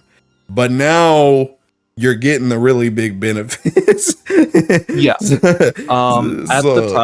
the time of release, the best gun characters to play with Hrisvelger were Erica and Gwyn. And then this passive kind of made people rediscover Melior and Solilau, the little Harvin duo. Because of their passive and their skill 2. I think the skill 2 got rebalanced to have no, it was the extended mastery skill.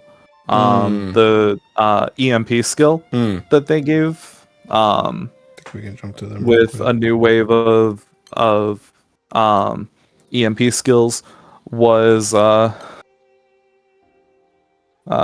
no, actually no, it wasn't.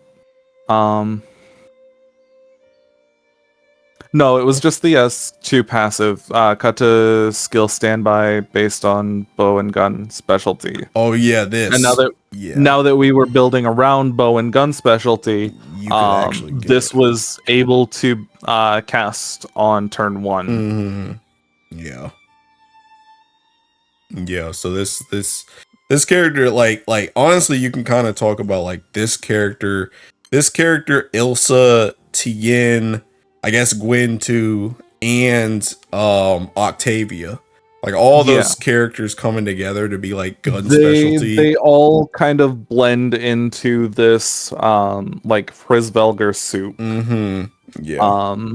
Where you can kind of modulate just about any of them, with the only 2 mainstays being Hrisvelger MC and Bride Ilsa. Yeah, which is why Ilsa is the one that got my ring, because she's the one she's always there. Whereas you can swap around the other spots, but But yeah, I mean, like with that Trace Velger soup, as you call it, coming together and her being able to do all this and then, activate this, just as it builds up.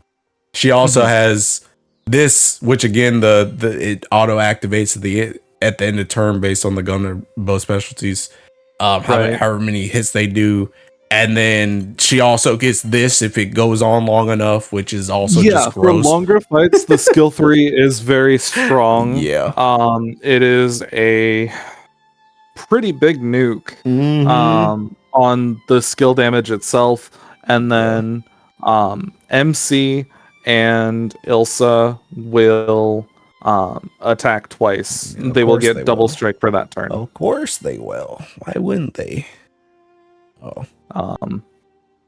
It is not necessarily the best source of double strike for MC, but it is definitely good for if a fight runs long enough. I don't think that it's currently possible to get this up turn 1.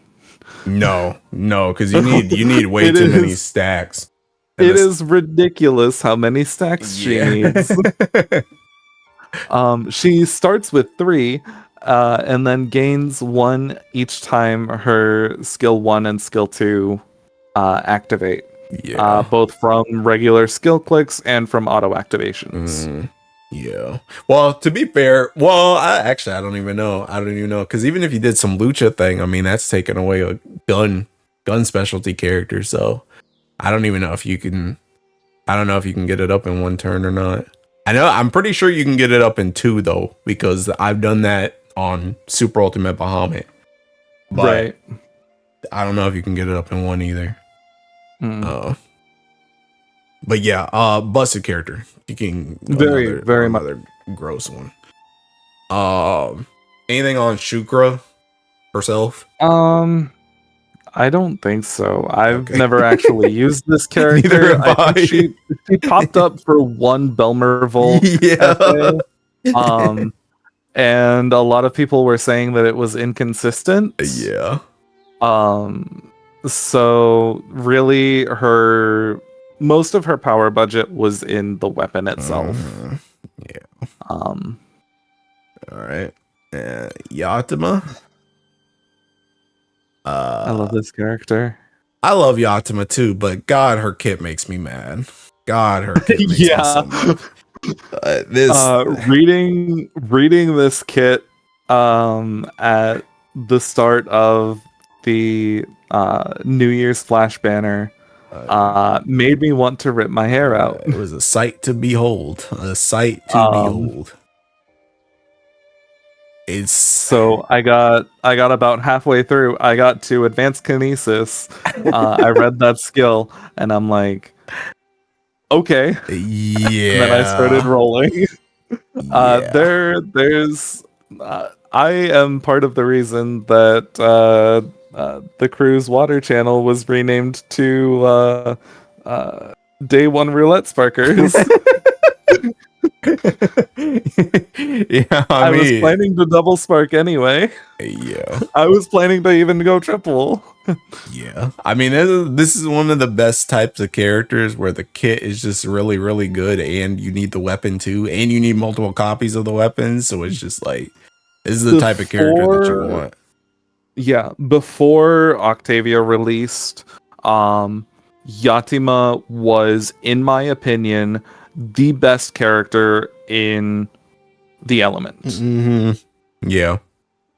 Yeah. I think that's very fair to say.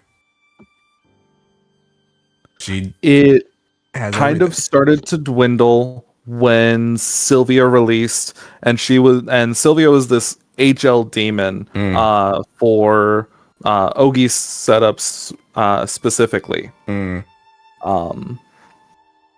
And she kind of kicked out Yatima from a few different Ogi setups to pair with Vajra and Summer Andira post rebalance, like I said. And now Yatima is mostly a normal attack oriented character, but still does a lot on charge attack. She sure do. She is a mainstay of like all water solos because of how much this character does. Yeah. She gives you a lot of stuff with it this. Once she gets fully stacked, which takes as little as 4 turns, she passively gives every water ally 100% boost to critical rate for a 20% damage increase that plays into Rubeasteria, our main grid piece nowadays. She does multi-element damage on her auto attacks. She passively reduces incoming damage by 20%. Yep, she sure do. Her skill 2 is an Alexial Call. Don't you, brother. Oh my god. It is a 100% armor. It is a 100 armor at 4 stacks. Oh. Hey, you didn't mention the veil yet. Where's the veil? The 100% veil on everybody. Yeah. Yeah, when she is fully stacked on both sides, all water allies are immune to debuffs. They get permaveil. Yep. Wish that was me, bruh. She has a tag team. Yeah, everybody could use when she's fully stacked, by the way. On a 10-turn cooldown. Yep. With no other stipulations. Like Grand Percival has to use his charge attack in order to get back up his King's Blaze buff that is consumed when he skill 3s. Raziel, you just can't recast. Raziel, you cannot recast. And you also need to be at 10-10 stacks. Yeah. Which is I know that I am preaching to the choir here, but that is a lot of skill clicks. I pray that you never have to even think about self-reflection ever again. Yeah, that was a dark time in Earth history, bro. That was a very dark time. And then this character auto activates the skill 1, which gives a water echo to and then increases a defense down that works on, or that no boss is immune to. Oh, can we move on? Can we just go on to top of that? I don't want to talk about on top of that skill 1, it dispels and auto activates on charge attack. I don't want to anymore. It just makes me depressed, man. I mentioned it before. I mentioned it way back. I was incredibly excited about Yatima, and I still love her because she's so freaking good. But it's just like Yatima for me is the type of character that people's like Belial Fa Bubs is, where it's like this outlandish character that I never thought would actually be playable. So when she actually showed up to be playable, I was unreasonably hyped. But God, man, why'd she have to be Theking Water? Why'd she have to be Theking Water? Like, I wish that instead of her being water, she was the first null element character.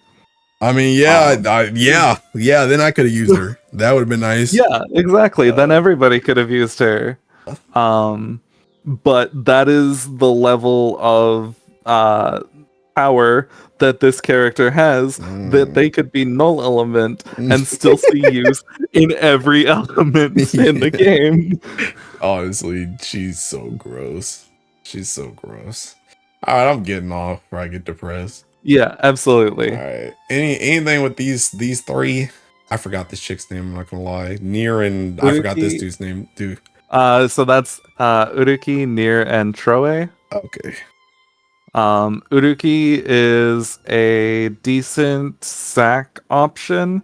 Mm, She cuts her HP and then sub alls on her S3, yeah. um, which is very useful for setups that are still bringing in Hacelia. Mm, Um,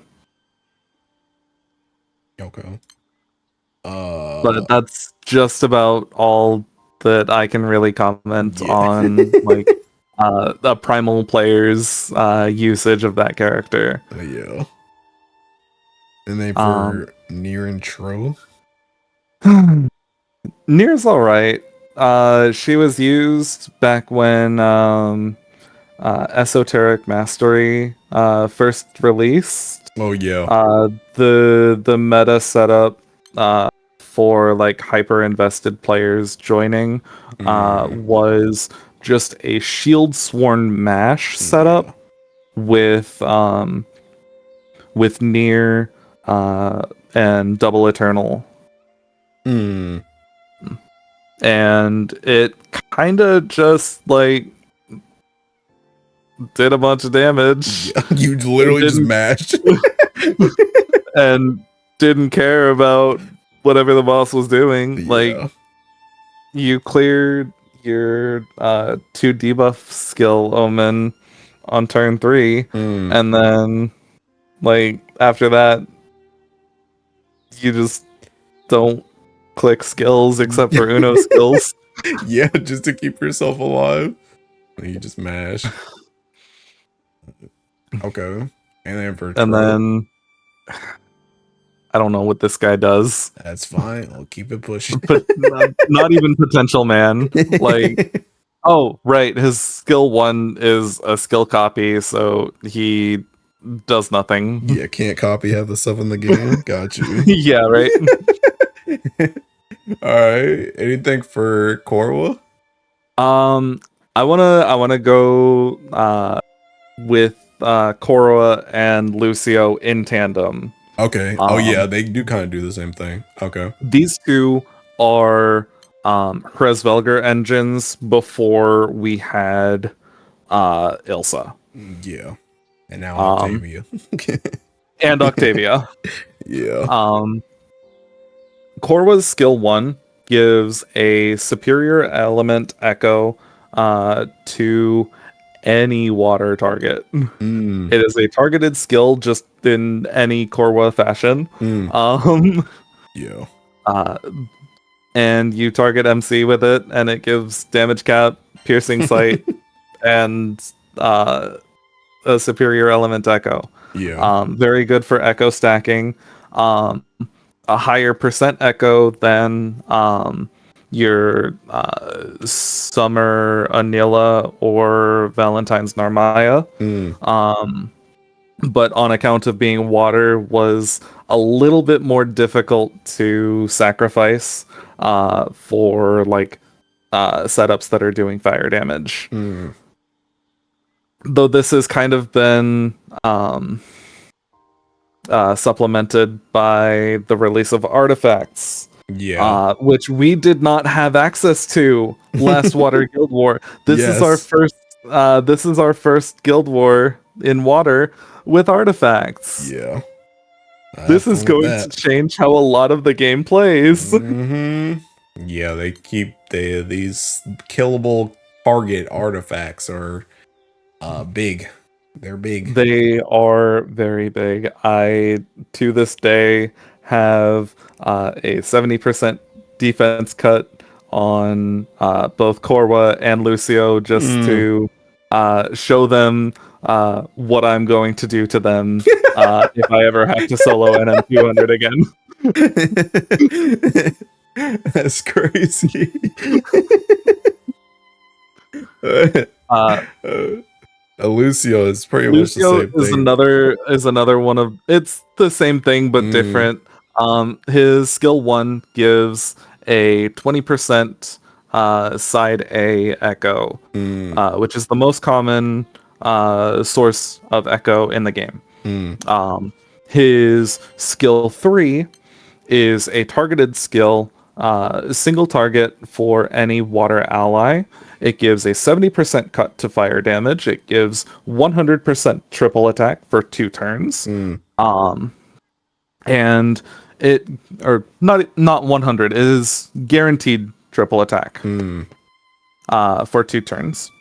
And it gives a 90% side B echo, which mm, is one of the least common, um, especially in water. mm-hmm. I believe we only have 2 sources of side B echo, and those are Katora and Lucio. Mm.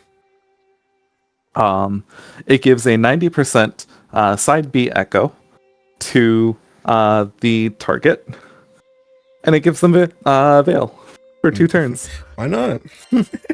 Why not? This is a 2018 character.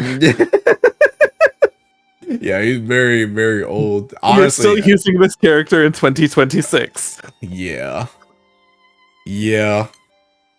Pretty strong. And that's Pretty strong. that's all that those two do.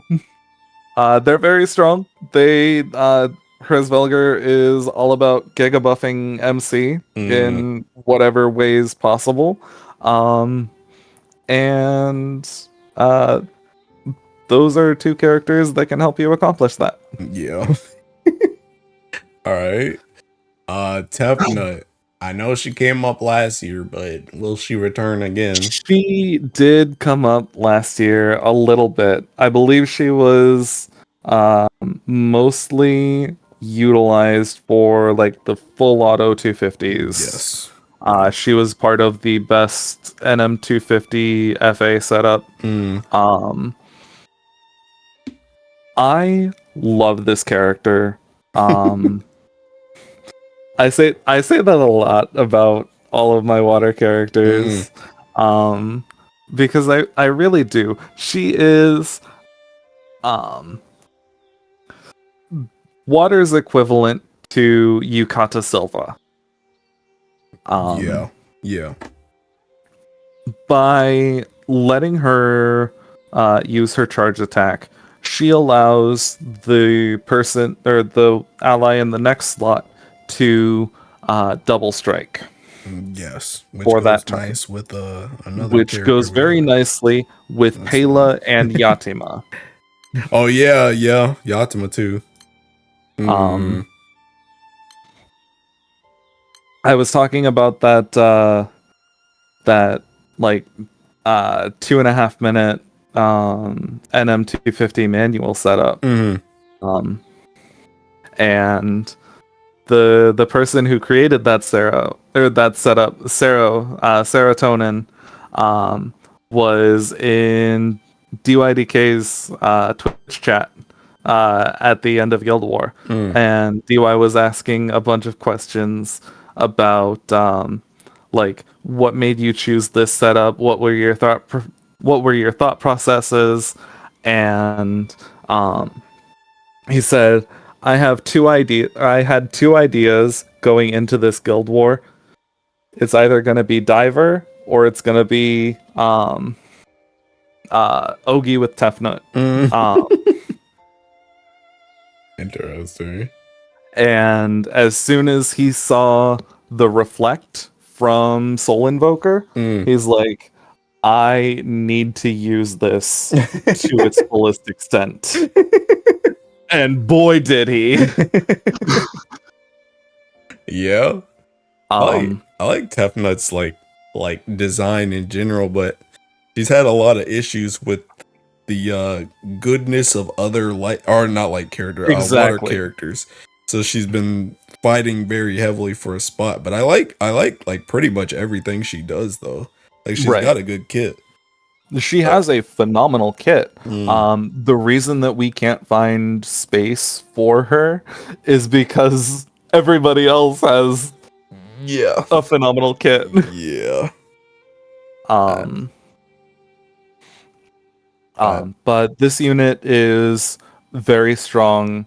I don't know if she will pop up in this Guild War. I have really only been looking into Ray's setups. Yeah, same. Just because it has gotten so much love in the last year. After essentially being neglected for the 2 years before it. Like, Yeah. Raze was still a very good burst option, but the ways to use it were very limited. Yeah. Way back when. Yeah. F-Nut is very, very strong when paired with Yatima and or Pela because of how well they are able to utilize the double strike. Yeah. We can see, is there anybody in between?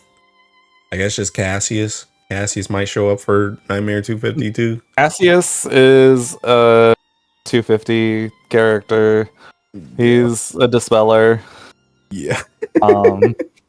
He does a bunch of skill damage. We have Quattro. Yeah. He may or may not kill himself if they give Reflect again. Yeah, right. But yeah, he 250. But he is a skill damage spammer through and through. He dispels on his skill 2. And that's about all that he's really interesting for in a Guild War context. Yeah. I'll skip Nelly Ford and I already skipped Jury, so Yeah. I'm skipping down to Paola. Another gross one. This is a phenomenally gross character. Yeah. I think the scary thing about Paola is that she's not in every team anymore, though. Yeah. Yeah. That's the scary thing about Paola. That is the scariest part of the current state of water is Paola is not the sole dominant character on every team. Yeah. That doesn't mean she's weak. That doesn't mean she is far from weak. This character probably won't see usage in Hrzvelger setups.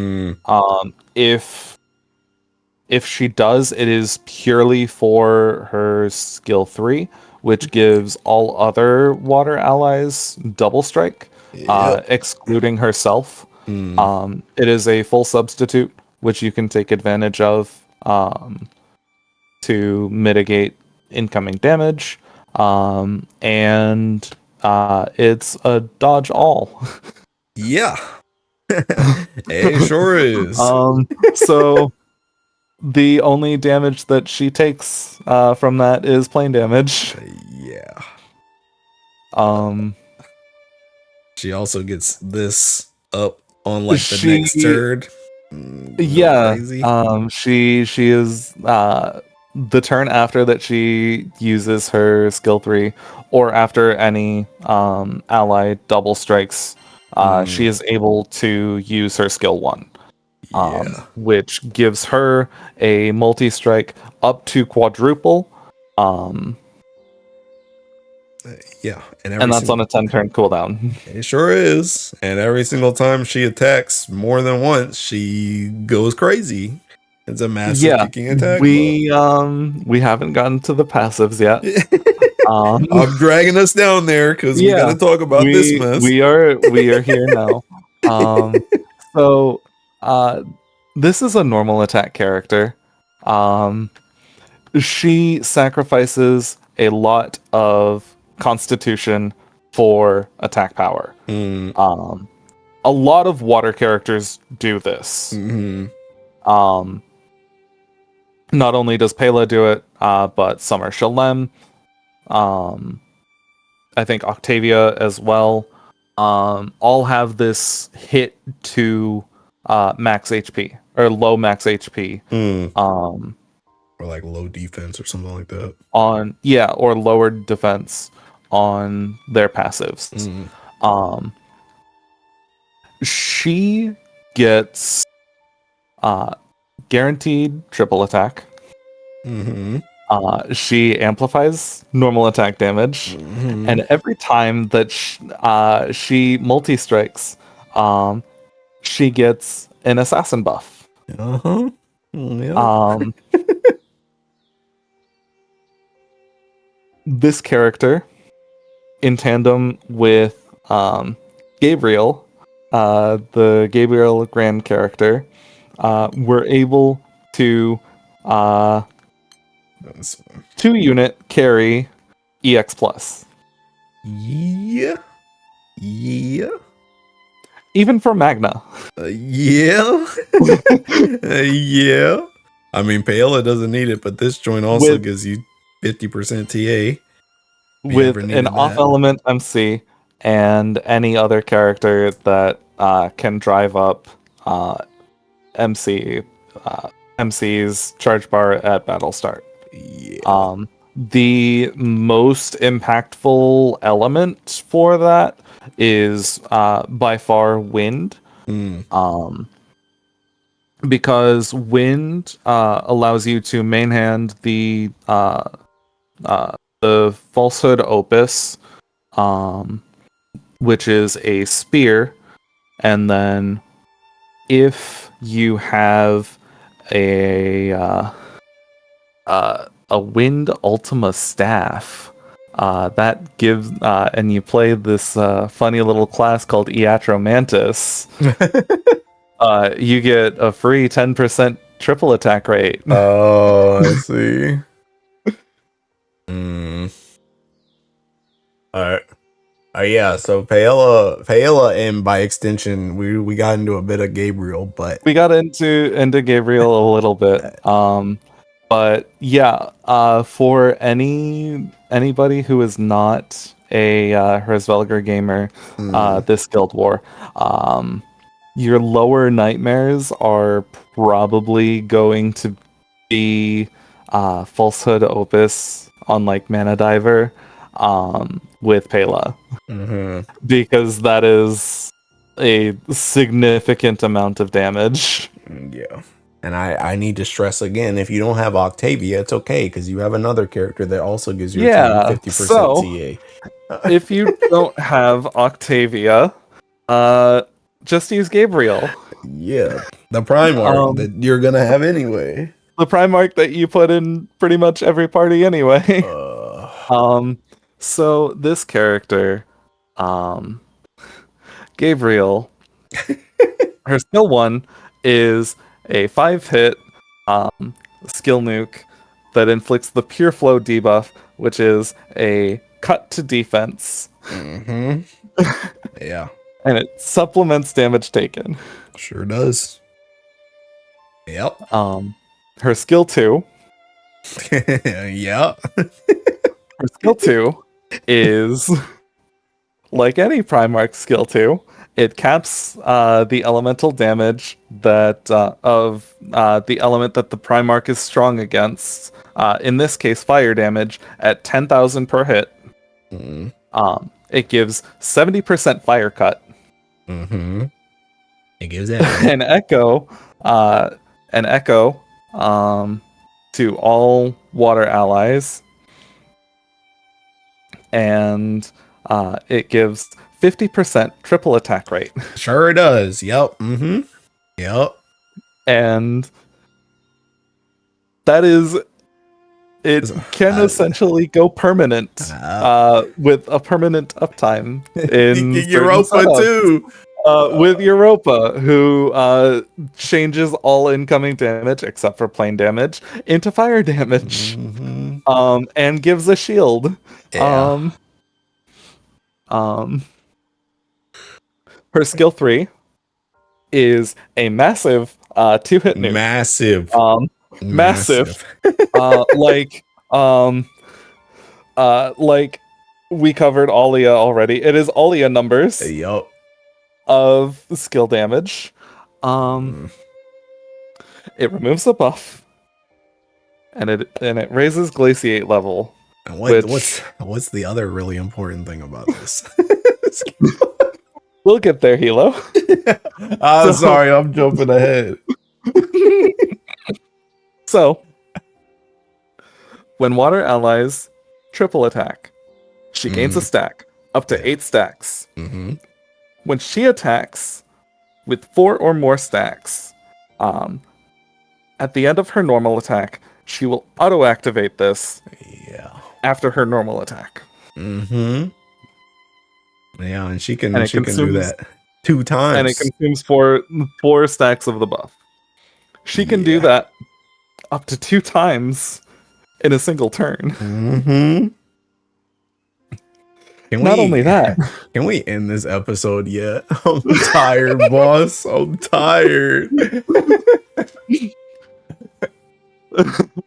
not only that, but she is our Primarch character, so she gets the Primarch passive of 20% boost to all water weapon skills, except for Odious, because Odious doesn't matter. Not yet. Soon, TM. Soon, TM. But yeah, I mean, Gabriel's busted. Like all these Seeking characters we talked about are busted, man. Like, dude, Yeah. Man, I hate it here, bro. All right. I'm sorry, Hilo. I really do hope that all other elements get some level of treatment similar to this. Yeah, me too. All right, Vikala. Anything to say about her besides that she sacks herself sometimes? Vikala is the best sacrifice unit in water. Especially for longer fights. That skill 3 of hers essentially works as a chicken debuff, the holiday chicken. Except instead of dispelling, it increases the damage that you do to the boss every time that it ticks. Well, also just supplementing skill damage in general. Yeah. That's about all for Vikala. Yeah. Although I do kind of like the full auto sometimes with Vikala, but yeah, Vikala can be a very good full auto character, but a lot of other water characters kind of kick her out. Yeah. And it is more efficient to bring Vikala to the front line as an intentional sacrifice. That way you get most of her efficiency, while also bringing in another character. All right. Erica. I know she can. I know she can be useful for Raise Belger. I know there's a couple, like, I think, is it 90 or 95 something where she gets brought just because she follow up with the plane damage. Yeah, so this character, Erica, does a lot. 900,000 plane damage every time that a water ally takes a turn or takes an attack without taking a turn. Oh, okay. This procs 2 times on Soldier's open fire skill. Meaning that you are getting 1.8 million free damage. Yeah. Her skill 2 is a single target skill that gives a water ally 100% crit buff. Yeah. Keen. And normal attack amp. Yeah. You're giving it to Hraesvelgr. So you're giving it to your MC with Hraesvelgr. If you do not have Hraesvelgr and want to use Erica for whatever reason, you are giving it to Gwyn, who is essentially Relic Buster, but a Yeah. character. um, and you are giga buffing that one character. Yeah. Her skill 1 is another single target skill that allows any water ally, let's say Praise Presbelger Felger. MC, to attack without taking up a turn. Yeah. Which also procs this down here Which also too. procs her Uh, passive, giving another 900,000 plane damage. Even the normal characters you got, man. Even the normal characters. Crazy word, man. Um, Anything else to say about her though? there are some. This character is a mainstay for any setup that is trying to do as much damage in one turn as possible. Yeah.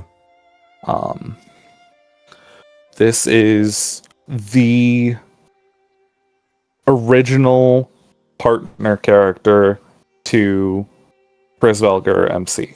Yeah. And also she's gun, so she works in the trifecta now because She is gun proficiency, so she plays well with Ilsa. Right. And she is essentially just supporting fire. She is the Riza Hawkeye to MC's Colonel Mustang. Hey, don't say that too loud, bro. That collab's coming. Don't say that too loud. I am very excited for that collab. I have watched Full Metal Alchemist Brotherhood. I believe it is. I believe my current count is 9 times. God damn, that's me with Pro Mayor, the movie from Trigger. I've watched that like 13 times. I think. I think for Freerin, which is my current. Oh Lord, no, Freerin. My current most anticipated collaboration. You're already hitting me with water, Phoebe, and you're gonna hit me with Freerin too.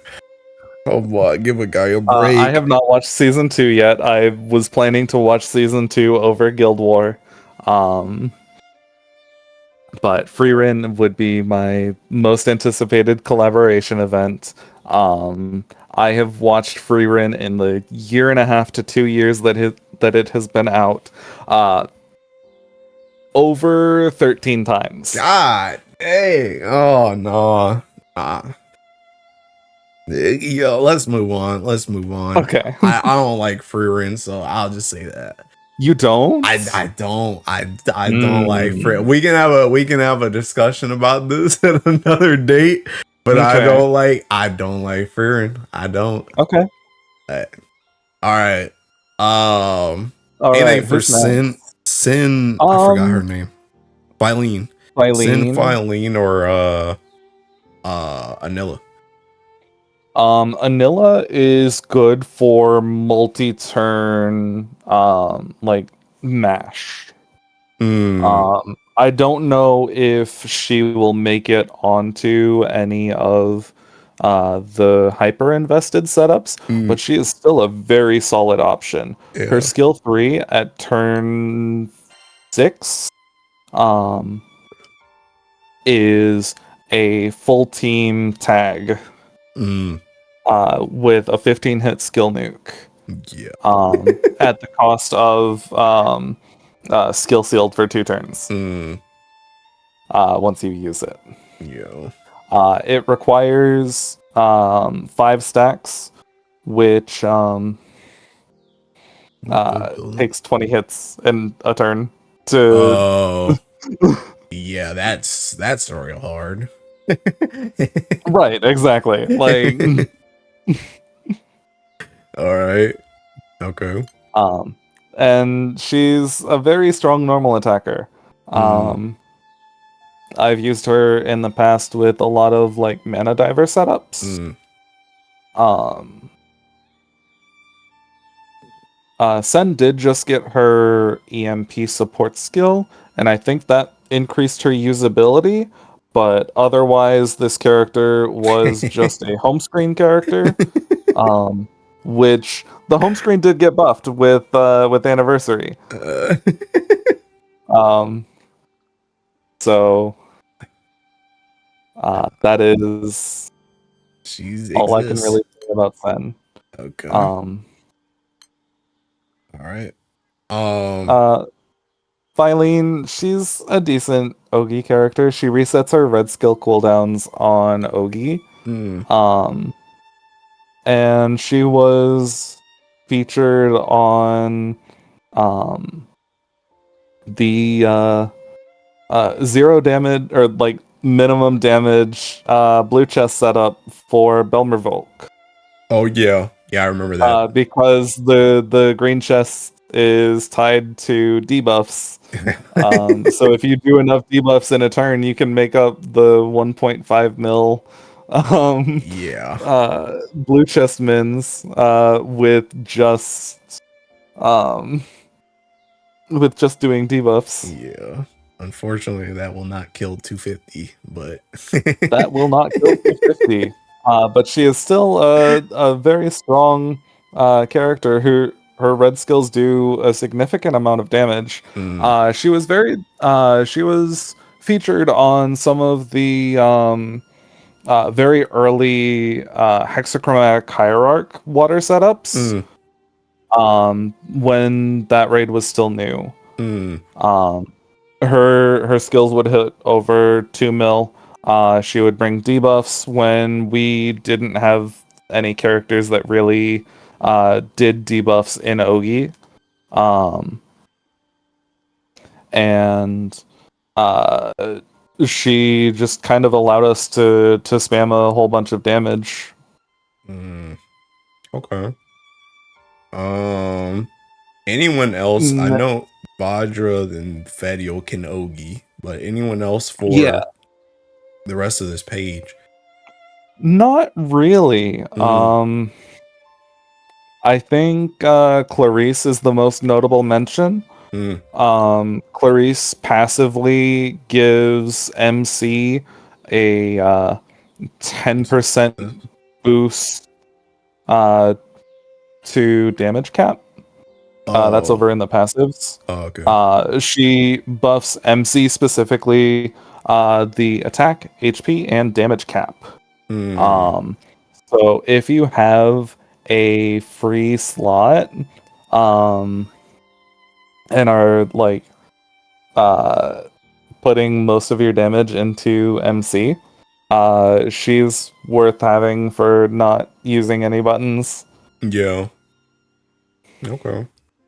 All right. Let's move on to the next page. Um. Oh, Gwen.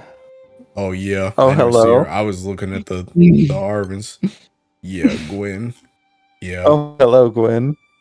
Um, like I said earlier, this character is Relic Buster 2.0. Mm. Her skill 1 gives her 3 discharge cells. Um, and then her skill 2 consumes the discharge cells in order to give her a multi-turn assassin buff, Mm. um, Mm. lasting Basic. up to 4 turns if 3 cells are consumed. Mm. Uh, Her skill 3 is a um, Like a mini tag she team for attacks. herself. Yeah, she attacks without taking up a turn. Um, and does a little skill nuke beforehand. It consumes 1 burst shell, which is a different buff um, And the than the cells. discharge cells. The burst shells are non-refundable. Mm. You only get 3 in each raid. Mm. Um, However, her EMP support skill um, Yes. at 3 star gives a 33% chance to not consume Yep, I have a the very good the video burst for that spell. joint. I think I did it like 8 or 9 times, something like that on Mugen. She can theoretically, it is a very low chance, but she can go infinite. Yeah. This is pretty crazy because it's not like this does a small amount of damage. This is a decent amount of damage. So Again, she has a multi-turn assassin buff. mhm. Yeah. Oh. But she's also good too just because she has Yeah, she's she when she has discharge cells, she has guaranteed triple attacks mm, and an echo passively. mm, So this makes her a strong contender for any setups that are trying to cut as many buttons as possible, because she is, as I said, Relic Buster 2.0. She is sword and gun specialty. yep. So she plays into the Bride Ilsa, Fresvelger Soup, Mm, pretty nicely. Though she's more of a supporting cast member in Hresvelger, whereas in non-Hresvelger setups, she is like your star damage dealer mm, for those setups. yeah. Okay. The second passive we don't really think too much of. Yeah. Skill specs, charge attack specs. Again, this was back when Relic Buster was an OE class. Mm.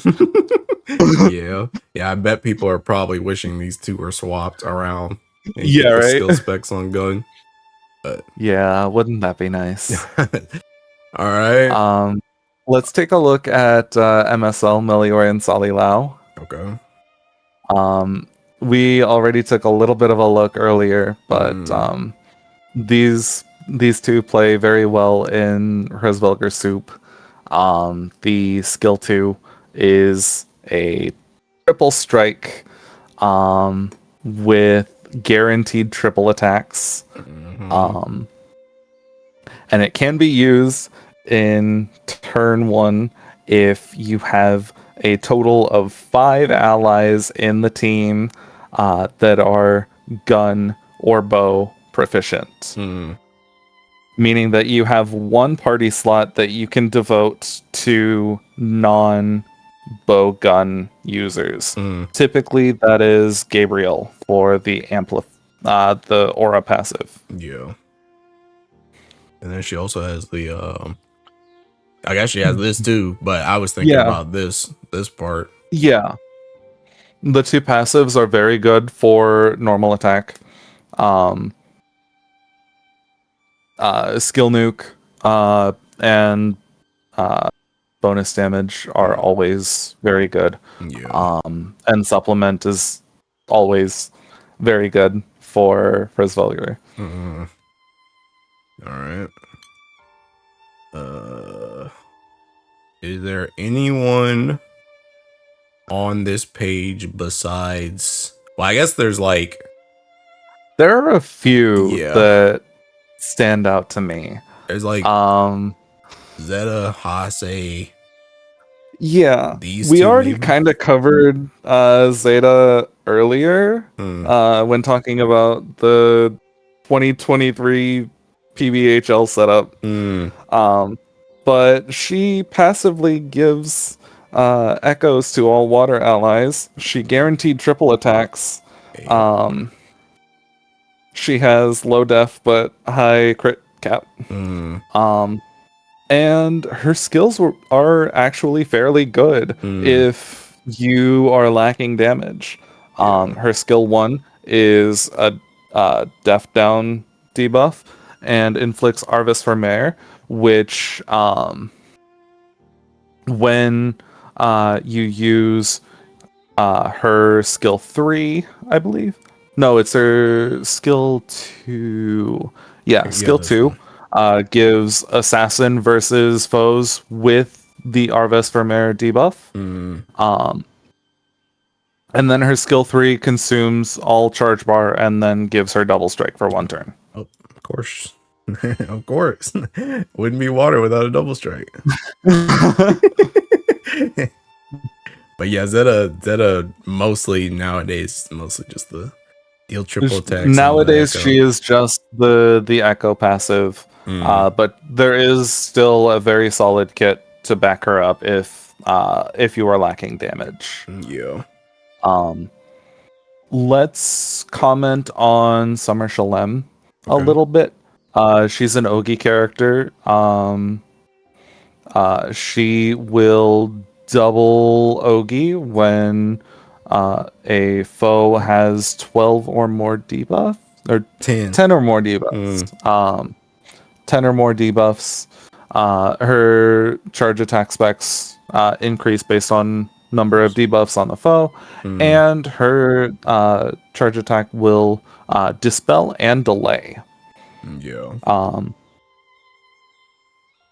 She, she has a significant amount of personal debuffs in her kit, yeah.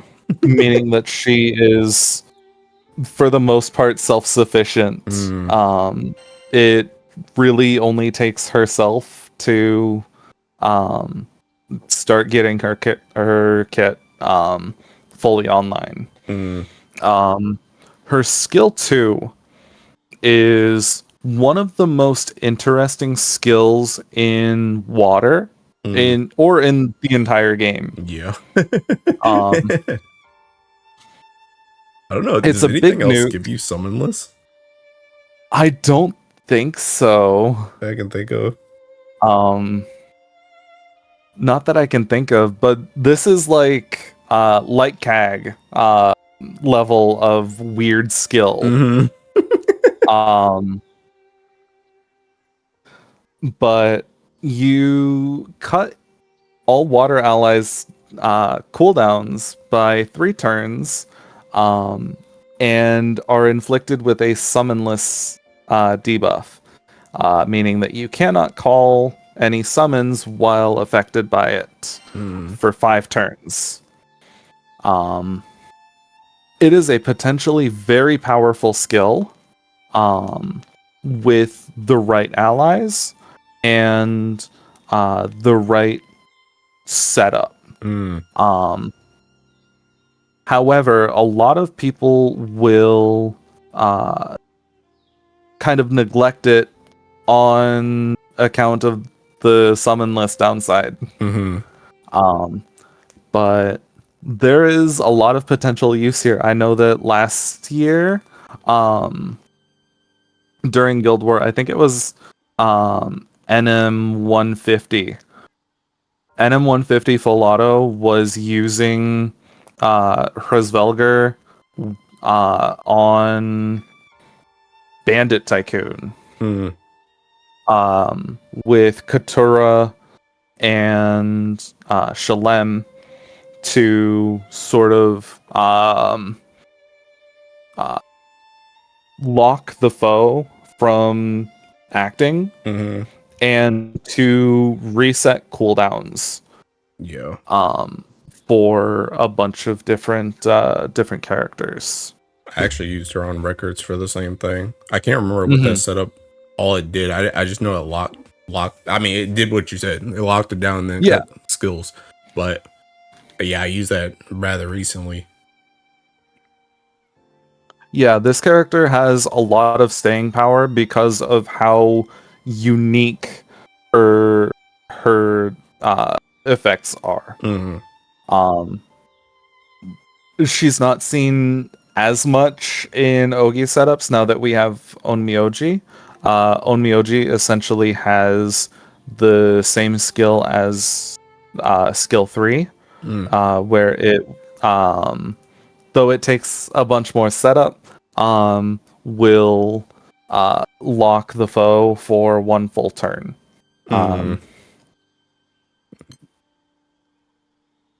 Not act. All right. Go back here. All right. Who else? and then um, I feel like I have talked a bit about this Summer Andira character, Yeah. but This rebalance was incredibly impactful. Mm. So the Misuzaru buff, or debuff, from Yes, skill sir. 1 is a def down and supplement damage taken. It is a permanent debuff that cannot be dispelled from the boss. Mm. So once it is applied, it is applied for the rest of the fight. Mm. Um, the skill 2 used to be increases charge bar by a scaling 10, 20, 30 based on skill casts. Mm. And did not have nearly the effects that it does now. Yeah. So this skill now increases your double attack and triple attack rate on second cast. Oh, and your damage cap now on first cast. Yeah.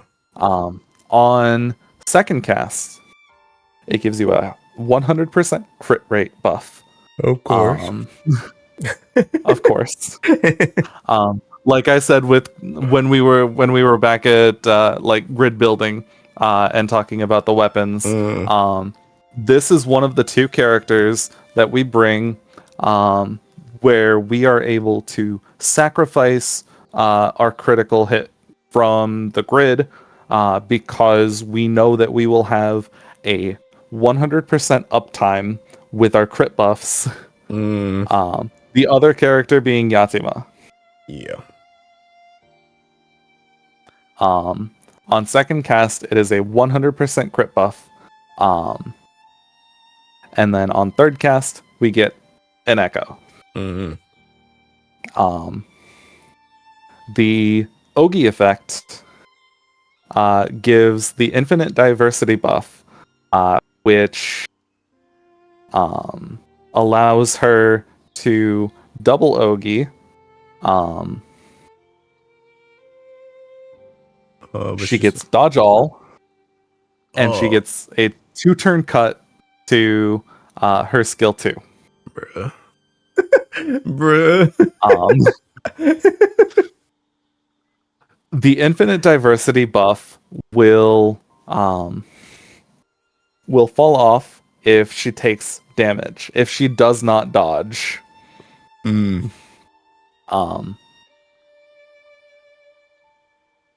her Can, skill 3 sorry, can she dodge is in Ursusia?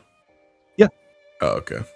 All right. Well, I mean, I should have Yeah, expected that, but most of her turns are spent dodging. gotcha. So not only does she battery the full team, after turn 10, she will full heal, or when any water ally gets to red HP. She will full Okay. heal the entire team, just like Maria Teresa. Mm. Um, Wow. and that's the golden band Mm. effect. And then the cherry on top, the icing on the cake. And at this point, the entire freaking cake Yeah. is her first support skill passive. Mm. When a foe has Mizuzaru, Andira deals a water follow-up skill nuke every time a water ally charge attacks. Mm. I This see. effect increases, the hit count increases every time that a water ally uses a charge attack in the same turn, up to 5 hits per effect trigger. I see. I see. So she does about 36 hits, about Yeah. 35 to 36 hits in one turn, Hmm. just with the Versusia team. Um, All right. And the nuke hits for I think I've capped it out at like 830k so 830k total or from each hit? total Okay. per hit. No, per hit. Per hit. Oh, okay. Okay. With one Knight of Ice. I see. I see. Because we cannot fit the second one into the grid. Yeah, heaven forbid. Heaven forbid. All right. That would hit if we could fit the second Knight of Ice and any Gospels. That would be hitting for about 1.2 million per hit. That's a lot of damage. When I said that Yatima was one of our best Oki characters, and this is the character that took her place. Yeah. I mean, honestly, she looks like she's doing a pretty good job. She is doing a phenomenal job at what she does. I wish that this were her 2022 kit.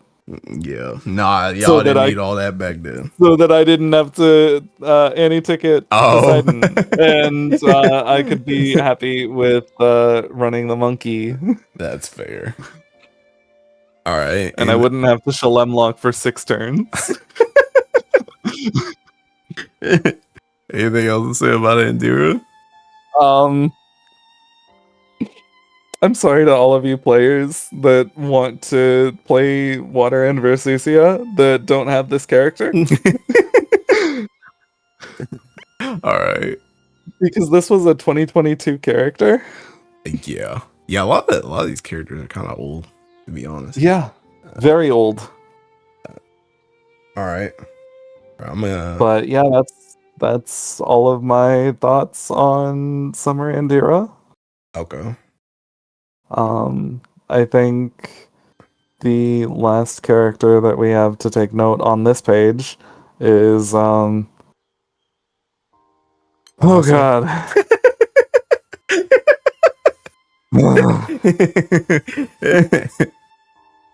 Hey, what's wrong? I mean, well, I'll start off a little bit. Hase erasure is happening. Hase erasure is real. I almost feel like it's kind of funny because I feel like in a way it's like it's almost like they knew. Well, I mean, they probably did, right? They're the company creating the stuff, but it's almost like they knew they were gonna start releasing characters that were gonna start outing evokers and a lot of stuff. And it's like, hey, as we're releasing characters like that, now we're gonna release, hey, now here's the evoker transcendence to try and bring them back, like in again. Like we realized that we're kind of getting to the limit of what we want to do with them. Yeah, solve the problem and then offer a solution and cash out with the money that you generate. Yeah, they couldn't just give us evoker transcendence. They had to give us good characters in between that and then bring the evoker transcendence. And now that Hacelia is finally seeing a moment of respite. Yeah. For now, we can talk about what she has done and her storied history in this element. Yeah. Because she do a lot. Goodness gracious. She do a lot. For those of you watching that have not uncapped this character or have uncapped this character and haven't wanted to use the Sunstone on her fourth skill, do that. You didn't even get the character, bro. Do that. You're playing with a whole different character. The entirety of the character. Yeah, this four skill kind of gross. Charge bar, charge attack reactivates. She gets permanent charge bar or charge attack reactivation. Yeah. Every time that a water ally, any ally multi attacks, she does a 4-hit nuke Um, Yep. Follow up. Well, it's like scaling based on moon phase, Mm, but for the most part, you're going to be in full moon phase anyway. mm, At which point it is just a 4-hit nuke, yeah. which hits for um, a little over 1 mil Mm, per hit. mhm. Um, each time that you normal attack. Yeah. Um, Yeah. She can play both sides. yeah. Ogie or normal attack. Or a little bit in between. Whatever you want to do. Like I said, our previous Ogi engine was Yatima and Hasalia together, Mm, um, because they could do anything and everything together. yeah. Um, Hasalia herself, in tandem with her New World Foundation weapon, the Reflection of the Moon, Yeah. um, gives an insane amount of stats to all water allies Mm, when you have full moon, that. um, including, I believe it is 3 layers of echo,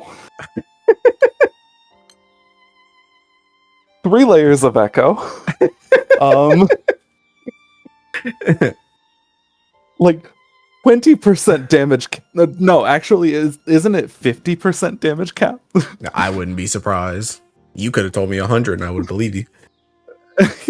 Yeah. Um,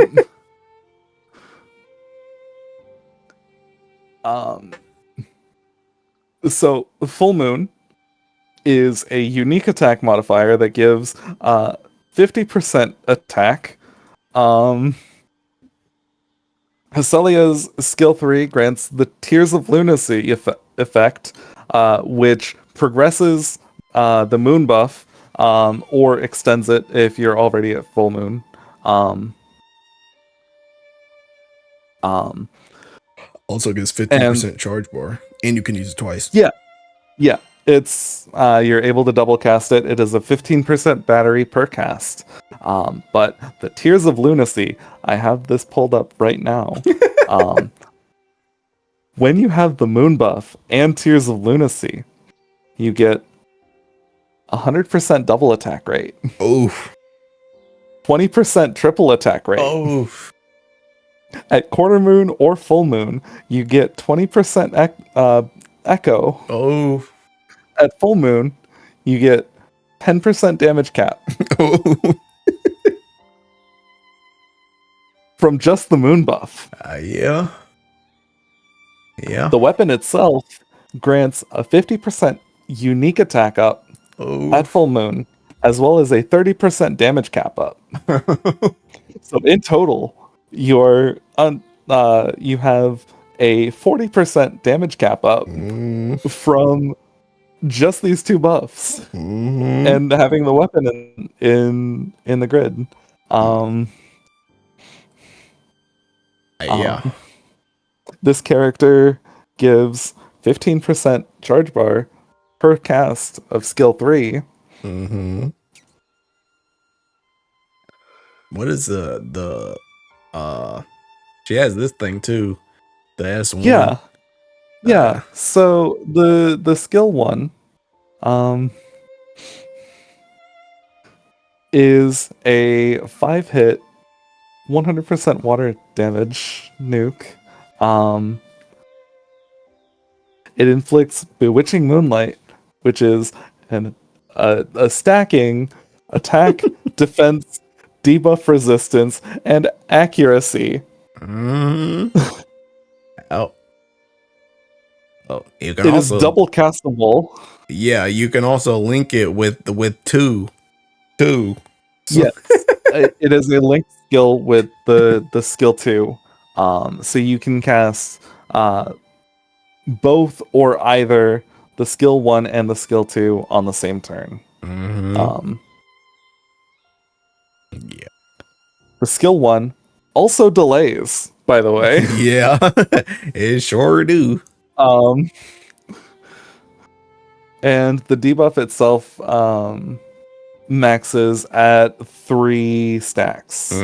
And that's based on the number of casts, not the number of times that you inflict the debuff. So if, let's say in Hexachromatic Hierarch, you're bringing Hesselia in, and you can't clear those little bubble shields. And they give the boss debuff resistance. And you click your S1, and it says you missed. If you click it again, and it hits, you're at 2 stacks. What the heck? Bruh. You're at 2 stacks. You skip immediately from 0 to 2. God. Unbelievable. Her skill 2 is another single target skill that grants unchallenged a one-time veil and a one-time mirror image, as well as a 3,000 health shield to your chosen water ally. It saved me many a time in Mugen. From a ballistic It has big saved boy. me many a times in my Hexa solos.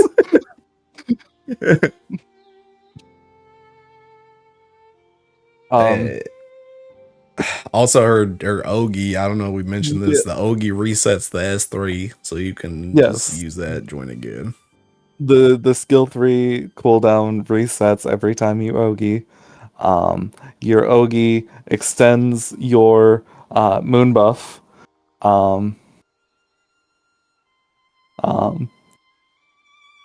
Infinitely. Like it's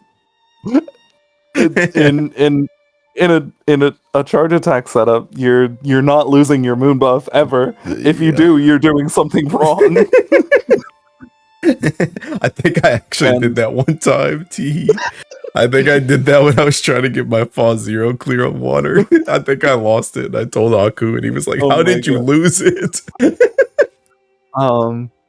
But for normal attack setup, or like these hybrid setups, like your FO, your Ulikumi Lumberjack, these setups where you want to Ogi just enough to not lose the buff, but you also want to prioritize your normal attack damage. It still extends the buff.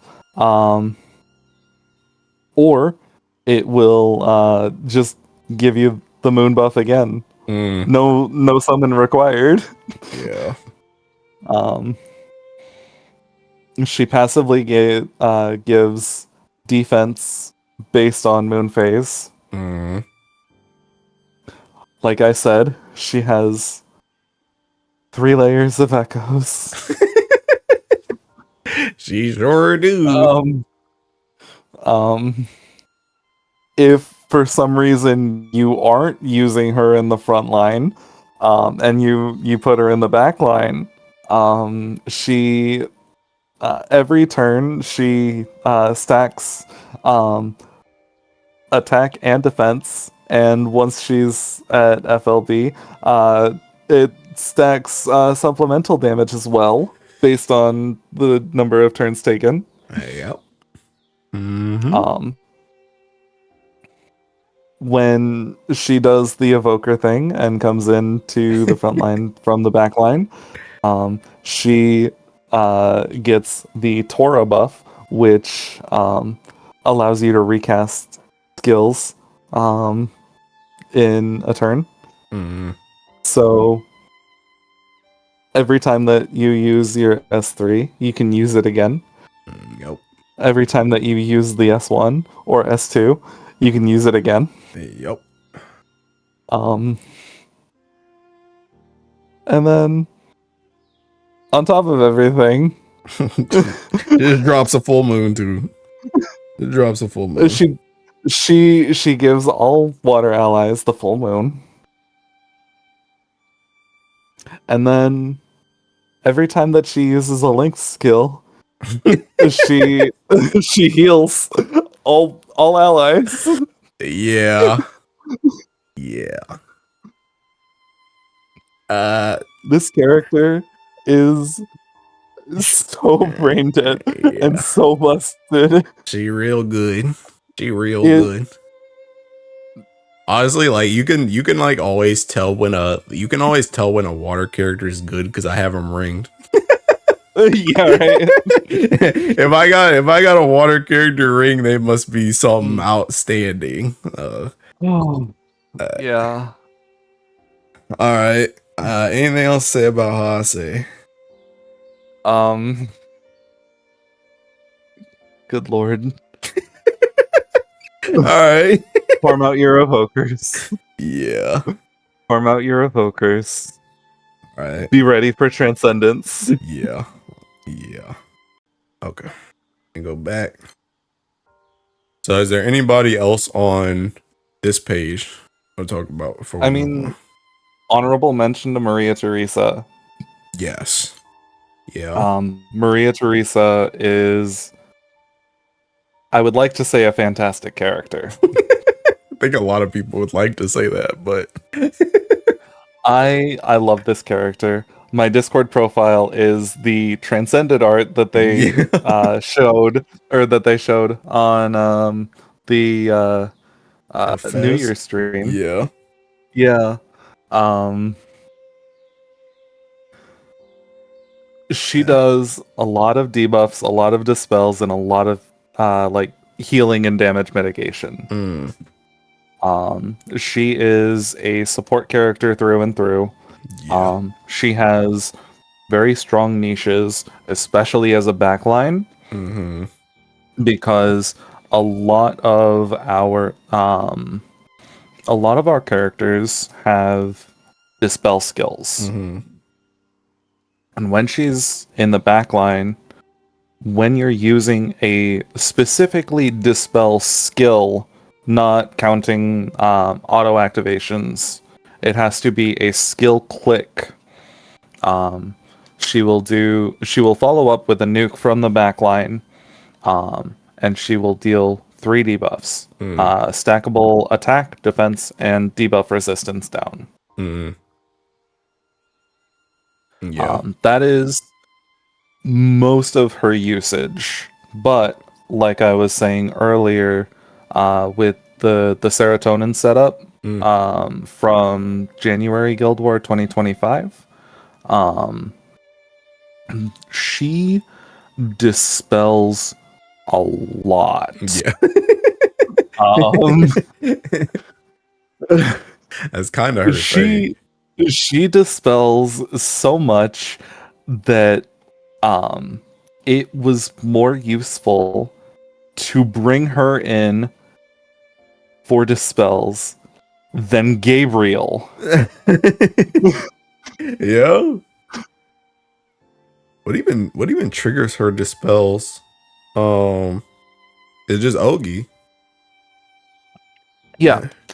her Ogi will reset the cooldown on her Oh, S1, this which too.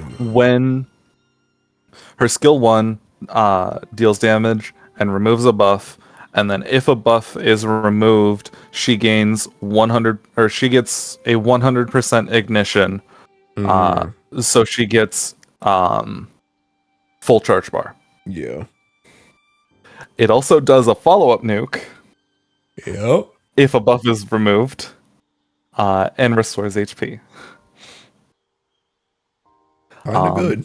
Her skill 4 gives damage mitigation buff to both your water allies, or to all foes and allies, not Mm, even water elemental. yeah. It ends the cooldown for the S1, for the skill 1, Yes. and then the next cast of the skill 1 activates twice. Mm, yeah. So you kind of just infinitely loop getting the skill 1 off of cooldown, because it auto ignites, and then she uses the skill, it dispels, and then you get the 100% charge bar, and then Mm, she ogies, and then it's an infinite loop, yeah. where um, the boss just can't maintain buffs, Yeah. and this that setup is truly what made me like love uh, Guild War. Mm. Before I if I get time, I would love to try to tinker around and make my own NM250 solo setup. mm, That's if I get time off from grouping. yeah. All right. But Sarah, if you're watching this, thank you for inspiring whatever nonsense I have become. You created a monster. All right. Um but Yeah. yeah, Maria Teresa, I am very excited for Transcendence. I hope that um it pushes her niche kit into like a much stronger niche where she's more seen on the front line, Yeah. and not just as a backline who comes into the front line to heal. Mm.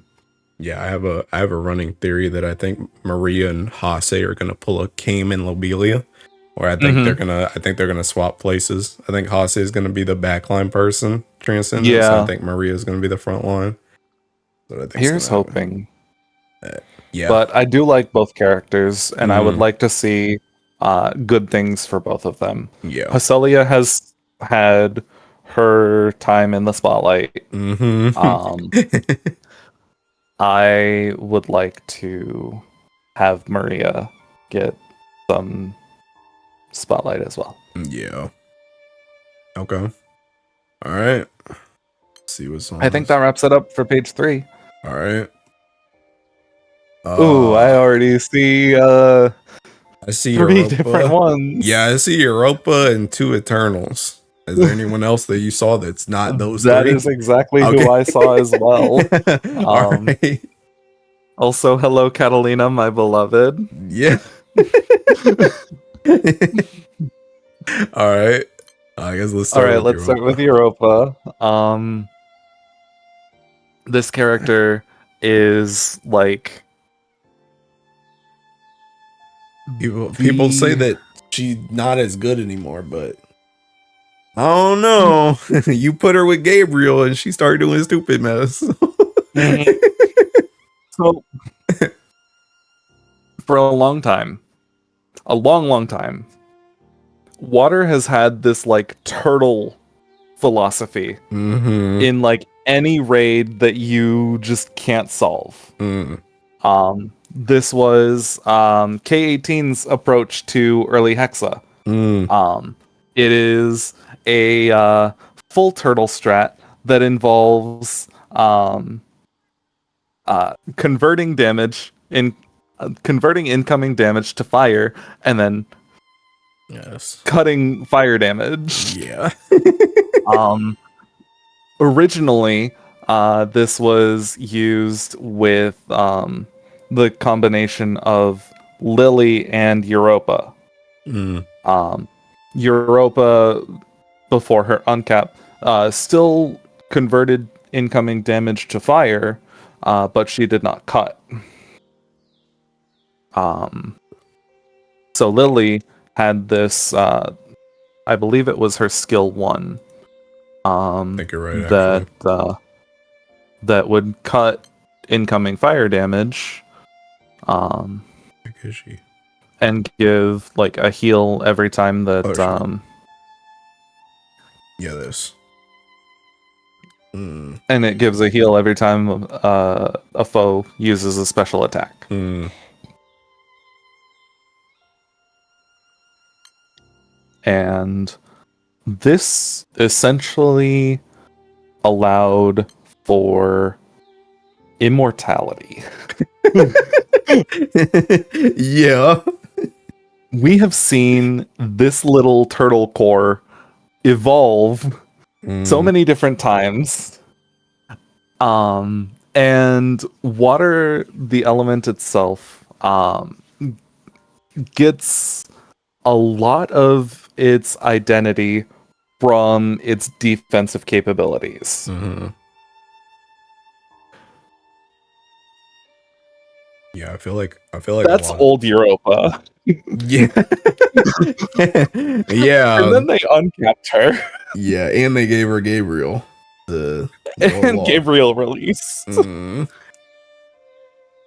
So now the old Lily Europa core is now the Eurogab core, um, where you essentially indefinitely are able to convert incoming damage to fire, and then with Gabriel now, the effect doesn't end until you take damage 3 times. mm, So if you are able to mitigate enough incoming damage to take nothing, you are effectively immortal.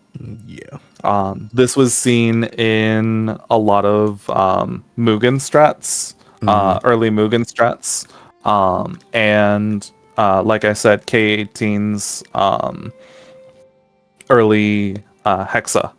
mm, yeah. I mean, to be honest, it extended even further. Like it's only now kind of Yeah, starting to drop away because right. with with Gabriel, it's like you pretty much just ran like Mana Diver with Falsehood and then just did Mhm, Europa, Gabriel, and like Paola.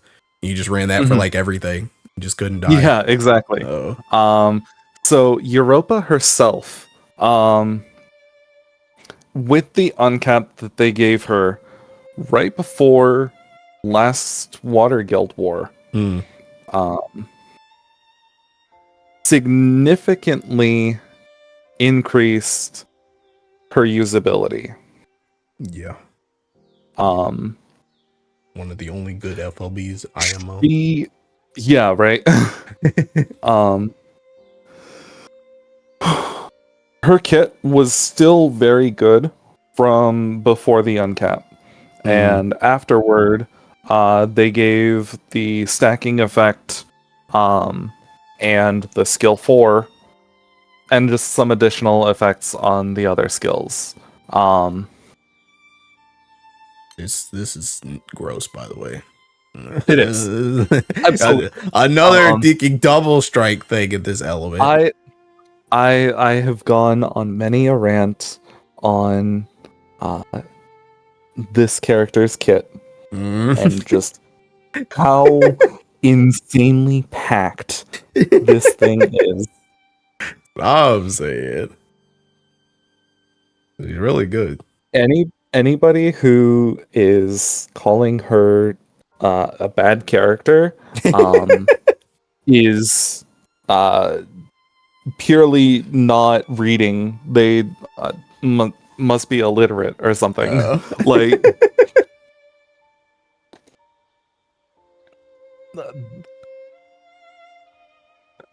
like you said earlier when we were talking about Pela, mm. the most scary part about knowing that this exists is that she's not used in every team. That's what I'm saying. That's what I'm saying. Yeah, like the thing about it, I mean, like you just said, yeah, the Europa is like, she's like, see, I talk about this joint a lot in like Earth, where I talk about Mhm. characters that are like lurking legends, but like this is like really what a lurking This is legend a is, lurking where you legend. can literally just pull this joint out like whenever you feel like it, and it's Right. good.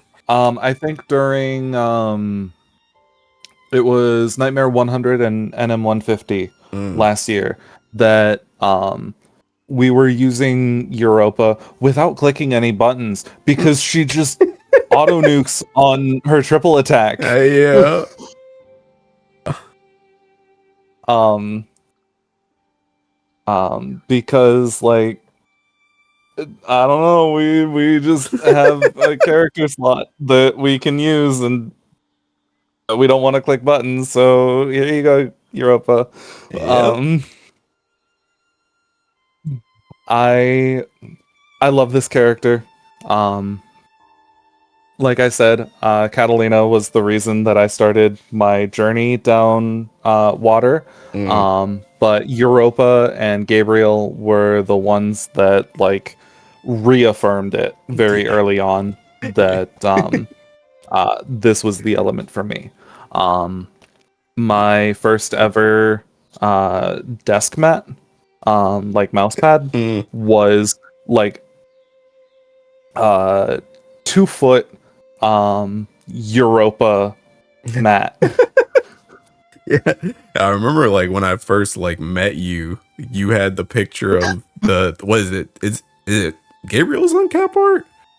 Or someone's uncap uh art? The one with both of them together. yeah, that was Summer Europa. Oh, okay. Yeah, yeah. That one's uncap art. Yeah. Yeah, the Summer Gabriel or the Summer Europa art 2 Mm. um is this immaculate portrait of the two of them just resting together in a spring. Yeah. Um, I think to this day that is still my profile banner on Twitter. No, it's my profile picture on Twitter. Oh, okay. Um, Yeah. I mean, she do be good. She do be good. absolutely. I didn't even get a chance to like talk about the character kit itself. Just go read it. Just know I she's don't want good. to. That's all you gotta do. If I explain it, we will be here for another 45 minutes. All right. All right. Uno and Quatre. Do you have any preference on which one to go over first? You pick. Quatre, because I feel like he's the one that'll be less used. Okay. Okay. I remember Last year. it was the spell bot. Yes.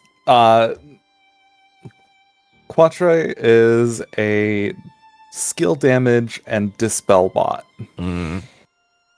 He just kind of exists and you do damage. Yeah. Um he was already very useful as a character, especially in Guild War, Mm. because of this identity. Yep. And I don't know if you remember this, but the last time that we had a Water Guild War was before the Eternal Systemic Rebalance. Oh, I guess you're right. Yeah. Yeah. Dang, and he was still thinking resetting this joint like crazy. and he was still a part of the best NM250 full auto. God dang, bro. Just on account of him existing. Mm. Like, and then this the rebalance came, and we could finally say goodbye to Cassius. Yeah. Did you guys? Thank you, Cassius, for your services. You were good for one Water Guild War before Quatre crept you back. Yeah. I think he did. He did have his whatchamacallit, right? The domain. The domain radiance was available. Yes. Okay. Yeah, I For thought both I Uno remembered that. and Quatre. Okay. But it just wasn't this part. All right. Yeah, it was not the recastable skill 4. It was not the unworldly Ogi. Mm. And then they also changed the way that the holy haste buff works from his skill 4. Yeah. They made it so anytime that he uses a damage skill, when this buff is up, it dispels. All right. Even more dispels then, because this one already dispelled. Yeah. Nice. And now you dispel on skill 1, which is the one that full auto prioritizes. Yeah, comes first. Um, Yeah, because I know he was like hitting himself and not doing anything before. On the last one. Yeah. And then he does the thing where he extends buffs and gives 2 random buffs. He does the Jomsborg. Yes. And the skill 3 is still very, very nice. His Ogi is also nice. It's do you remember that time in Granblue when a lot of players were looking for this exact Ogi effect on like any weapon? Yeah. The boost, the Echo plus multi-attack rate boost. Yeah. I sure do. That's what he does, and it's still very good. Mm-hmm. Yeah. And he also delays, and now it's unworldly. Yeah. They do even more damage. I mean, And then also, anytime that a foe uses a special attack, he does a bunch of damage. This one. Oh, yeah, also ends cooldown. And resets skill 2. This one. Yeah, and that's the dispel one too. Which is the dispel. So, again, salutes to Cassius. You are no longer needed. You gotta get rid of them seasonal somehow. Yeah, right. All right. Anything else to say about Quattro? That's about it. He's very strong. Yeah. He's good for your NM250 full autos. Yeah. Another character that is going to be very strong for NM250 full autos is hey, look, Uno. there's Sarasa. There she is. I know this joint's busted too, because you guys just be walking through everything. So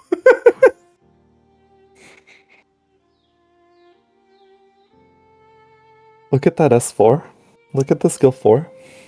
Yeah. Yeah, I'm looking. I'm looking at that, and I'm looking at this one too. You can push through pearls with that.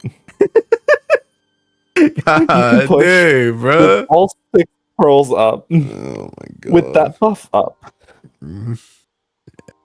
I mean, honestly, I ain't even really too mad about this one because Uno was dog water for so long, and he's an Eternal, so I kind of give the Eternals and the Evokers slack, even though they're busted too still. Yeah. But like, I'll give them the water, the fact that they're water, I'll give them slack because they should be good. But yeah, this joint's busted crap. Yeah. So if we go back to Yatima real quick, and we look at her skill 2, see, we'll notice that that's on an 8-turn cooldown. Yes. Uno has the same thing, but on a 6-turn cooldown on the S3. Bro, yeah, look, 666, speaking mark of the devil, bro. Dude's evil. Oh. But yeah, I mean, he didn't have this thing either. The recastable on this last time either. So the Eternal Rebalance made all of their skill 4s recastable. It gave conditions to lower the initial turn standby for the S4, and it increased their Ogi damage from massive with a higher cap to unworldly. And then there were some tweaks here and there on like skill, on certain skills for each of the Eternals.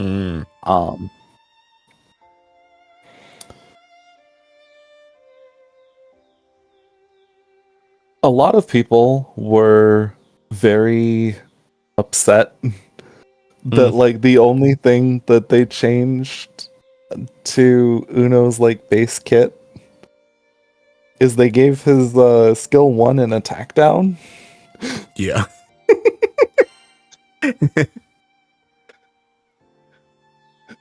I mean, he's This still guy- like the ultimate defense, though. This guy can 1v1 the Mugen raid. True. Yeah.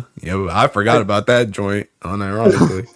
I went into Mugen with the Uno 1v1. It takes about 20 minutes, but he can still do it. He is not like in danger of timing out. I mean, And I was like, if he can do this, I will ring him and I will quintuple cage him. oh my god, so that's what's on your account, I guess. I have my Uno is currently sitting at 45 out of 48 stars. As comparison's sake, I have 28 total. Yeah, that's kind of a lot. And then I went and I quintuple caged all of the rest of the Eternals. Ah, dang, bro. Honestly, I should cage Sarasa at some point. But that's just a choice that I have made. I have a lot of cages that aren't getting used otherwise. Yeah. Like I have about 30 fire and 30 light cages Yeah. that just aren't getting used.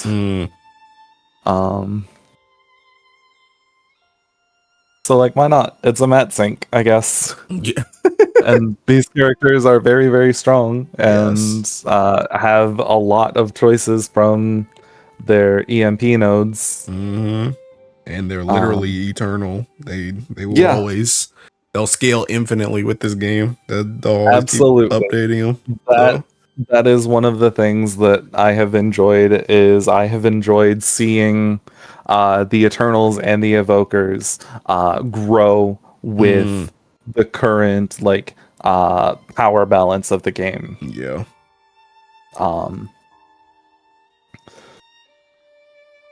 Uno himself is you can use him for like now, auto attack stuff too, right?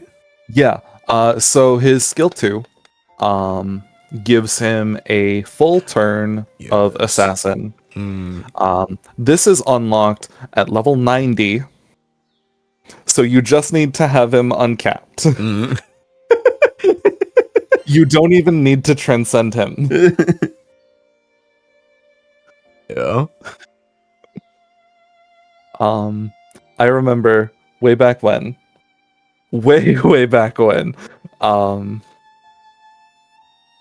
back when we actually had to press buttons in Grand Order High Level.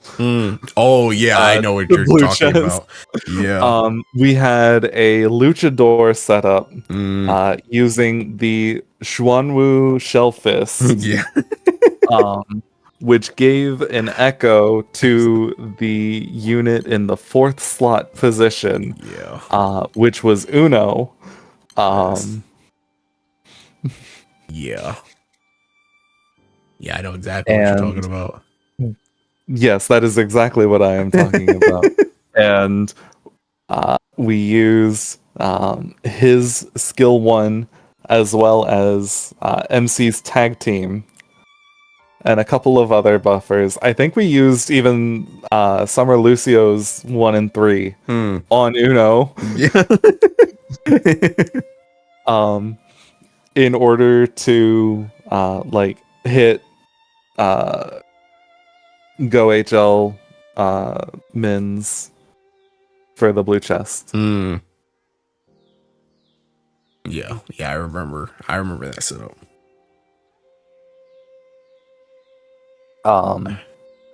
He is a very, very highly optimized tank both in the absorbing damage and dealing damage. Mm-hmm. Um,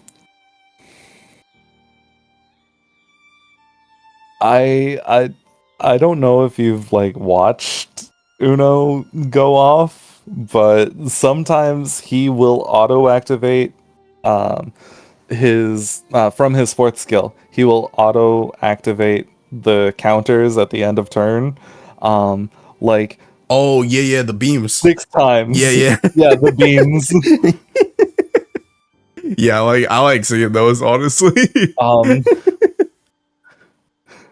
and they all hit for like over 6 million damage each. Mm-hmm. Yeah. Um, it is ridiculous the amount of output that this character has. Yeah. Um, Yeah, he kinda strong. I mean, I see him a lot in like random like Hexa stuff that comes up or mhm. like Fall Zero something. Like people just Yeah. mashing through with Um, this man. one of the biggest proponents of that is Yupeshi or Yupezo Zero or Yupezo. Um, they go by either on their Twitter and their YouTube. Oh, okay. Um, but Yuppie is a Japanese water player who is essentially speed running all of the HL solos. Um, I think with Alia, he has gotten to with the release of Alia, he has gotten to 10 minutes and 30 seconds on Mm, Fall Zero. yeah, I saw that. Um, his setups are very, very heavily optimized Mm-hmm. to the point where you are using artifact skills that some people don't even know exist.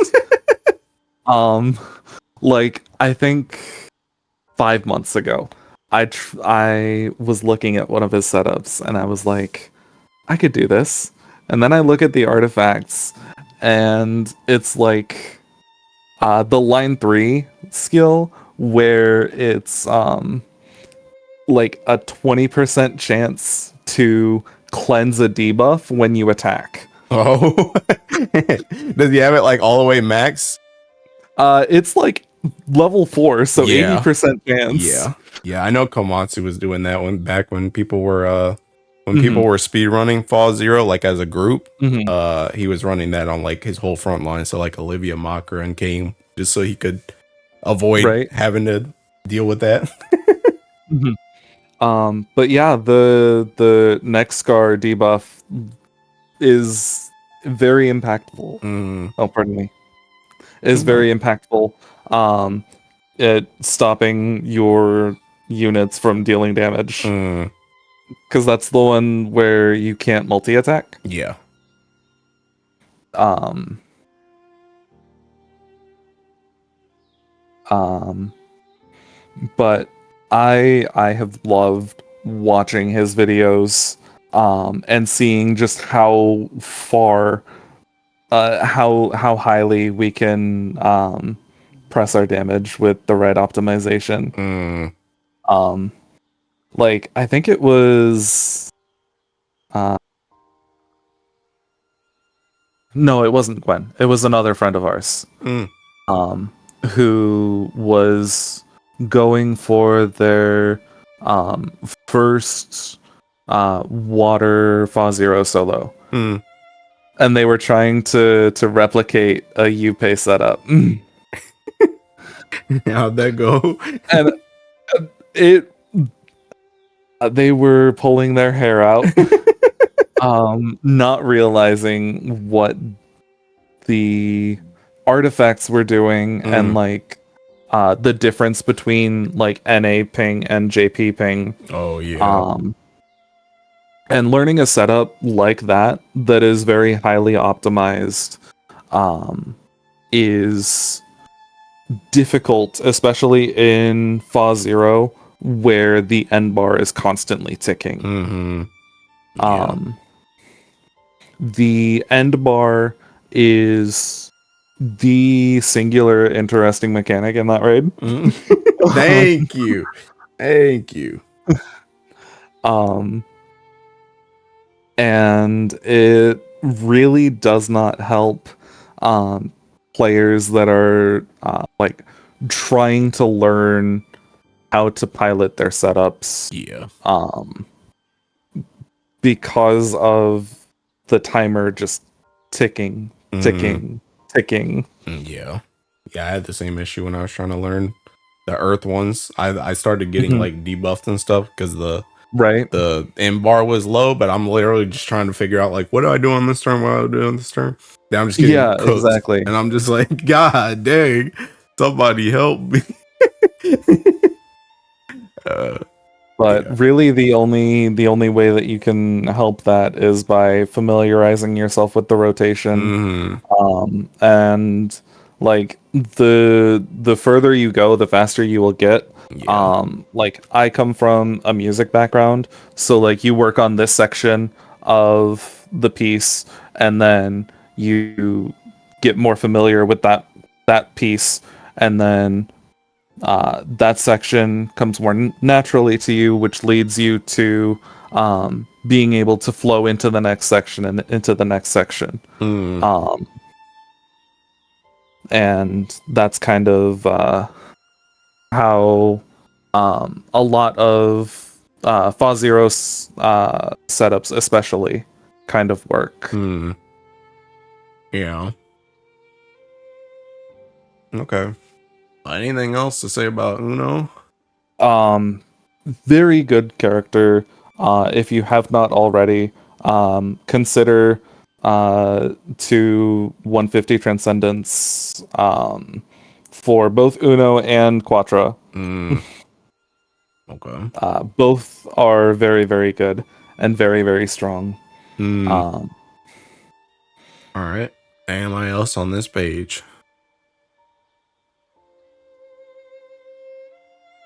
I would like to talk about Catalina, but we don't have to. Nah. All right. This page. Lilel's uncap was very interesting for Ogi setups. Lilililla. That's what I call her. It's Lilililla.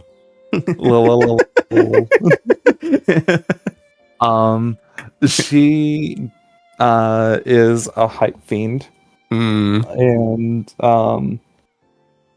if we have learned anything from having Valentine's La Diva in our backline of our light setups, it's that hype is a very, very scary buff. Yeah. Especially with this, what's it even called? Overcap? The overcap hype you can get now? The overskill for hype was very impactful for some setups. I haven't seen much usage of this character, but that is not to say that she is bad by any means. This is still a very good character at level 100. It is that we have so many different options to use. That we can have an abundance of good characters, but we can only bring 6 to the raid. Well, 5 if you're counting MC. Or if you're not counting MC. Alright. Well, is there any other character you want to talk about that we haven't talked about already? Go back to these. Besides Catalina. I don't know. If we're like talking to some of the like lower invested players that want to like try to build an NM250, Anne is a very, very solid character. She's on page 5 for you. Okay.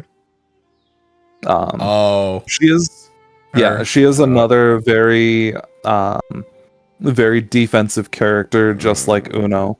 But her her defensive utility is kind of tied to her Ogi.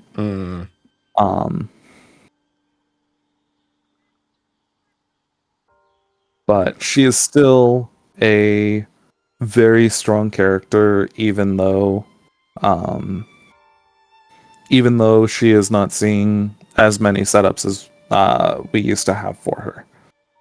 Yeah, well, she was actually getting used a lot once she got her her FLB.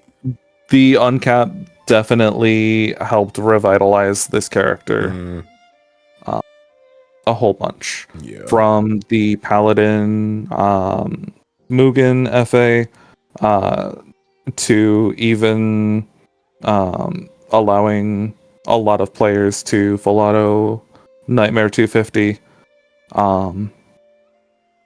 and not bring Wamdes into a V1 raid. Yeah. This character is essentially a Grand Wamdes, but for V1. Yeah.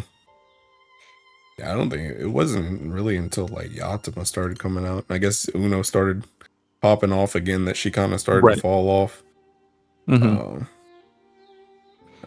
Okay. And that's again part of the water problem where so many of our characters are defensive oriented in nature.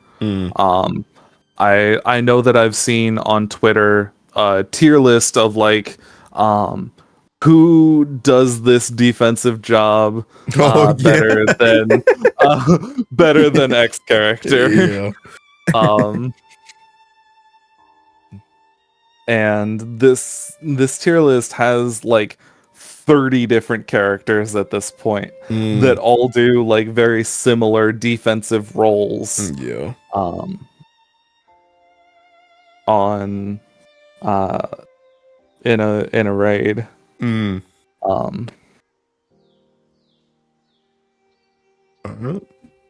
else? But I think that's it. I think that just about covers all of the characters that I have any notes for. I do want to give an honorable mention to both SSR Water Aglavale and SSR Water Lycia for being backline companions to the Ogi engine. Aglavale will increase your water attack of all allies on Chain Burst, and Lycia will do a follow-up nuke on Chain Burst as well. Okay. And those work as backline options for Ogi setups to help deal a little bit more damage. Okay. Yeah, I low-key forgot Lesia existed. Remember they right. They had so did Cygames. So people in my chat room had to remind me when the win got the uncap. They were talking about Water Lesia. I was like, is that joined an SR? Like, I don't. Hey, Water Lesia, you talking about? Oh, the backline one. Oh, okay. Yeah. Now I remember. But yeah, I forgot she existed. I'm not gonna lie. Yeah. Those are two of the like common backliners for like an Ogi setup. You're still normally bringing other characters to the backline, but if you have some setups that are looking to Ogi, but you don't have the better backliners, those two are very serviceable instead. Yeah. Okay. All right. Heading back to the home screen. Absolutely. I think. Oh snap! Hey, Mariah, where's that? Oh my god, my V. But I mean, I think that's pretty much it that I can think of. You got anything else? Anything character, weapons, something related that you can think of that we didn't go over? This I don't think that we missed anything going through it. Mm, I do want to say that this Guild War is potentially very volatile. yeah. Just like any other Water Guild War, the existence of Hrisvelger kind of uh, raises the both the floor and the ceiling for a lot of um, rank thresholds. Mm, Um, just on account of Phrase's existence and its increased strength in over the last year. yeah. Um, this has potential to be a full-on water war or just a nothing burger of a guild war based on like the mechanics of the boss. Yeah. Um, I'm almost interested to see what happens with non-race stuff because it feels like race, yeah, like it feels like last Guild War, people were kind of on the fence about race and Mana Diver took right. a lot more of a spotlight, but now I feel like everybody's kind of like, yeah, I'm going in with race. I'm going in with race. Mhm. So I wonder what happens that's not race. Uh, Yeah, I think a lot of for 250 it's probably going to be fighter origin. mm, I think for NM 200 it's most likely going to be Mana Diver for the people that don't have praise. mm, Um Mana Diver was on equal footing in NM 200 last year mm, during the 2025 January. mm, And it was kind of just take your pick between Raise Burst and NM2 and Mana Diver Mash yeah. for NM200. Mm, Um, NM 150 and below are essentially all Raise fodder. mm. Um, Yeah. but there's potential for some other Mana Diver shenanigans Mm, and um maybe Lancer or Lucha. yeah, I'm telling you, Kuwataro is gonna come in with those Lancer Origin. I'm telling you. Yeah, I I think seen if him on stream.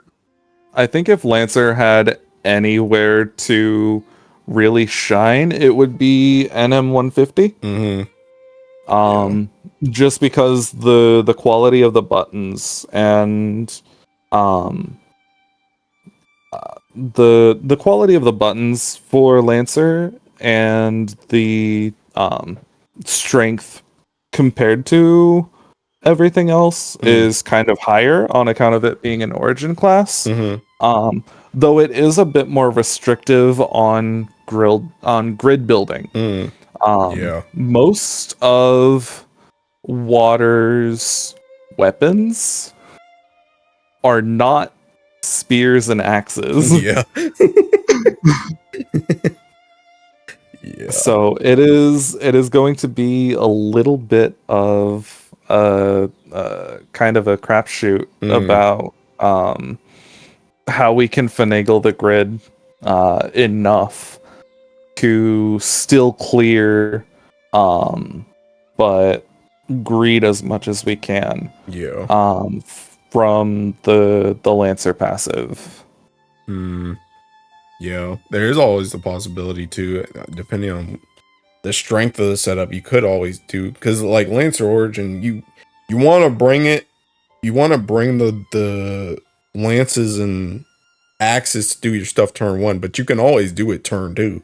Like you can just get Mhm. your stacks up and then just do stuff turn two. So that could be something Yeah, you see but too. for NM 150, that seems like a bit too much investment for too little gain. Yeah, I mean that's fair. Um, a lot of your NM 150 setups in this day and age are going to be one turn. Mm, Um, for like your optimized setups, and then maybe two turns for under optimized. mm, yeah. Um, Mm, but it is very um astounding to see how far like player player strength has grown over these many years of Guild War. Back when NM150 was actually difficult. Back when NM200 first released, back when it wasn't just like one turn burstable. Yeah. I mean, heck, even And it's very exciting.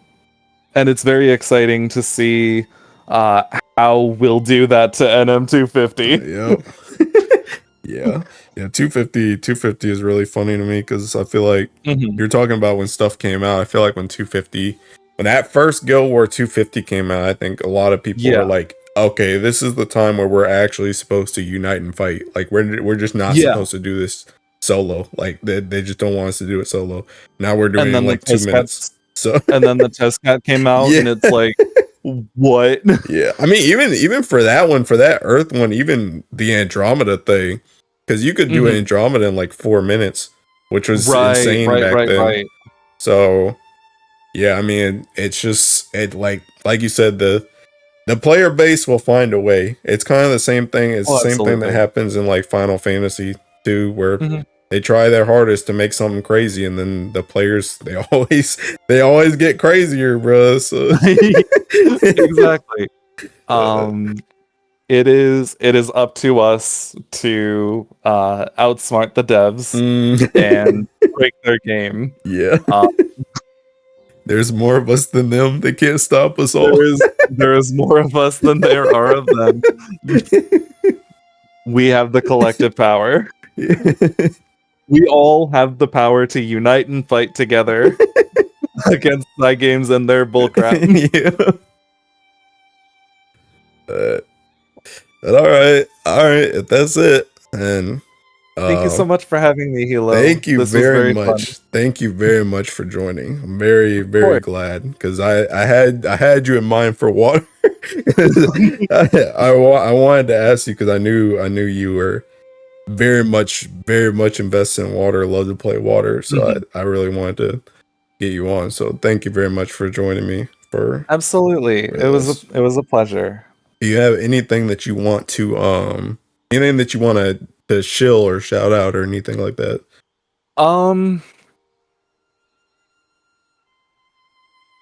Well, your viewers are probably following you on Twitter as well, so they wouldn't be as opposed to my unhinged amount of retweets.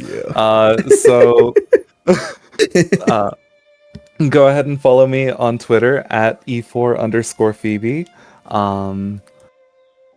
You can also check me out in a bunch of the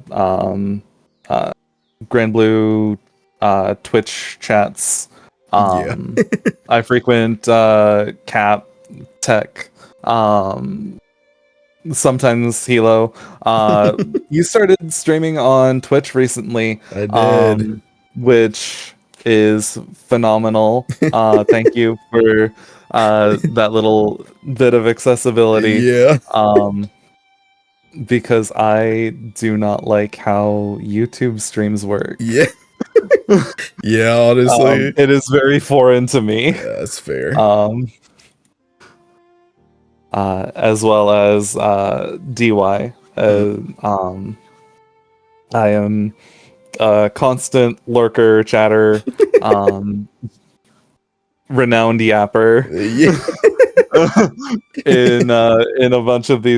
in a bunch of these chats. So you can come check me out in there. I'm planning to start streaming, hopefully, for Guild War. You can find me at Twitch TV/E4Phoebe. I'll link all your stuff, by the way. I'll link all your stuff. I got you. And then I think that's it.